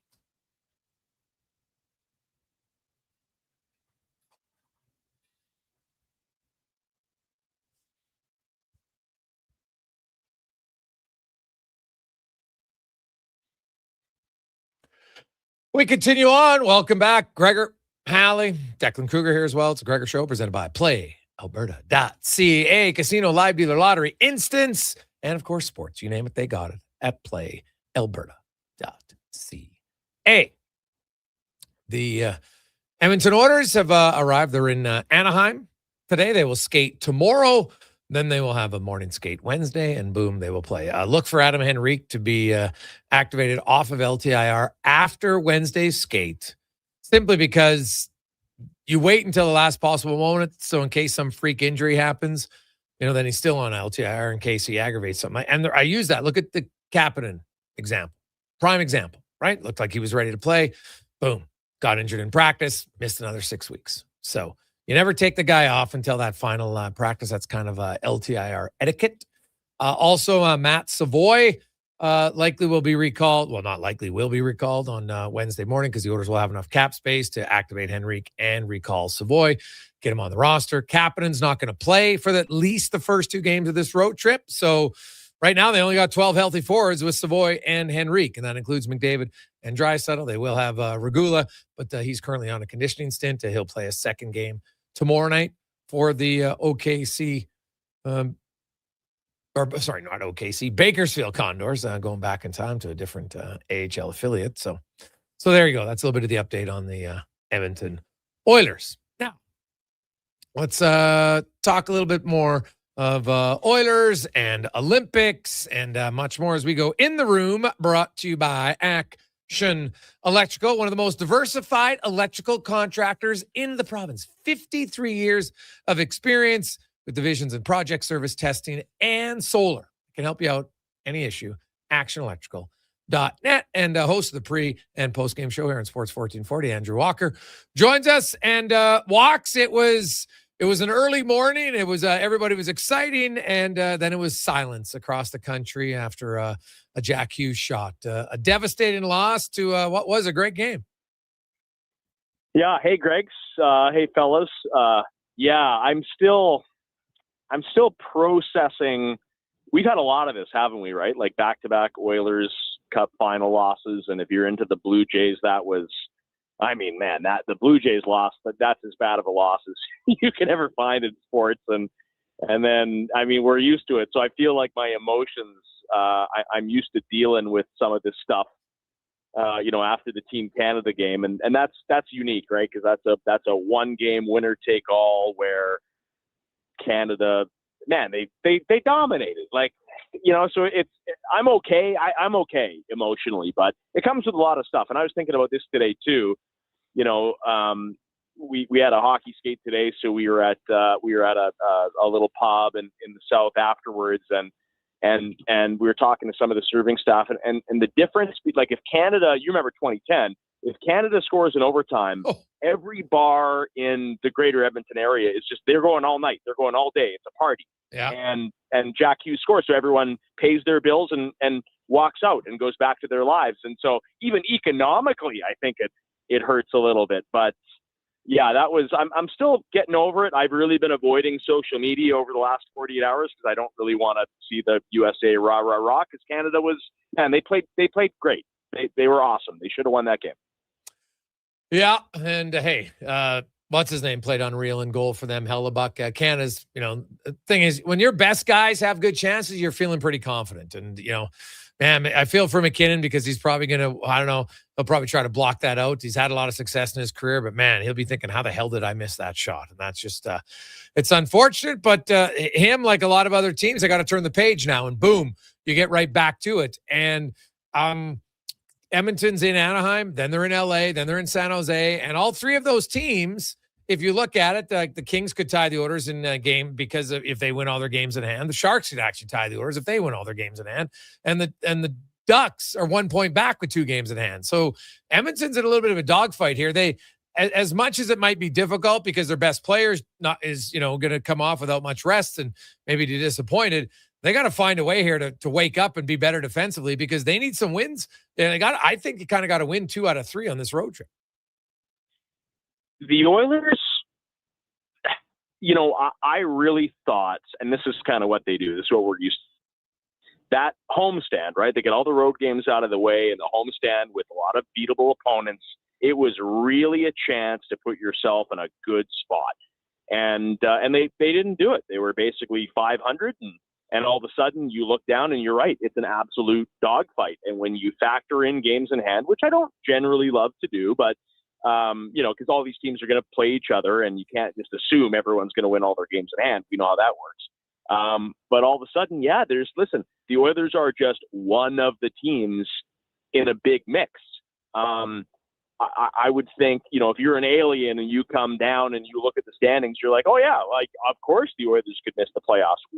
We're so used to this team finding a way to get it done in crunch time that I still am bullish. I still feel like they're going to find a way to do it. But I'm not insane. I think it's not a guarantee. And this team, they have 24 games to go. The teams that make the playoffs are going to be the teams that, they're going to win 16, 17 of these games. Like the Oilers have to get hot, and they've been incredibly inconsistent. And so, if you're an Oilers fan and you're a little, worried, I don't blame you. And at the same time, I still tell myself all the time, I'm going to believe this history. I'm going to believe the sample size. I mean, when this team's back is against the wall, they always seem to get it done. But listen, they have to be much, much better. And I think the Paul Coffey stuff is very interesting because, A, it might be obviously the right move, but B, it shows that there's a little bit of maybe panic is the wrong word, but they know that the current state, what they're doing, how they've played, it's not good enough. It's not going to get done. No, that's totally fair. There's a lot of areas they got to be better defensively, and it's just they have lapses, and when they have a lapse, it seems to last a game or it seems to last multiple games, and like their penalty kill for 53 games was top 10. And then just completely fell off a cliff for 5 games. One of those guys who I think's got to get going. Like there's a few guys, Nurse and Wallman for sure, but Tristan Jarry has to play better than he's played since arriving at Edmonton. Oh yeah, I mean it's such a huge opportunity, and I think that I think that Stuart Skinner is a good NHL goaltender, and I think that sometimes situationally, you get to a point where it's just not going to work anymore. Like you're not going to have success in this market because you're doubting yourself. The fans doubt you. There's just, it's just human nature, right? But do I think Jarry is head and shoulders better than Stuart Skinner? No, not at all. I think Jarry was in probably a pretty similar situation in Pittsburgh. I think they're both really good goalies. So for Jarry, man, this is a huge opportunity. Like you got to be energized. You have you've played in Edmonton before. You have a great skill set. You have a chance. I mean, what an opportunity, right? This is a Stanley Cup-esque team, and all they need is a goalie to come in and be solid. I mean, and I think for Jarry and Ingram too, although, it's like you say, it's probably more on Jarry because he might lose his gig to Ingram at this point, but it's right there for him. Like, you just got to be solid, not a liability. And I think the team will be better going forward, but you're right. I mean, there's an investment there in Tristan Jarry and Nurse, Wallman, Jarry. I look at the guy coming off the IR. I think this is kind of Custer's last stand for Adam Henrique. We know he can be an effective player, but right at this point, it's put up, make an impact, or retire, basically. So there's a lot of those guys that I think need to be issued a challenge and need to respond. It's a shortened season. This is a brand new year, basically. 24 games to go. There's a lot of guys that got to play their best hockey. There's no doubt. Yeah, there's a few guys. Like, I think the coach has shown tons of patience with Matthias Janmark. I think that's going to change here. I think Janmark, now I know Kapanen's out, so they only have 12-4. It's fine. But I think when they get healthy, Janmark, I don't think he's going to be gifted a spot every night in the lineup anymore if he doesn't start doing something. You can't just say, "Wow, I'm good in the playoffs and I'll be good in the playoffs." Like that, you just can't keep waiting for that. At some point, he's got to do something now. Yeah, no, I would agree. Again, it's tough. I think this fits kind of the whole reputation of the Oilers, right? Like, as we are having the same conversations about Janmark last year, and then, what do you do in the playoffs? He just turned it on, right? The same as, Connor Brown did, and Vasily Podkolzin did, Barry Kapanen did. So it's tough. I mean, I go through these conversations every day, Greg, in the sense of like, what do you trust? I'm sure the coaches do too. It's like, well, this guy's proven. He's been there. He's done that. We need to trust him in the big moments.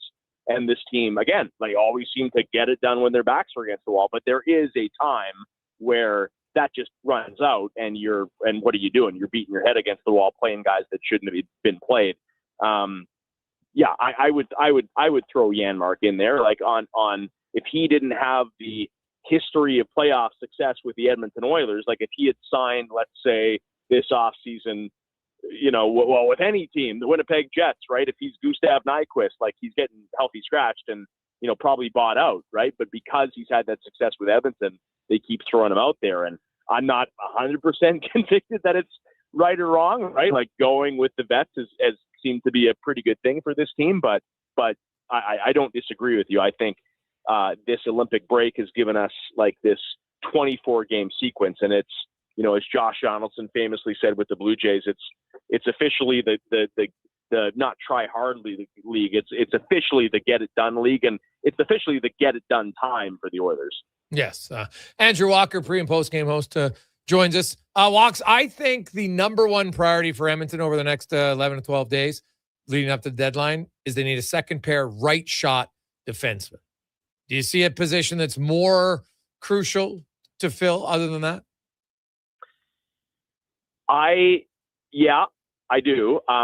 I think, generally speaking, I like the makeup of their 6 defensemen, but that comes with, if Nurse is the Nurse of last season, and if Jake Wallman is the guy that they decided to give 7x7, which brings in a few question marks at this point. I don't mind their 6. I would like a depth option on D, but I need another centerman. And I'm talking Ryan O'Reilly, a Boone Jenner. I need a guy that is a definite third line center with a little upside. In a perfect world, I think you need a scoring winger. I think you need a third line centerman, and I think you need a depth defenseman. But with the cap restrictions being what they are, you might have to pick and choose. And obviously there's, who's available as well, right? Is Nashville, trying to make a run or whatever. I look at a guy like, I think Boone Jenner is available, wins draws, can kill penalties, can provide you some scoring punch. I go that way, a little more so. I don't mind the D they have, but they have to play better. That's number one. So yeah, I would put a priority up front for sure, but we'll see what's available, I guess. Walks, great stuff, buddy. We'll listen to you back on the air on Wednesday after a few week break. So you'll be ready to roll, all healthy and everything. Looking forward to it. Some late games. We'll be doing the shows. It'll be 2 a.m., but we'll keep going strong here on 1440. There you go. Love it. That's Andrew Walker, pre and post game host here on Sports 1440. We'll take a final break, come back, wrap things up. It's a Gregor Show presented by PlayAlberta.ca. Noodle, noodle, noodle, noodle, noodle, noodle, noodle, noodle, noodle, noods. Noodle, noodle, noodle, noodle, noodle, noodle, noodle, noodle, noodle,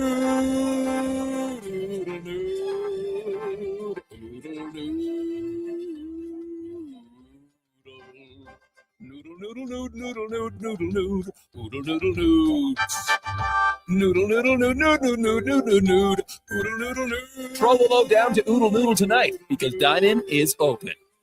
Hey, sports fans, we've got a clear choice for you. At Crystal Glass, we provide customers with the perfect glass for any job. From home to auto and even commercial, installation or repairs, we're your team. Call 310-GLASS or visit crystalglass.ca. Crystal Glass. McValue meals are here. Get the McD's you love for $5 plus tax every day with your choice of a McDouble, Junior Chicken, or Chicken Snack Wrap with small fries and small fountain drink. All for just $5 plus taxes. Canadian restaurants. Product availability varies. Prices exclude delivery. If you manage or lead a team, join your peers April 14th to 17th at the Banff Management Course. PA Douglas Training invites you to 3 days of immersive leadership development in beautiful Banff, Alberta. Learn how to manage conflict, motivate and influence others, strengthen teamwork and improve productivity. Proudly Canadian, PA Douglas has trained over 150,000 professionals. Registration includes 3 nights at the Banff Springs Hotel, breakfast, select meals, refreshments and course materials. Register now at padouglas.ca.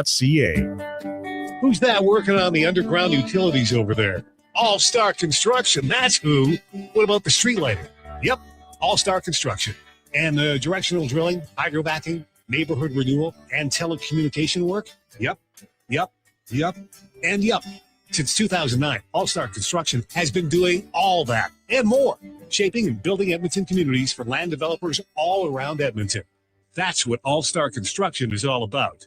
Hey, hon, I'm getting expressions and images to frame my hockey card collection in the man cave. Perfect. I'll come with you and bring our wedding photos. For sports memorabilia and family treasures, think Expressions and Images, your local custom framer since 91. You name it, we frame it. McValue meals are here. Get the McD's you love for $5 plus tax every day with your choice of a McDouble, junior chicken, or chicken snack wrap with small fries and small fountain drink. All for just $5 plus taxes. Canadian restaurants. Product availability varies. Prices exclude delivery. Are you overwhelmed by debt and getting nonstop calls from creditors? It can feel like there's no escape. Debt doesn't have to be a life sentence. A single call can turn things around. My name is Parveen Middleton. I'm a licensed insolvency trustee at BDO right here in Edmonton. I can help you become debt-free with a solution just for you. Let's put an end to those calls from creditors together. Call 1-833-BDO-TALK or visit bdodebt.ca to discover your debt-free future.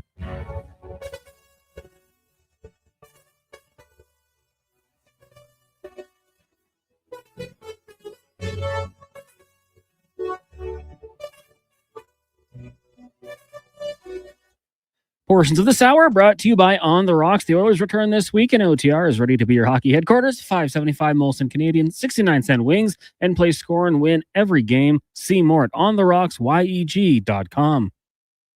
The Jason Gregor Show, the best of Edmonton sports talk and beyond. This is Sports 1440. Presented by PlayAlberta.ca, Alberta's only regulated online gambling website.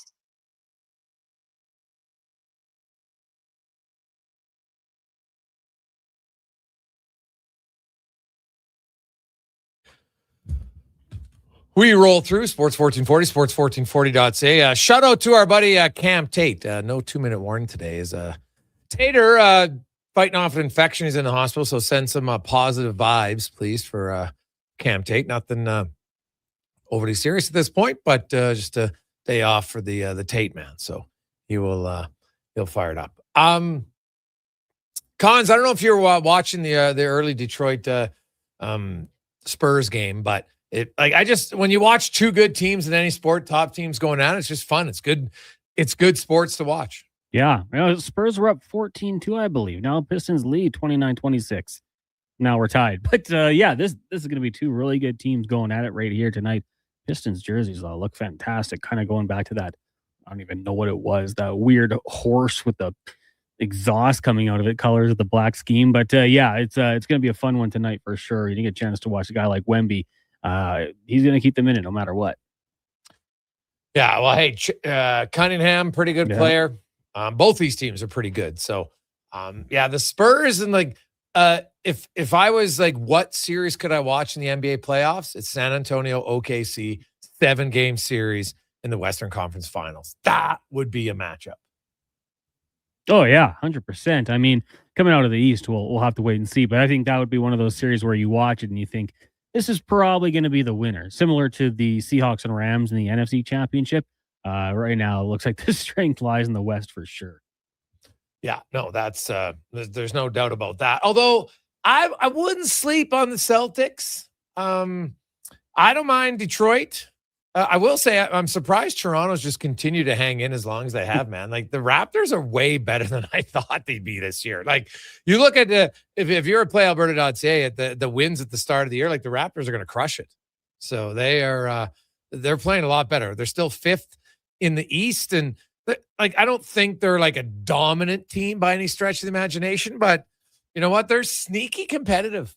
And right now, it looks like, you're going to have to face the Knicks or the Cavaliers in the first round. So it's not going to be an easy matchup either way. I don't think they're going to be able to catch the Knicks and get third place, right? But, them and the Cavs would be an interesting one over in the West. Of course, OKC and the Spurs, I think, are good. The Denver Nuggets can't help them out. The Houston Rockets are a pretty good team as well. The Lakers have kind of found their way. The Timberwolves, even the Phoenix Suns, they got, 7 teams, I think, with 33 wins in the West. So it's going to be great. Playoffs there. And then we got the playoffs in the NHL. Of course, still a few months away. But Now, the Oilers 3-4 to start, 3 games in, really 3 games in 3.5 days because they play Wednesday night, Thursday night, and Saturday afternoon, but really no travel involved, right? Like you fly in, you stay at the same hotel in Anaheim, usually to LA, then they'll bus back and then they'll fly to San Jose, which is a quick little jaunt. So that's, as far as travel goes, that's a pretty good 3-4. The only way you could find better would be if they went to New York City. Yeah, absolutely. And sorry, I'm just kind of getting lost in this game. Just to talk about the Celtics, I think we got to give a lot of credit to Jason Tatum as well. Like tearing your Achilles, we thought a year's the timeline. He's getting back and active, and he's as he should be, right? Like there's motivation for him to return to the lineup versus a guy like Halliburton, where the Pacers are just struggling the way they have this year. I don't know if you think that could upset the juju of this Celtics team or what it would be, but to get Jason Tatum back, that could be massive for the Celtics if they are able to get him, who are already playing good ball. I look at, and they are. And looking quickly to the Oilers, we got a few texts coming in, 833-401-1440, 833-401-1440.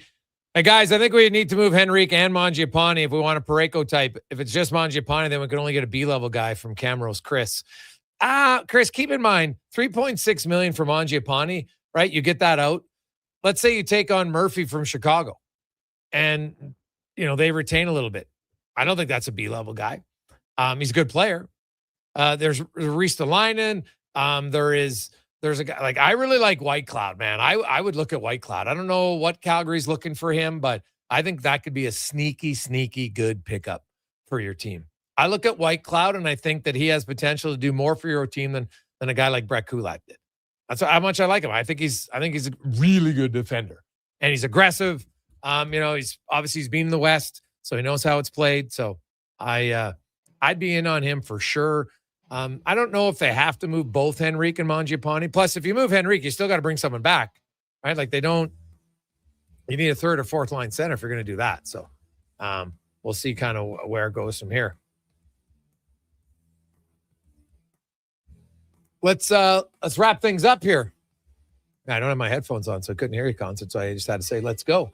But tomorrow on the show, we will set up more on the Oilers. I know there's some reports about McDavid. And now I know that their travel has been delayed due to that storm because they were supposed to fly into New York. So, maybe that's impacting when his arrival time will be in Anaheim with the Edmonton Oilers. And, they only have 12 healthy forwards with Kapanen and out. So, McDavid could sit out. They could go 11-7. I'll believe it when I see it. I've never seen that guy sit out a game. So, unless it's like game 81 in the season and they rested all those guys in San Jose last year, but usually you don't do it. So let's get to the Command Sports 1440 update brought to you by Legacy Heating and Cooling. Home with no payments, no interest for 1 year on your furnace. Stay warm all winter. LegacyHeating.ca. Good night. This is a Sports 1440 update. The Edmonton Oilers reassigned the goaltender Connor Unger to the Orlando Solar Bears of the East Coast Hockey League. The Condors will roll with Matt Tompkins and Calvin Pickard for the next 4 games.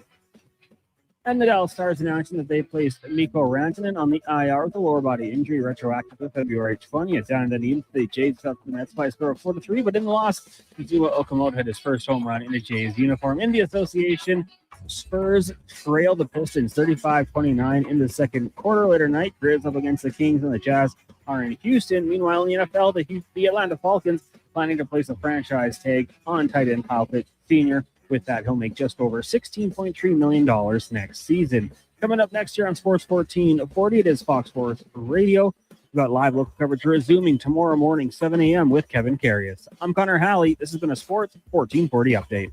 This is Sports 1440, a Stingray radio station broadcasting on Treaty 6 territory. Download the free iHeartRadio app and listen to CKJR wherever you go. McValue meals are here. Get the McD's you love for